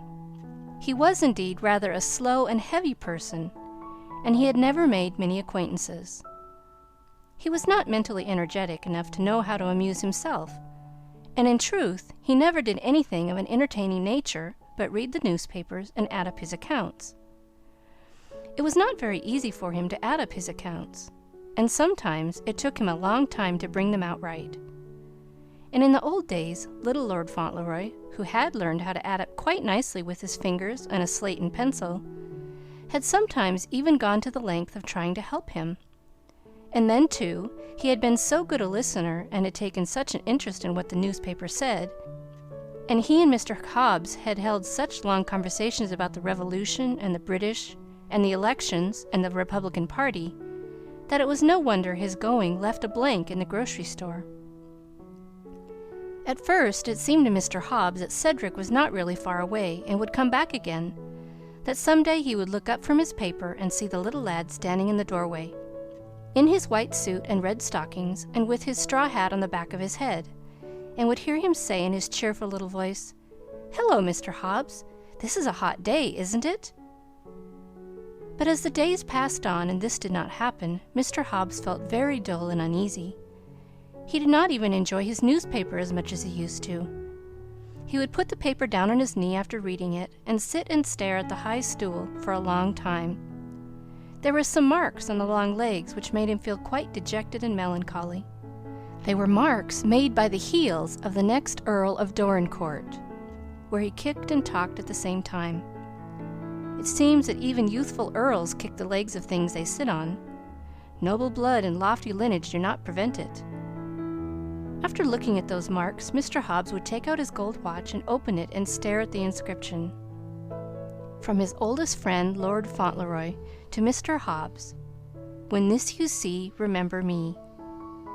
And after staring at it a while, he would shut it up with a loud snap and sigh, and get up and go and stand in the doorway, between the box of potatoes and the barrel of apples, and look up the street. At night, when the store was closed, he would light his pipe and walk slowly along the pavement until he reached the house where Cedric had lived, on which there was a sign that read, "This house to let," and he would stop near it and look up and shake his head, and puff at his pipe very hard indeed, and after a while walk mournfully back again. This went on for 2 or 3 weeks before any new idea came to him. Being slow and ponderous, it always took him a long time to reach a new idea. As a rule, he did not like new ideas, but preferred old ones. After 2 or 3 weeks, however, during which, instead of getting better, matters really grew worse, a novel plan slowly and deliberately dawned upon him. He would go to see Dick. He smoked a great many pipes before he arrived at this conclusion, but finally he did arrive at it. He would go to see Dick. He knew all about Dick. Cedric had told him, and his idea was that perhaps Dick might be some comfort to him in the way of talking things over. So one day, when Dick was very hard at work blacking a customer's boots, a short, stout man with a heavy face and a bald head stopped on the pavement and stared for 2 or 3 minutes at the boot-black sign which read, "Professor Dick Tipton can't be beat." He stared at it so long that Dick began to take a lively interest in him. And when he had put the finishing touch to his customer's boots, he said, "Want a shine, sir?" The stout man came forward deliberately and put his foot on the rest. "Yes," he said. Then, when Dick fell to work, the stout man looked from Dick to the sign, and from the sign to Dick. "Where did you get that?" he asked. "From a friend of mine," said Dick, "a little feller. He guv me the whole outfit. He was the best little feller you ever see. He's in England now, gone to be one of them lords." "Lord? Lord?" asked Mr. Hobbs with ponderous slowness. "Lord Fauntleroy going to be the Earl of Dorincourt?" Dick almost dropped his brush. "Why, boss," he exclaimed, "do you know him yourself?" "I've known him," answered Mr. Hobbs, wiping his warm forehead, "ever since he was born. We was lifetime acquaintances, that's what we was." It really made him quite agitated to speak of it. He pulled the splendid gold watch out of his pocket and opened it, and showed the inside of the case to Dick. "When this you see, remember me," he read. That was his parting keepsake to me. "I don't want you to forget me," those was his words. "I'd have remembered him," he went on, shaking his head, "if he hadn't given me a thing, and I hadn't seen hide nor hair on him again. He was a companion as any man would remember." "He was the nicest little feller I ever see," said Dick, And as to sand, I never seen so much sand to a little feller. I thought a heap o' him, I did, and we was friends, too. We was sort o' chums from the fust, that little young'un and me. I grabbed his ball from under a stage for him, and he never forgot it. And he'd come down here, he would, with his mother or his nuss, and he'd holler, 'Hello, Dick,' at me as friendly as if he was 6 feet high, when he warn't knee-high to a grasshopper, and was dressed in gal's clothes.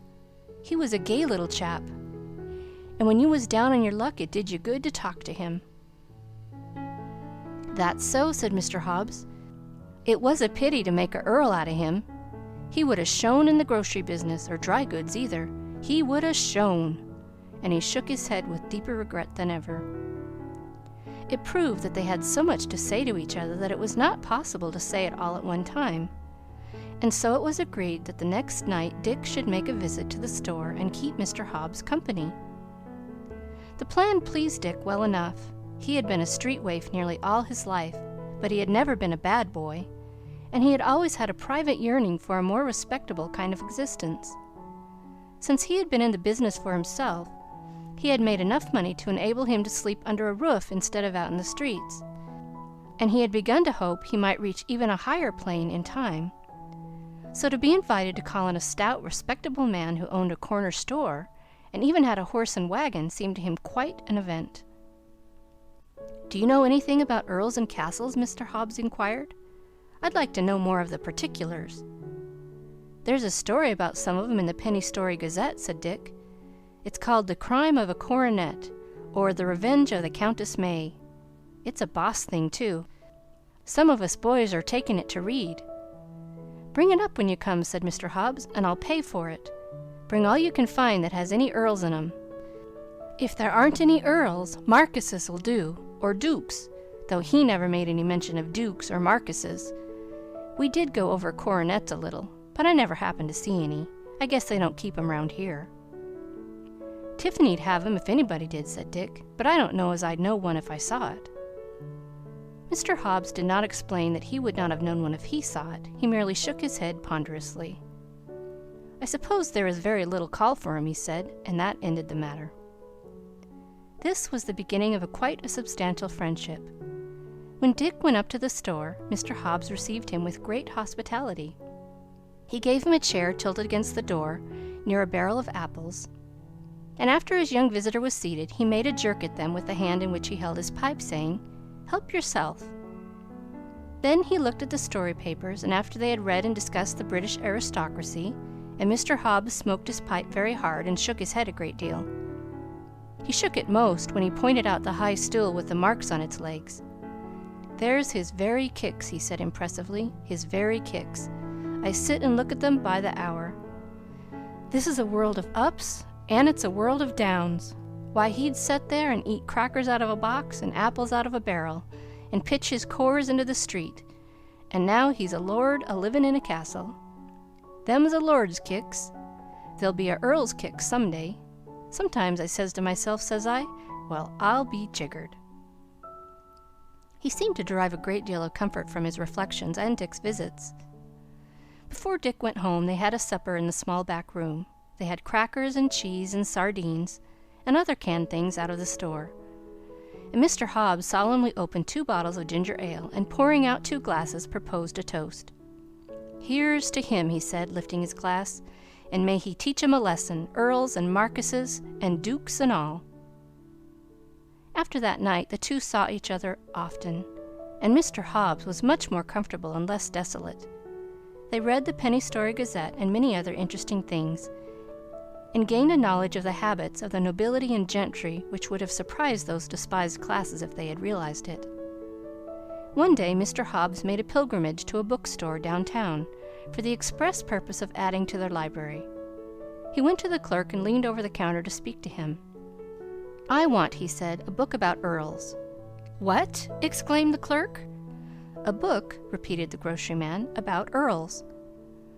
"I'm afraid," said the clerk, looking rather queer, "that we haven't what you want." "Haven't?" said Mr. Hobbs anxiously. "Well, say marquises then, or dukes." "I know of no such book," said the clerk. Mr. Hobbs was much disturbed. He looked down on the floor. Then he looked up. "None about female earls?" he inquired. "I'm afraid not," said the clerk with a smile. "Well," exclaimed Mr. Hobbs, "I'll be jiggered." He was just going out of the store when the clerk called him back and asked if a story in which the nobility were chief characters would do. Mr. Hobbs said it would, if he could get an entire volume devoted to earls. So the clerk sold him a book called The Tower of London, written by Mr. Harrison Ainsworth, and he carried it home. When Dick came, they began to read it. It was a very wonderful and exciting book, and the scene was laid in the reign of the famous English queen who is called by some people Bloody Mary. And as Mr. Hobbs heard of Queen Mary's deeds and the habit she had of chopping people's heads off, putting them to the torture, and burning them alive, he became very much excited. He took his pipe out of his mouth and stared at Dick, and at last he was obliged to mop the perspiration from his brow with his red pocket handkerchief. "Well, he ain't safe," he said. "He ain't safe. If the women folks can sit up on their thrones and give the word for things like that to be done, who's to know what's happening to him at this very minute? He's no more safe than nothing. Just like a woman like that get mad, and no one's safe." "Well," said Dick, though he looked rather anxious himself, "you see, this 'ere un isn't the one that's bossin' things now. I know her name's Victory, and this un here in the book, her name's Mary." "So it is," said Mr. Hobbs, still mopping his forehead. "So it is. And the newspapers are not saying anything about any racks, thumbscrews, or stake burnin's, but still it doesn't seem as if 'twas safe for him over there with those queer folks. Why, they tell me they don't keep the 4th of July." He was privately uneasy for several days, and it was not until he received Fauntleroy's letter and had read it several times, both to himself and to Dick, and had also read the letter Dick got around the same time, that he became composed again. But they both found great pleasure in their letters. They read and reread them and talked them over and enjoyed every word of them. And they spent days over the answers they sent and read them over almost as often as the letters they had received. It was rather a labor for Dick to write his. All his knowledge of reading and writing he had gained during a few months when he had lived with his elder brother and had gone to a night school. But being a sharp boy, he had made the most of that brief education and had spelled out things in newspapers since then, and practiced writing with bits of chalk on pavements or walls or fences. He told Mr. Hobbs all about his life and about his elder brother, who had been rather good to him after their mother died, when Dick was quite a little fellow. Their father had died some time before. The brother's name was Ben, and he had taken care of Dick as well as he could until the boy was old enough to sell newspapers and run errands. They had lived together, and as he grew older, Ben had managed to get along until he had quite a decent place in a store. "And then," exclaimed Dick with disgust, "blessed if he didn't go and marry a gal. Just went and got spoony and hadn't any more sense left. Married her and set up housekeeping in 2 back rooms. And a hefty un she was, a regular tiger cat. She'd tear things to pieces when she got mad, and she was mad all the time. Had a baby just like her, yelled day and night, and if I didn't have to tend it, and when it screamed she'd fire things at me. She fired a plate at me one day and hit the baby, cut its chin. Doctor said he'd carry the mark till he died. Nice mother she was. Cracky. But didn't we have a time, Ben and meself, and the young'un. She was mad at Ben because he didn't make money faster. And last he went out west with a man to set up a cattle ranch, and hadn't been gone a week before one night I got home from selling my papers. And the rooms was locked up and empty, and the woman of the house, she told me Mina'd gone shown a clean pair of heels. Someone else said she'd gone across the water to be nuss to a lady as had a little baby too. Never heard a word of her since, nuther has Ben. If I'd have been him, I would have fretted a bit, and I guess he didn't. But he thought a heap of her at the start. Tell you, he was spoons on her. She was a daisy-looking gal, too, when she was dressed up and not mad. She'd big black eyes and black hair down to her knees. She'd make it into a rope as big as your arm and twist it round and round her head, and I tell you, her eyes'd snap.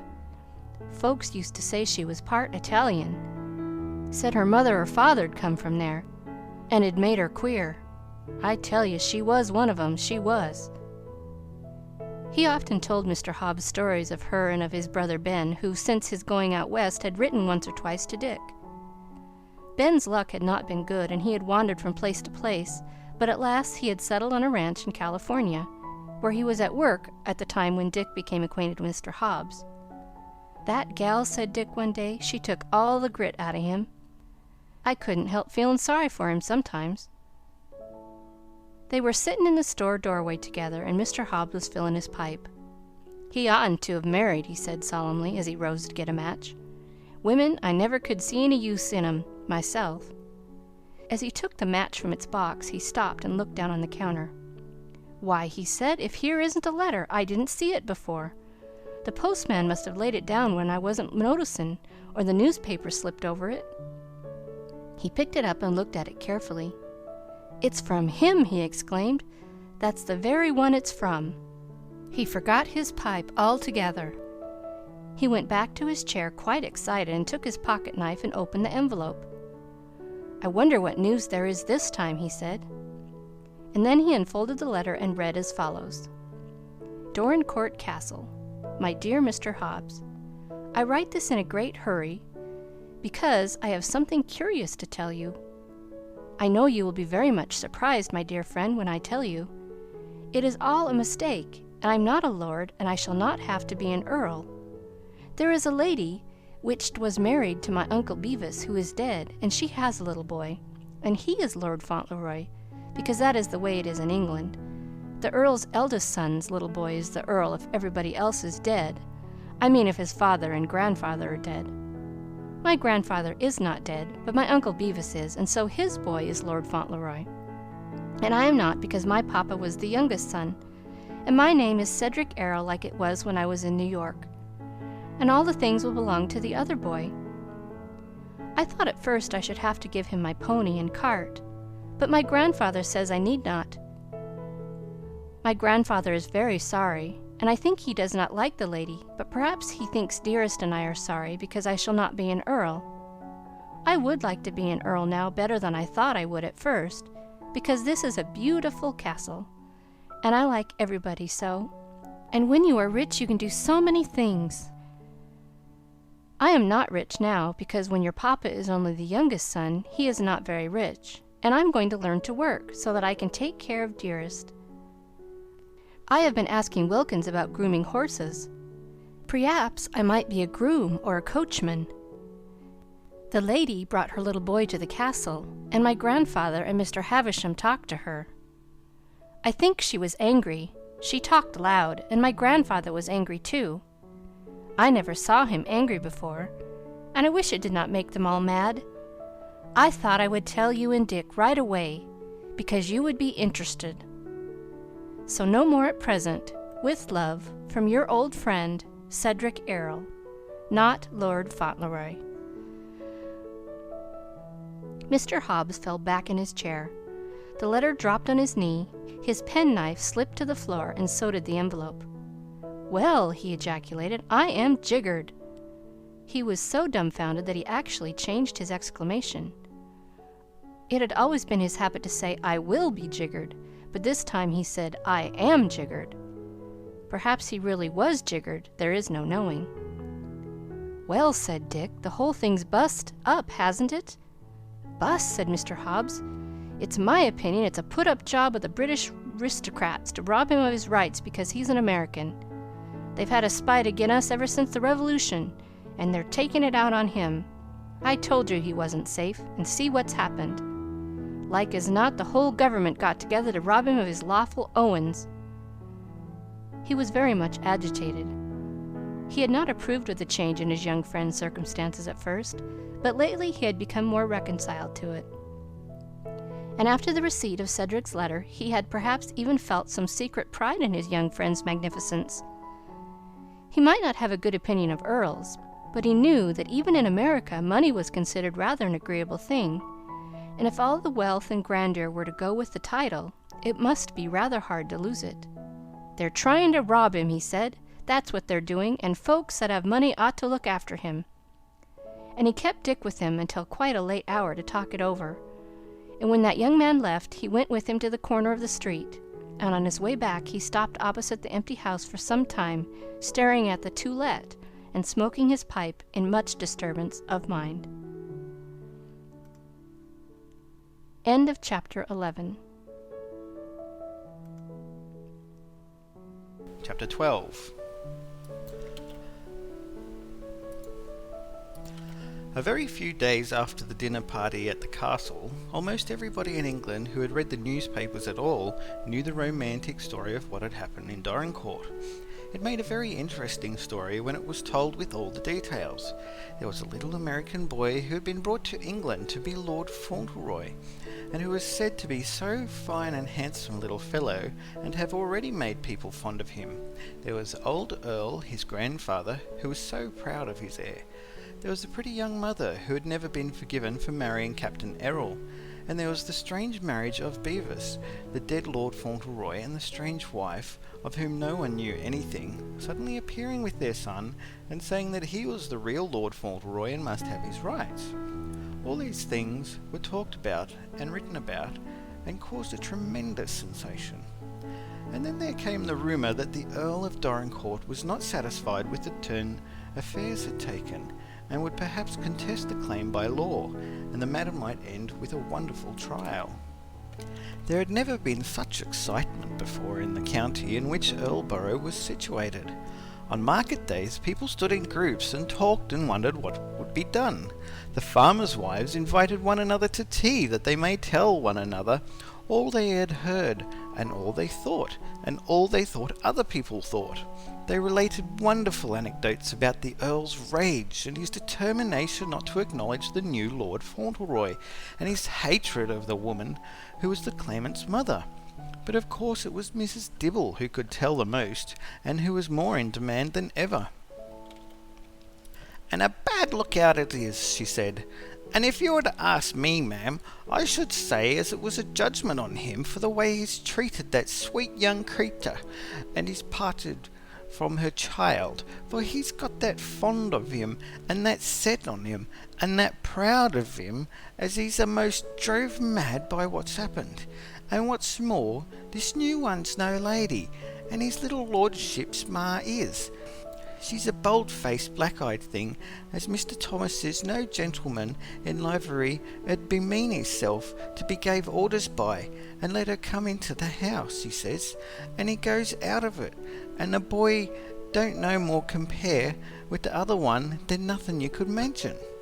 And mercy knows what's going to come of it all, and where it's to end, and you might have knocked me down with a feather when Jane brought the news." In fact, there was excitement everywhere in the castle, in the library, where the Earl and Mr. Havisham sat and talked, in the servants' hall, where Mr. Thomas and the butler and the other men and women servants gossiped and exclaimed at all times of the day, and in the stables, where Wilkins went about his work in a quite depressed state of mind, and groomed the brown pony more beautifully than ever, and said mournfully to the coachman that he never taught a young gentleman to ride as took to it more natural, or was better plucked than one he was. He was a one as it were some pleasure to ride behind. But in the midst of all the disturbance there was one person who was quite calm and untroubled. That person was the little Lord Fauntleroy, who was said not to be Lord Fauntleroy at all. When the first state of affairs had been explained to him, he had felt some little anxiousness and perplexity, it is true, but its foundation was not in baffled ambition. While the Earl told him what had happened, he had sat on a stool holding on to his knee, as he so often did when he was listening to anything interesting, and by the time the story was finished he looked quite sober. "It makes me feel very queer," he said. "It makes me feel queer." The Earl looked at the boy in silence. It made him feel queer too, queerer than he had ever felt in his whole life. And he felt more queer still when he saw that there was a troubled expression on the small face which was usually so happy. "Will they take the dearest's house from her, and her carriage?" Cedric asked in a rather unsteady, anxious little voice. "No," said the Earl decidedly, in quite a loud voice. "In fact, they can take nothing from her." "Ah," said Cedric with evident relief. "Can't they?" Then he looked up at his grandfather, and there was a wistful shade in his eyes, and they looked very big and soft. "That other boy," he said rather tremulously, "he'll have to be your boy now, as I was, won't he?" "No," answered the Earl, and he said it so fiercely and loudly that Cedric quite jumped. "No?" he exclaimed in wonderment. "Won't he? I thought—" He stood up from his stall quite suddenly. "Shall I be your boy, even if I'm not going to be an Earl?" he said. "Should I be your boy just as I was before?" And his flushed little face was all alight with eagerness. How the old Earl did look at him from head to foot, to be sure! How his great shaggy brows did draw themselves together, and how queerly his deep eyes shone under them, how very queerly. "My boy," he said, and if you'll believe it, his voice was queer, almost shaky, and a little broken and hoarse. Not at all what you expect an Earl's voice to be, though he spoke more decidedly and peremptorily than before. "Yes, you'll be my little boy as long as I live, and by George, sometimes I feel as if you were the only boy I had ever had." Cedric's face turned red to the roots of his hair. It turned red with relief and pleasure. He put both his hands deep in his pockets and looked squarely into his noble relative's eyes. "Do you?" he said. "Well then, I don't care about the Earl part at all. I don't care whether I'm an Earl or not. I thought the one that was going to be the Earl would have to be your boy too, and I couldn't be, and that's what made me feel so queer." The Earl put his hand on his shoulder and drew him nearer. "They shall take nothing from you that I can hold for you," he said, drawing his breath hard. "I won't believe yet that they can take anything from you. You were made for the place, and, well, you may fill it still, but whatever comes, you shall have all that I can give you. All!" It scarcely seemed as if he were speaking to a child. There was such determination in his face and voice. It was more as if he were making a promise to himself. And perhaps he was. He had never before known how deep a hold upon him his fondness for the boy and his pride for him had taken. He had never seen his strength and good qualities and beauty as he seemed to see them now. To his obstinate nature it seemed impossible, more than impossible, to give up what he had set his heart so upon, and he had determined that he would not give it up without a fierce struggle. Within a few days after she had seen Mr. Havisham, the woman who claimed to be Lady Fauntleroy presented herself at the castle, and brought a child with her. She was sent away. The Earl would not see her. She was told by the footman at the door his lawyer would attend to her case. It was Thomas who gave the message, and who expressed his opinion of her freely afterward in the servants' hall. He hoped, he said, as he had worn livery in Ifamblies long enough to know a lady when he see one, and if that was a lady, then he was no judge of females. "The one at the lodge," added Thomas loftily, "American or no American, she's one of the right sort as any gentleman you'd recognise with all the high. I remarked it to myself when fust he called here." The woman drove away, the look on her handsome common face half frightened, half fierce. Mr. Havisham had noticed during his interviews with her that though she had a passionate temper and a coarse, insolent manner, she was neither so clever nor so bold as she meant to be. She seemed sometimes to be almost overwhelmed by the position in which she had placed herself. It was as if she had not expected to meet with such opposition. "She is evidently," the lawyer said to Mrs. Errol, "a person from the lower walks of life.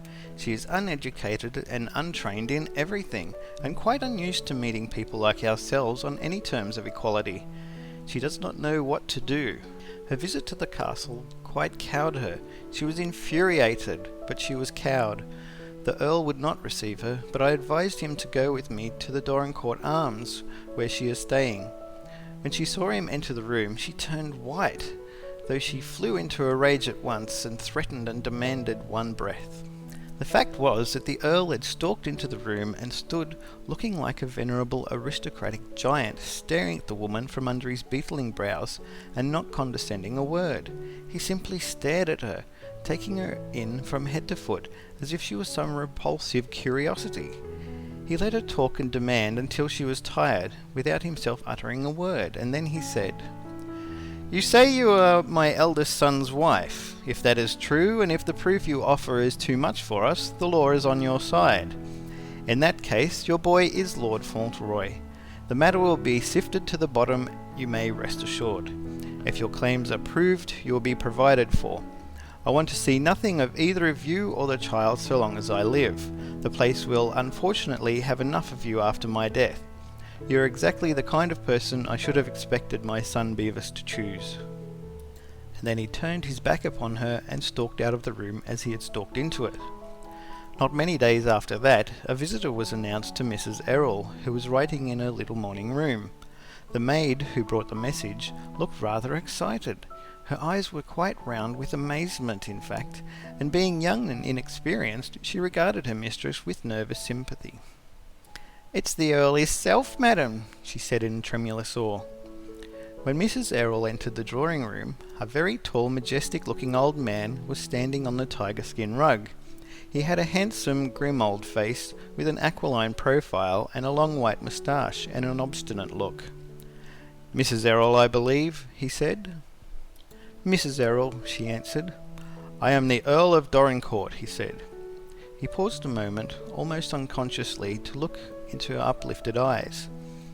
They were so like the big, affectionate, childish eyes he had seen uplifted to his own so often every day during the last few months that they gave him quite a curious sensation.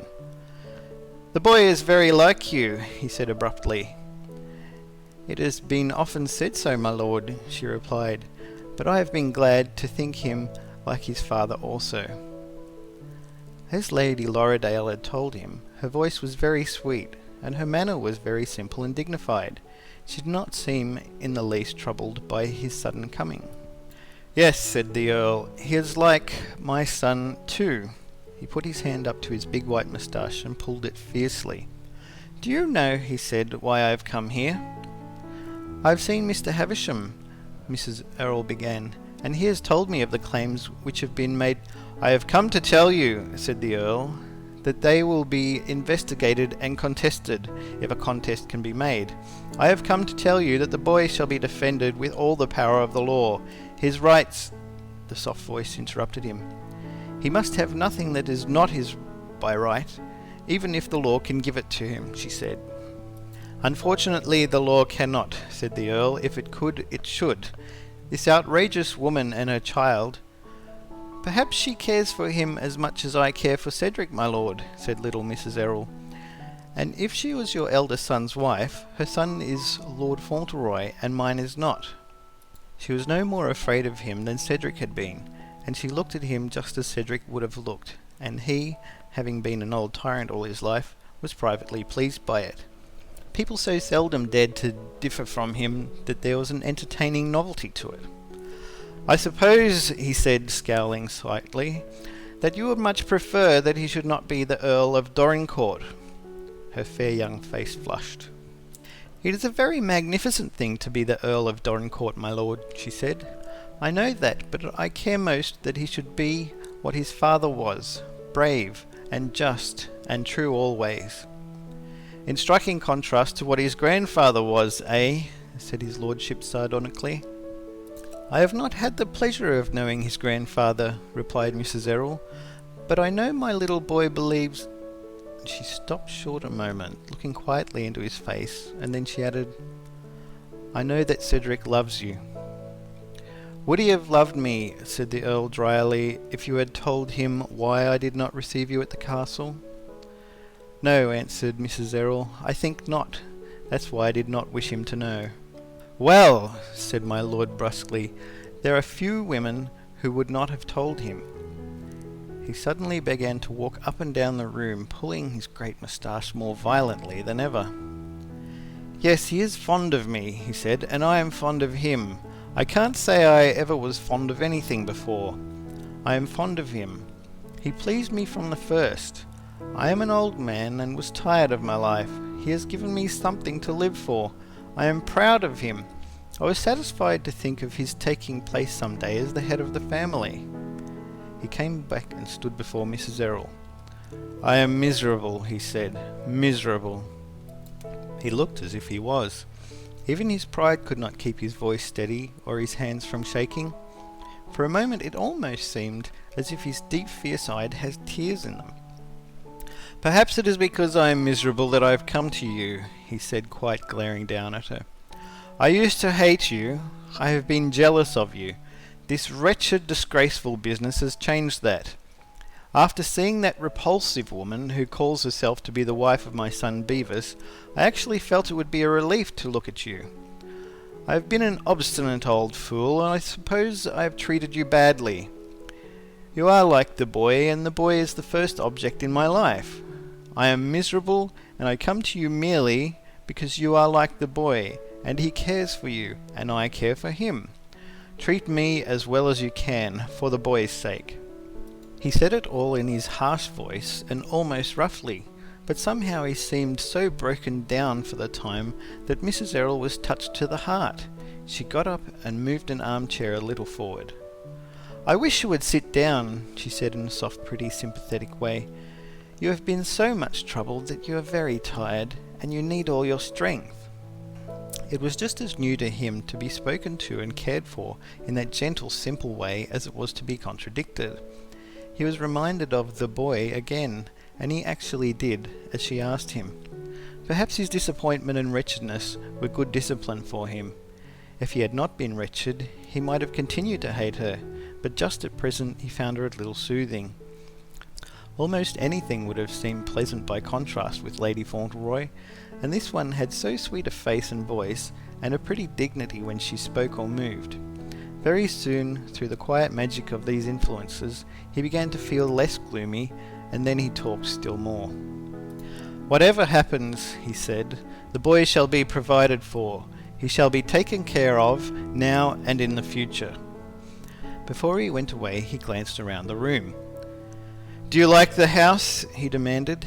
"Very much," she answered. "This is a cheerful room," he said. "May I come up here again and talk this matter over?" "As often as you wish, my lord," she replied.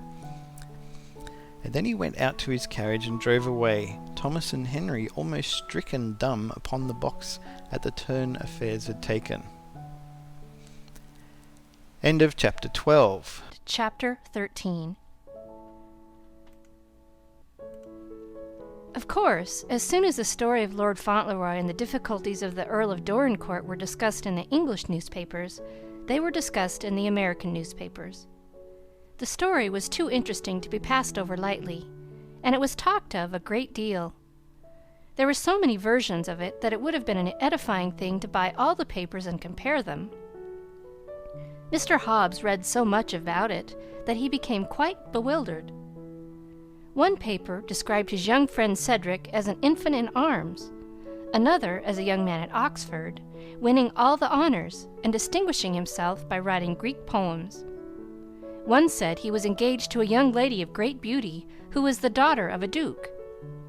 Another said he had just been married. The only thing, in fact, which was not said was that he was a little boy between 7 and 8, with handsome legs and curly hair. One said he was no relation to the Earl of Dorincourt at all, but was a small impostor who had sold newspapers and slept in the streets of New York before his mother imposed upon the family lawyer, who came to America to look for the Earl's heir. Then came the descriptions of the new Lord Fauntleroy and his mother. Sometimes she was a gypsy, sometimes an actress, sometimes a beautiful Spaniard. But it was always agreed that the Earl of Dorincourt was her deadly enemy, and would not acknowledge her son as his heir if he could help it. And as there seemed to be some slight flaw in the papers she had produced, it was expected that there would be a long trial, which would be far more interesting than anything ever carried in court before. Mr. Hobbs used to read the papers until his head was in a whirl, and in the evening he and Dick would talk it all over. They found out what an important personage an Earl of Dorincourt was, and what a magnificent income he possessed, and how many estates he owned, and how stately and beautiful was the castle in which he lived. And the more they learned, the more excited they became. "Seems like something orter be done," said Mr. Hobbs. "Things like them orter be held on to, earls or no earls." but there really was nothing they could do but each write a letter to Cedric containing assurances of their friendship and sympathy. They wrote those letters as soon as they could after receiving the news, and after having written them, they handed them over to each other to be read.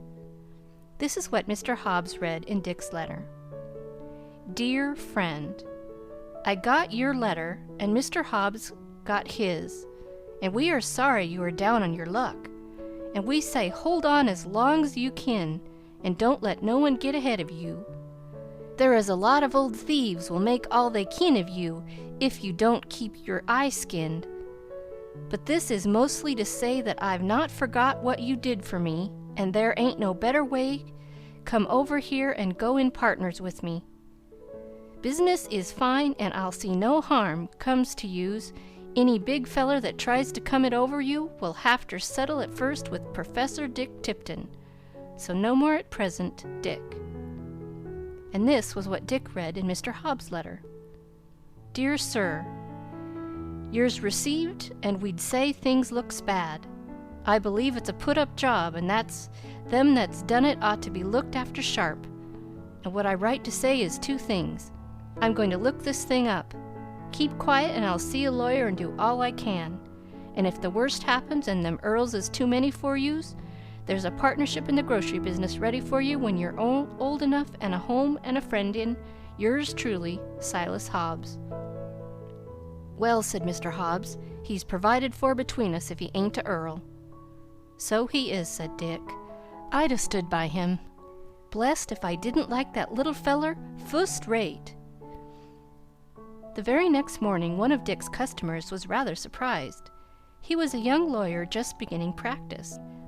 As poor as a very young lawyer can possibly be, but a bright, energetic young fellow with sharp wit and a good temper. He had a shabby office near Dick's stand, and every morning Dick blacked his boots for him, and quite often they were not exactly watertight, but he always had a friendly word or a joke for Dick. That particular morning, when he put his foot on the rest, he had an illustrated paper in his hand, an enterprising paper with pictures in it of conspicuous people and things.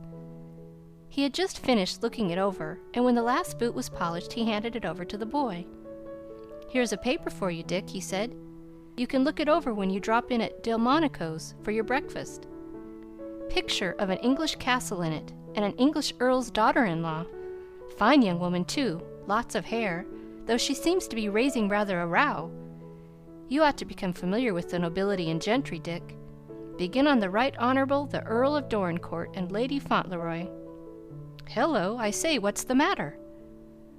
The pictures he spoke of were on the front page, and Dick was staring at one of them with his eyes and mouth open, and his sharp face almost pale with excitement. What's to pay, Dick? Said the young man. What has paralyzed you? Dick really did look as if something tremendous had happened. He pointed to the picture under which was written, Mother of Claimant, Lady Fauntleroy. It was the picture of a handsome woman with large eyes and heavy braids of black hair wound around her head. Her, said Dick. My, I know her better'n I know you. The young man began to laugh. Where did you meet her, Dick? He said. At Newport? Or when you ran over to Paris the last time? Dick actually forgot to grin. He began to gather his brushes and things together as if he had something to do which would put an end to his business for the present. Never mind, he said, I know her, and I've struck work for this morning. And in less than 5 minutes from that time he was tearing through the streets on his way to Mr. Hobbs in the corner store. Mr. Hobbs could scarcely believe the evidence of his senses when he looked across the counter and saw Dick rush in with a paper in his hand. The boy was out of breath with running, so much out of breath, in fact, that he could scarcely speak, as he threw the paper down on the counter. Hello, exclaimed Mr. Hobbs. Hello, what you got there?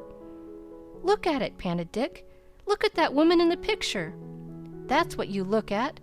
She ain't no aristocrat. She ain't, with withering scorn. She's no lord's wife. You may eat me if it ain't Mina. Mina! I'd know her anywheres, and so'd Ben. Just ax him. Mr. Hobbs dropped into his seat. I knowed it was a put-up job, he said. I knowed it. And they done it on account of him being American. done it!" cried Dick with disgust. "She's done it! That's who done it! She was allers up to her tricks, and I'll tell yer what came to me the minute I saw her picture.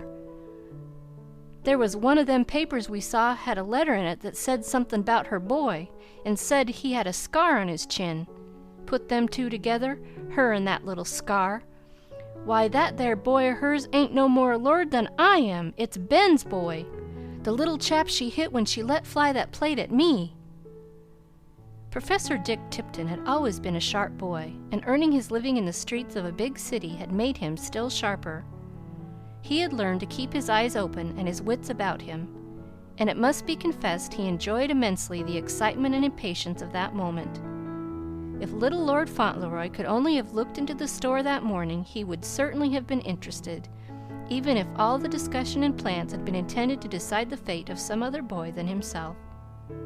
Mr. Hobbs was almost overwhelmed by his sense of responsibility, and Dick was all alive and full of energy. He began to write a letter to Ben, and he cut out the picture and enclosed it to him, and Mr. Hobbs wrote a letter to Cedric and one to the Earl. They were in the midst of this letter writing when a new idea came to Dick. "Say," he said, "the feller that give me the paper, he's a lawyer. Let's ax him what we'd better do. Lawyers know it all." Mr. Hobbs was immensely impressed by this suggestion and Dick's business capacity. "That's so," he replied. "This here calls for lawyers." And leaving the store in the care of a substitute, he struggled into his coat and marched downtown with Dick. And the two presented themselves with their romantic story in Mr. Harrison's office, much to that young man's astonishment. If he had not been a very young lawyer with a very enterprising mind and a great deal of spare time on his hands, he might not have been so readily interested in what they had to say, for it all certainly sounded very wild and queer. But he chanced to want something to do very much, and he chanced to know Dick, and Dick chanced to say his say in a very sharp, telling sort of way. "And," said Mr. Hobbs, "say, what's your time worth an hour? And look into this thing thorough, and I'll pay the damage. Silas Hobbs, corner of Blank Street, vegetables and fancy groceries." "Well," said Mr. Harrison, "it will be a big thing if it turns out all right, and it will be almost as big a thing for me as for Lord Fauntleroy. And at any rate, no harm can be done by investigating. It appears there has been some dubiousness about the child. The woman contradicted herself in some of her statements about his age and aroused suspicion. The first persons to be written to are Dick's brother and the Earl of Dorincourt's family lawyer. And actually, before the sun went down, 2 letters had been written and sent in 2 different directions, one speeding out of New York Harbor on a mail steamer on its way to England, and the other on a train carrying letters and passengers bound for California. And the first was addressed to T. Havisham, Esquire, and the second to Benjamin Tipton. And after the store was closed that evening, Mr. Hobbs and Dick sat in the back room and talked together until midnight. End of Chapter 13. Chapter 14. It is astonishing how short a time it takes for very wonderful things to happen. It had taken only a few minutes, apparently, to change all the fortunes of the little boy dangling his red legs from the high stool in Mr. Hobbs's store, and to transform him from a small boy living the simplest life in a quiet street into an English nobleman, the heir to an earldom and magnificent wealth. It had taken only a few minutes, apparently, to change him from an English nobleman into a penniless little impostor, with no right to any of the splendors he had been enjoying. And, surprising as it may appear, it did not take nearly so long a time as one might have expected to alter the face of everything again, and to give back to him all that he had been in danger of losing. It took the less time because, after all, the woman who had called herself Lady Fauntleroy was not nearly so clever as she was wicked, and when she had been closely pressed by Mr. Havisham's questions about her marriage and her boy, she had made 1 or 2 blunders which had caused suspicion to be awakened, and then she had lost her presence of mind and her temper, and in her excitement and anger had betrayed herself still further. All the mistakes she made were about her child. There seemed no doubt that she had been married to Bevis, Lord Fauntleroy, and had quarrelled with him, and had been paid to keep away from him. But Mr. Havisham found out that her story of the boys being born in a certain part of London was false, and just when they all were in the midst of the commotion caused by this discovery, there came the letter from the young lawyer in New York, and Mr. Hobbs's letters also. What an evening it was when those letters arrived, and when Mr. Havisham and the Earl sat and talked their plans over in the library. "After my first 3 meetings with her," said Mr. Havisham, "I began to suspect her strongly. It appeared to me that the child was older than she said he was, and she made a slip in speaking of the date of his birth, and then tried to patch the matter up. The story these letters bring fits in with several of my suspicions. Our best plan will be to cable at once for these 2 Tiptons, say nothing about them to her, and suddenly confront her with them when she is not expecting it. She is only a very clumsy plotter after all. My opinion is that she will be frightened out of her wits, and will betray herself on the spot." And that was what actually happened. She was told nothing, and Mr. Havisham kept her from suspecting anything by continuing to have interviews with her, in which he assured her he was investigating her statements, and she really began to feel so secure that her spirits rose immensely, and she began to be as insolent as might have been expected. But one fine morning, as she sat in her sitting-room at the inn called the Dorincourt Arms, making some very fine plans for herself, Mr. Havisham was announced. And when he entered, he was followed by no less than 3 persons. One was a sharp-faced boy, and one was a big young man, and the third was the Earl of Dorincourt. She sprang to her feet and actually uttered a cry of terror. It broke from her before she had time to check it.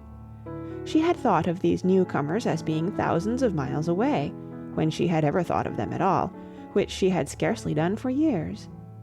She had never expected to see them again. It must be confessed that Dick grinned a little when he saw her. "Hello, Minna," he said. The big young man, who was Ben, stood still a minute and looked at her. "Do you know her?" Mr. Havisham asked, glancing from one to the other. "Yes," said Ben, "I know her and she knows me." And he turned his back on her, and went and stood looking out of the window, as if the sight of her was hateful to him, as indeed it was. Then the woman, seeing herself so baffled and exposed, lost all control over herself, and flew into such a rage as Ben and Dick had often seen her in before. Dick grinned a trifle more as he watched her, and heard the names she called them all, and the violent threats she made, but Ben did not turn to look at her. "I can swear to her in any court," he said to Mr. Havisham, "and I can bring a dozen others who will. Her father is a respectable sort of man, though he's low down in the world. Her mother was just like herself. She's dead, but he's alive, and he's honest enough to be ashamed of her. He'll tell you who she is, and whether she married me or not." Then he clenched his hand suddenly and turned on her. "Where's the child?" he demanded. "He's going with me. He is done with you, and so am I." And just as he finished saying the words, the door leading into the bedroom opened a little, and the boy, probably attracted by the sound of the loud voices, looked in. He was not a handsome boy, but he had rather a nice face, and he was quite like Ben, his father, as anyone could see, and there was the 3-cornered scar on his chin. Ben walked up to him and took his hand, and his own was trembling. "Yes," he said, "I could swear to him too. Tom," he said to the little fellow, "I'm your father. I've come to take you away. Where's your hat?" The boy pointed to where it lay on a chair. It evidently rather pleased him to hear that he was going away. He had been so accustomed to queer experiences that it did not surprise him to be told by a stranger that he was his father. He objected so much to the woman who had come a few months before to the place where he had lived since his babyhood, and who had suddenly announced that she was his mother, that he was quite ready for a change. Ben took up the hat and marched to the door. "If you want me again," he said to Mr. Havisham, "you know where to find me." He walked out of the room holding the child's hand, and not looking at the woman once. She was fairly raving with fury, and the Earl was calmly gazing at her through his eyeglasses, which he had quietly placed upon his aristocratic eagle nose. "Come, come, my young woman," said Mr. Havisham, "this won't do at all. If you don't want to be locked up, you really must behave yourself." And there was something so very businesslike in his tones that, probably feeling that the safest thing she could do would be to get out of the way, she gave him one savage look and dashed past him into the next room and slammed the door. "We shall have no more trouble with her," said Mr. Havisham. And he was right, for that very night she left the Dorincourt Arms and took the train to London, and was seen no more. When the Earl left the room after the interview, he went at once to his carriage. "To Court Lodge," he said to Thomas. "To Court Lodge," said Thomas to the coachman as he mounted the box. "And you may depend on it, things are taking an unexpected turn." When the carriage stopped at Court Lodge, Cedric was in the drawing-room with his mother. The Earl came in without being announced. He looked an inch or so taller, and a great many years younger. His deep eyes flashed. "Where," he said, "is Lord Fauntleroy?" Mrs. Errol came forward, a flush rising to her cheek. "Is it Lord Fauntleroy?" she asked. "Is it indeed?" The Earl put out his hand and grasped hers. "Yes," he answered, "it is." Then he put his other hand on Cedric's shoulder. "Fauntleroy," he said in his unceremonious, authoritative way, "ask your mother when she will come to us at the castle." Fauntleroy flung his arms around his mother's neck. "To live with us!" he cried. "To live with us always!" The Earl looked at Mrs. Errol, and Mrs. Errol looked at the Earl. His lordship was entirely in earnest. He had made up his mind to waste no time in arranging this matter. He had begun to think it would suit him to make friends with his heir's mother. "Are you quite sure you want me?" said Mrs. Errol, with her soft, pretty smile. "Quite sure," he said bluntly. "We have always wanted you, but we were not exactly aware of it. We hope you will come." End of Chapter 14. Chapter 15. Ben took his boy and went back to his cattle ranch in California, and he returned under very comfortable circumstances. Just before his going, Mr. Havisham had an interview with him, in which the lawyer told him that the Earl of Dorincourt wished to do something for the boy who might have turned out to be Lord Fauntleroy, and so he had decided that it would be a good plan to invest in a cattle ranch of his own, and put Ben in charge of it on terms which would make it pay him very well, and which would lay a foundation for his son's future. And so when Ben went away, he went as the prospective master of a ranch which would be almost as good as his own, and might easily become his own in time, as indeed it did in the course of a few years. And Tom, the boy, grew up on it into a fine young man, and was devotedly fond of his father, and they were so successful and happy that Ben used to say that Tom made up to him for all the troubles he had ever had. But Dick and Mr. Hobbs, who had actually come over with the others to see that things were properly looked after, did not return for some time. It had been decided at the outset that the Earl would provide for Dick, and would see that he received a solid education, and Mr. Hobbs had decided that as he himself had left a reliable substitute in charge of his store, he could afford to wait to see the festivities, which were to celebrate Lord Fauntleroy's 8th birthday. All the tenantry were invited, and there were to be feasting and dancing and games in the park, and bonfires and fireworks in the evening. "Just like the 4th of July," said Lord Fauntleroy.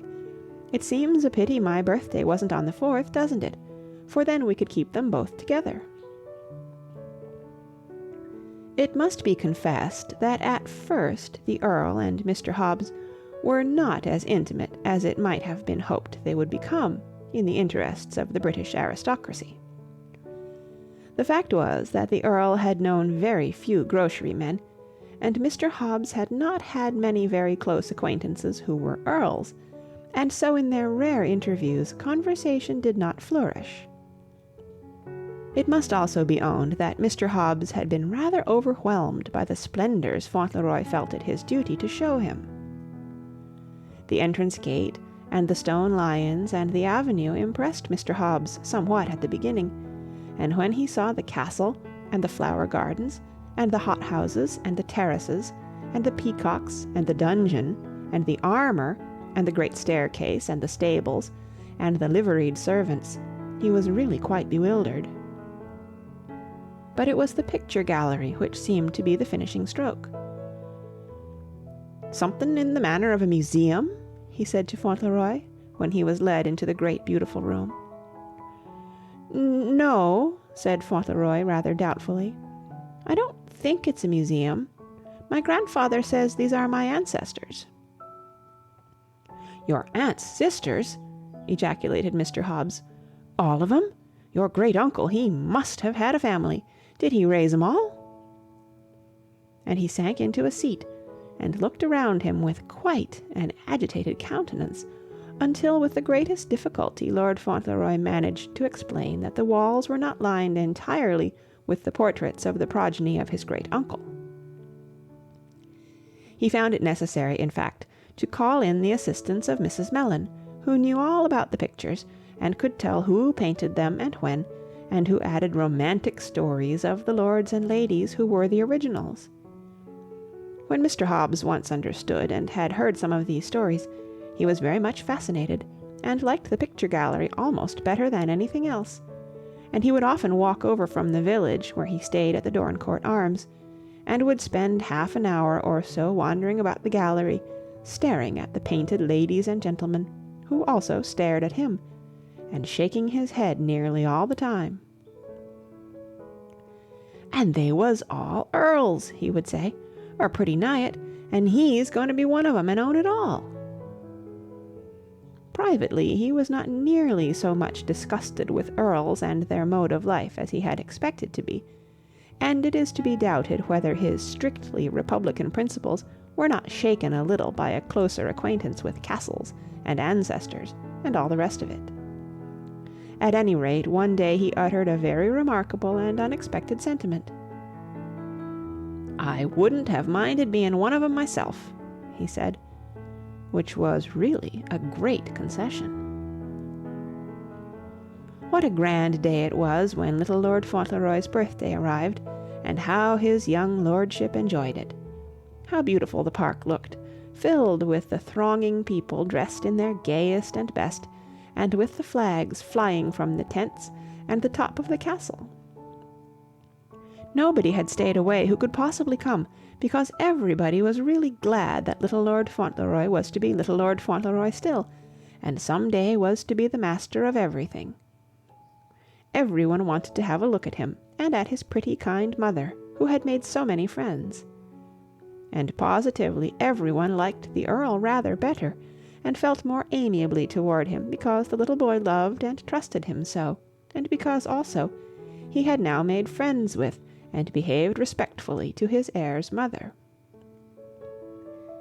It was said that he was even beginning to be fond of her too, and that between his young lordship and his young lordship's mother, the Earl might be changed in time into quite a well-behaved old nobleman, and everybody might be happier and better off. What scores and scores of people there were under the trees and in the tents and on the lawns!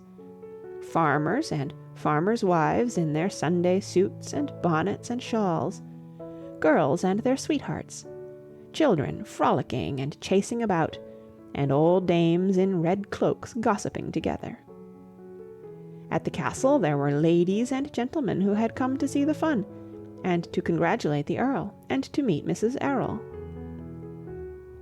Lady Lorridale and Sir Harry were there, and Sir Thomas Asshe and his daughters, and Mr. Havisham, of course, and then beautiful Miss Vivian Herbert, with the loveliest white gown and lace parasol, and a circle of gentlemen to take care of her, though she evidently liked Fauntleroy better than all of them put together. And when he saw her and ran to her and put his arm around her neck, she put her arms around him too and kissed him as warmly as if he had been her own favourite little brother, and she said, "Dear little Lord Fauntleroy, dear little boy, I am so glad, I am so glad." And afterward she walked about the grounds with him and let him show her everything. And when he took her to where Mr. Hobbs and Dick were, and said to her, "This is my old friend, Mr. Hobbs, Miss Herbert, and this is my other old friend, Dick. I told them how pretty you were, and I told them they should see you if you came to my birthday." She shook hands with them both, and stood and talked to them in her prettiest way, asking them about America and their voyage, and their life since they had been in England, while Fauntleroy stood by looking up at her with adoring eyes, and his cheeks quite flushed with delight, because he saw that Mr. Hobbs and Dick liked her so much. "Well," said Dick solemnly afterward, "she's the daisiest gal I ever saw. She's just a daisy, that's what she is, and no mistake." Everybody looked after her as she passed, and everyone looked after little Lord Fauntleroy.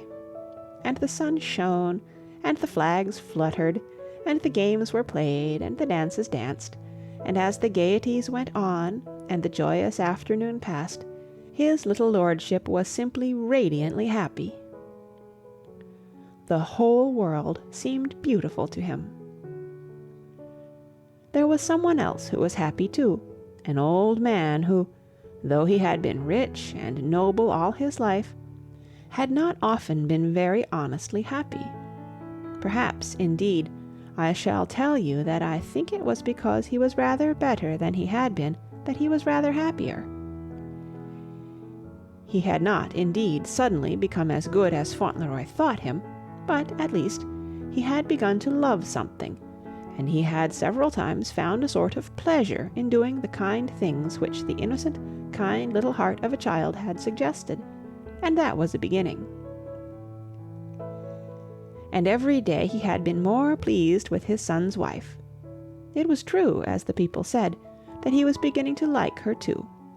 He liked to hear her sweet voice, and to see her sweet face, and as he sat in his armchair he used to watch her and listen as she talked to her boy, and he heard loving, gentle words which were new to him, and he began to see why the little fellow who had lived in a New York side street, and known grocery-men and made friends with boot-blacks, was still so well-bred and manly a little fellow that he made no one ashamed of him, even when fortune changed him into the heir to an English earldom, living in an English castle. It was really a very simple thing, after all. It was only that he had lived near a kind and gentle heart, and had been taught to think kind thoughts always, and to care for others.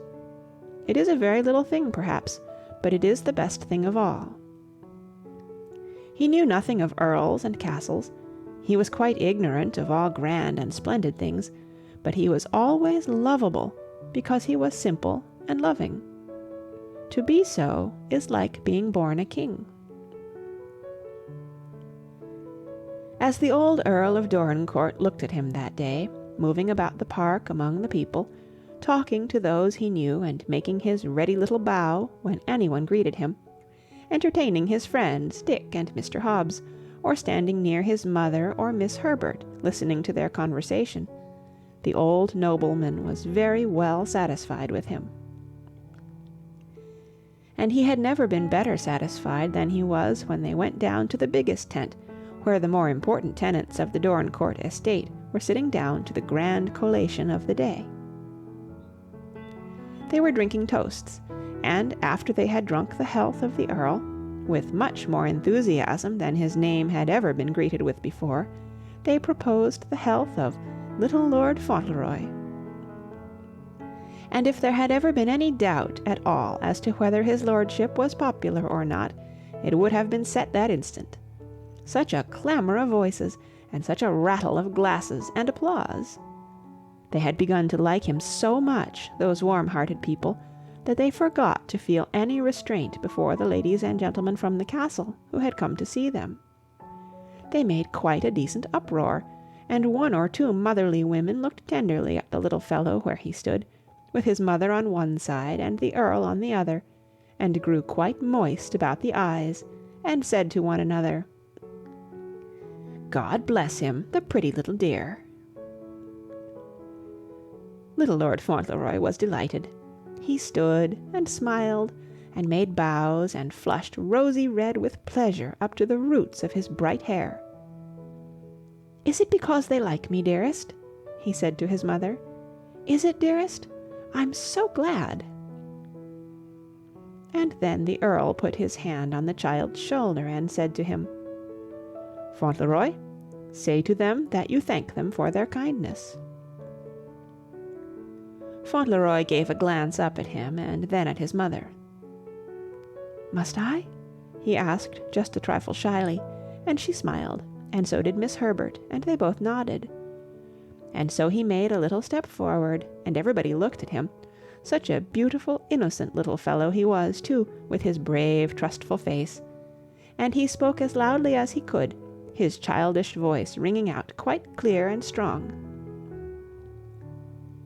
"I'm ever so much obliged to you," he said, "and I hope you'll enjoy my birthday, because I've enjoyed it so much, and I'm very glad I'm going to be an Earl. I didn't think at first I should like it, but now I do. And I love this place so, and I think it is beautiful, and when I am an Earl, I am going to try to be as good as my grandfather." And amid the shouts and clamour of applause, he stepped back with a little sigh of relief, and put his hand into the Earl's and stood close to him, smiling and leaning against his side. And that would be the very end of my story, but I must add one curious piece of information, which is, that Mr. Hobbs became so fascinated with high life, and was so reluctant to leave his young friend, that he actually sold his corner store in New York and settled in the English village of Earlsborough, where he opened a shop which was patronized by the castle, and consequently was a great success. And though he and the Earl never became very intimate, if you will believe me, that man Hobbs became in time more aristocratic than his lordship himself, and he read the court news every morning, and followed all the doings of the House of Lords. And about 10 years after, when Dick, who had finished his education and was going to visit his brother in California, asked the good grocer if he did not wish to return to America, he shook his head seriously. "Not to live there," he said, "not to live there. I want to be near him, and sort of look after him. It's a good enough country for them that's young and stirring, but there's faults in it. There's not an aunt sister among 'em, nor an Earl." And this is the end of Little Lord Fauntleroy by Frances Hodgson Burnett.